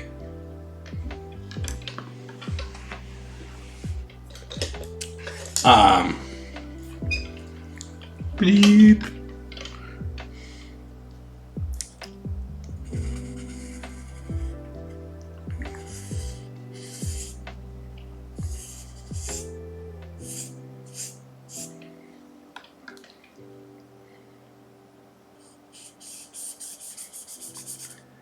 Go to work. Go to work. Go to work. It was lovely meeting you, Turtle. Oh, hopefully you pop by again soon.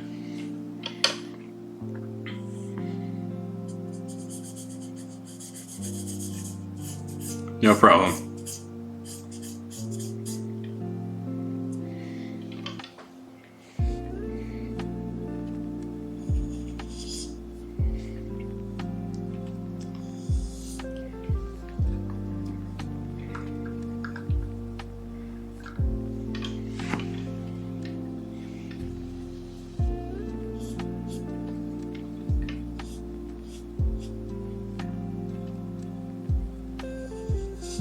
I'm still learning inking, by the way. Like, this is a new skill I'm trying to develop, is this inking stuff.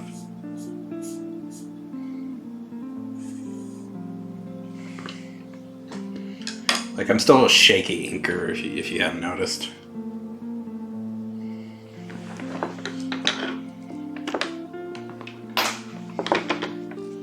Like, I don't like all these splotches, but I'm getting better at it.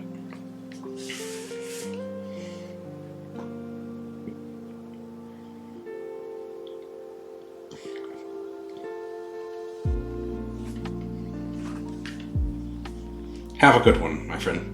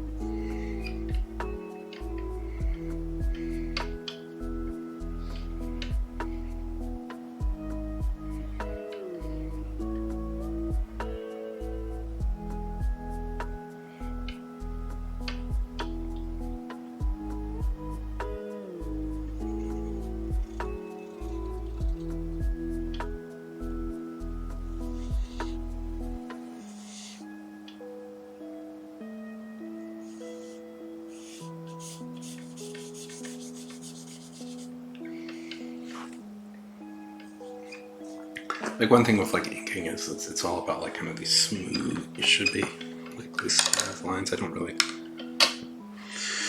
Okay, we can fix this. We can fix it. So.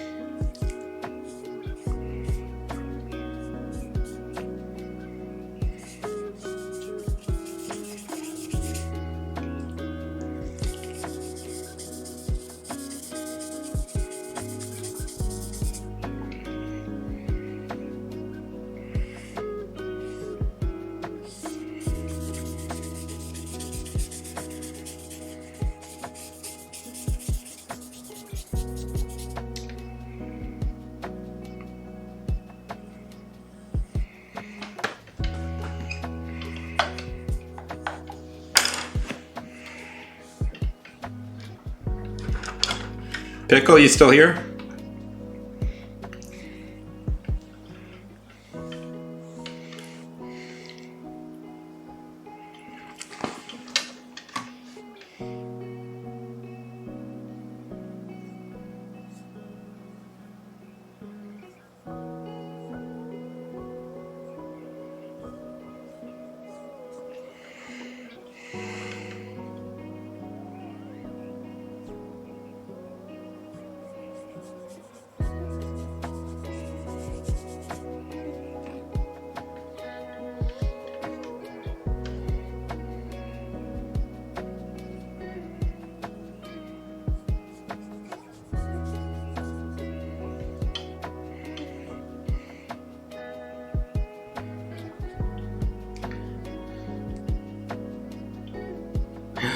Dio! Hey!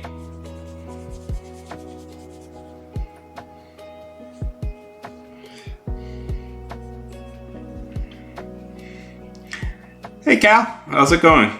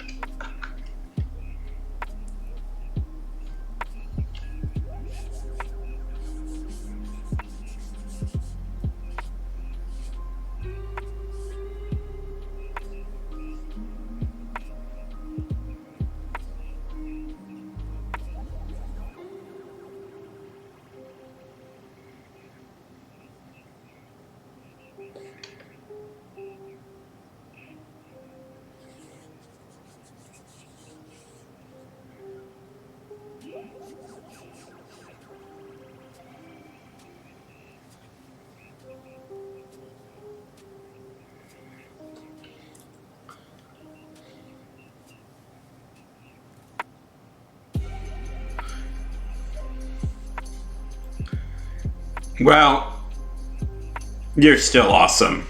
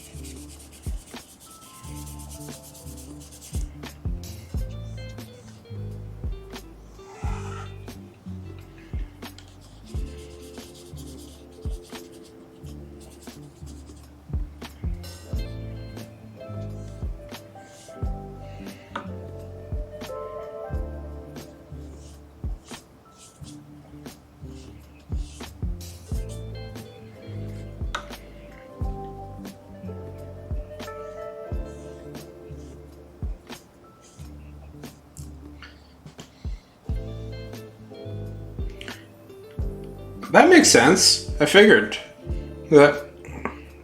I can see that. That's cool.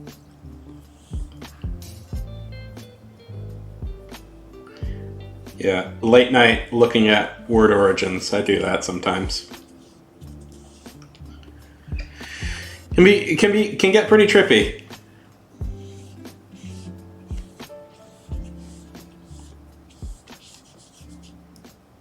Do you know that fuck and science apparently have a possible word order?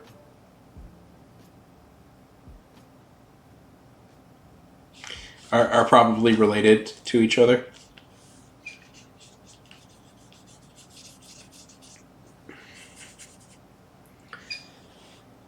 Yeah. Also, focus.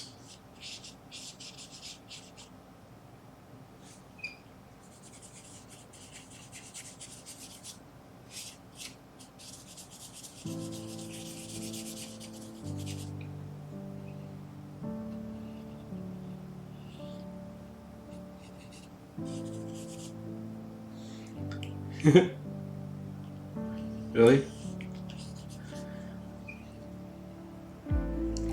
I'm sure it meant companion. I'm sure that's where the origin comes from.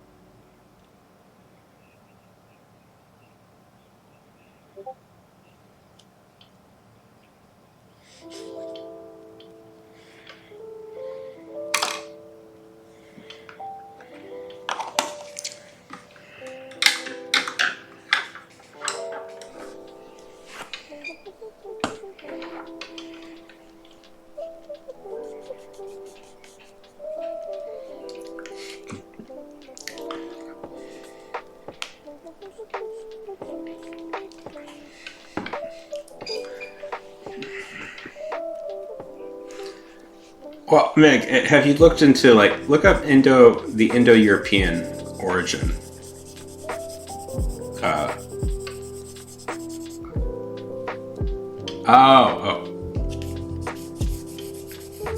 Zucifer. Well, that makes sense. Like, both names mean Lightbringer.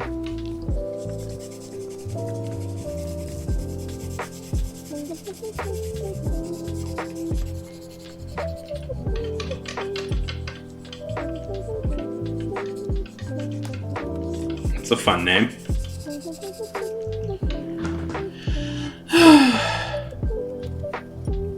It's okay. It's okay. I could have still learning all this inking stuff.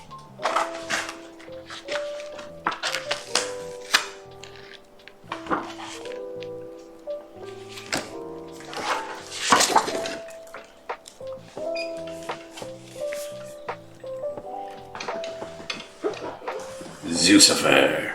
I like that. It's a fun name.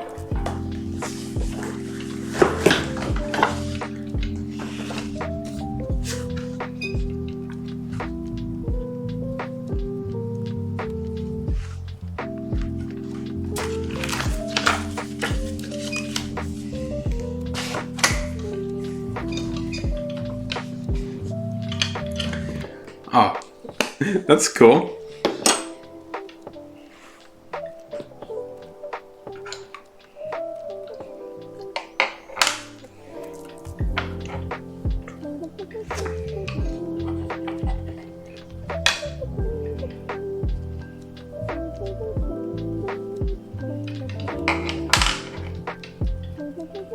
What brought that on?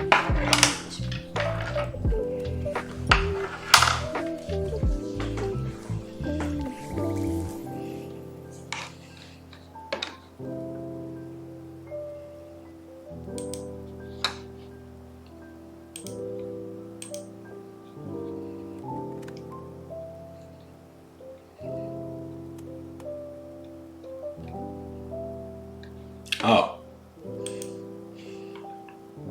So he's a bastard of a dog.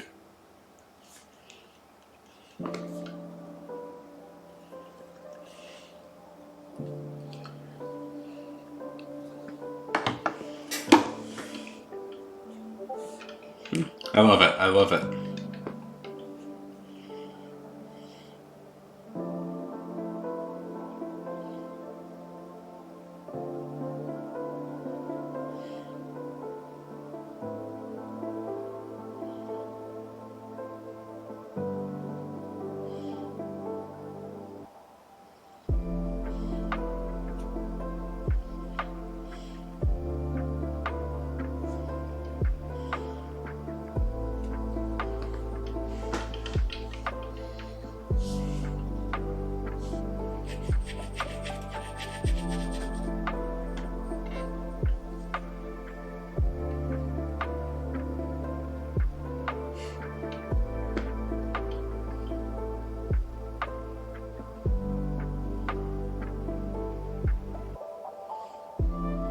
Linguistics.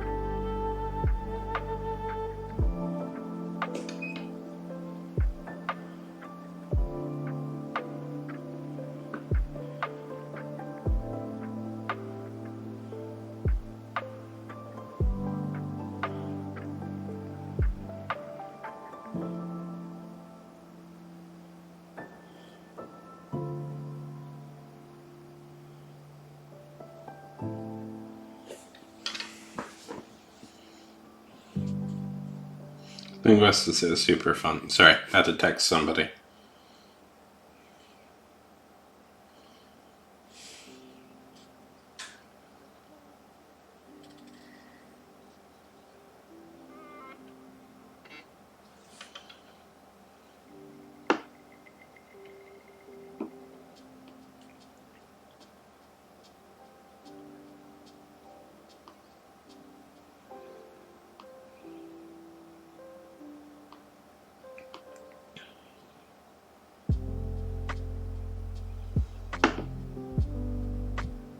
Avocado. Sorry, one second. Yeah, I like linguistics too. Did you...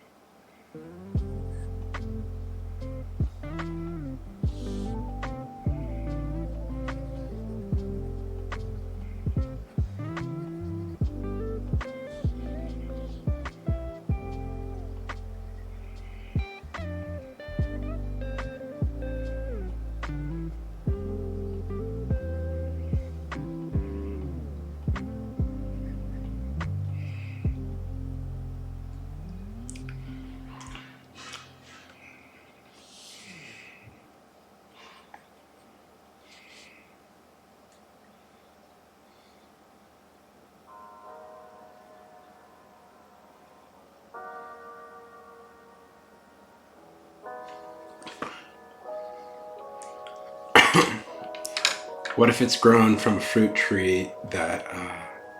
What if it's a fruit tree that grew out of a wormhole?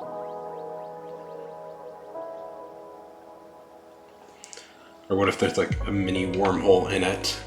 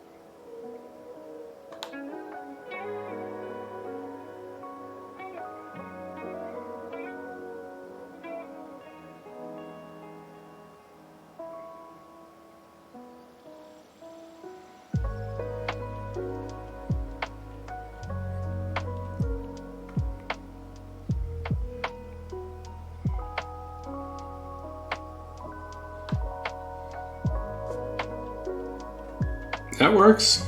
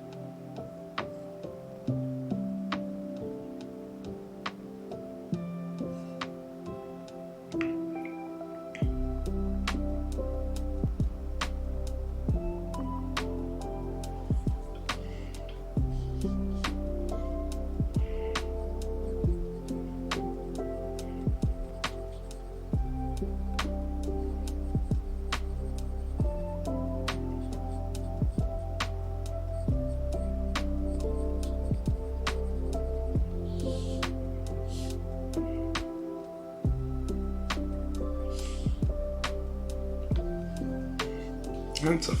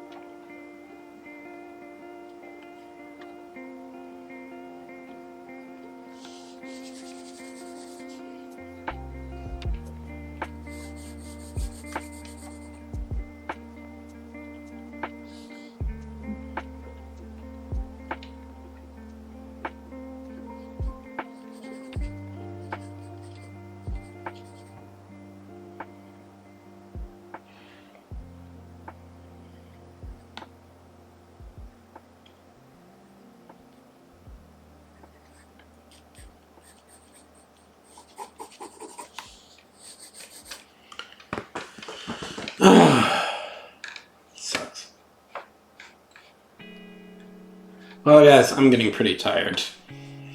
I'm gonna call it for here.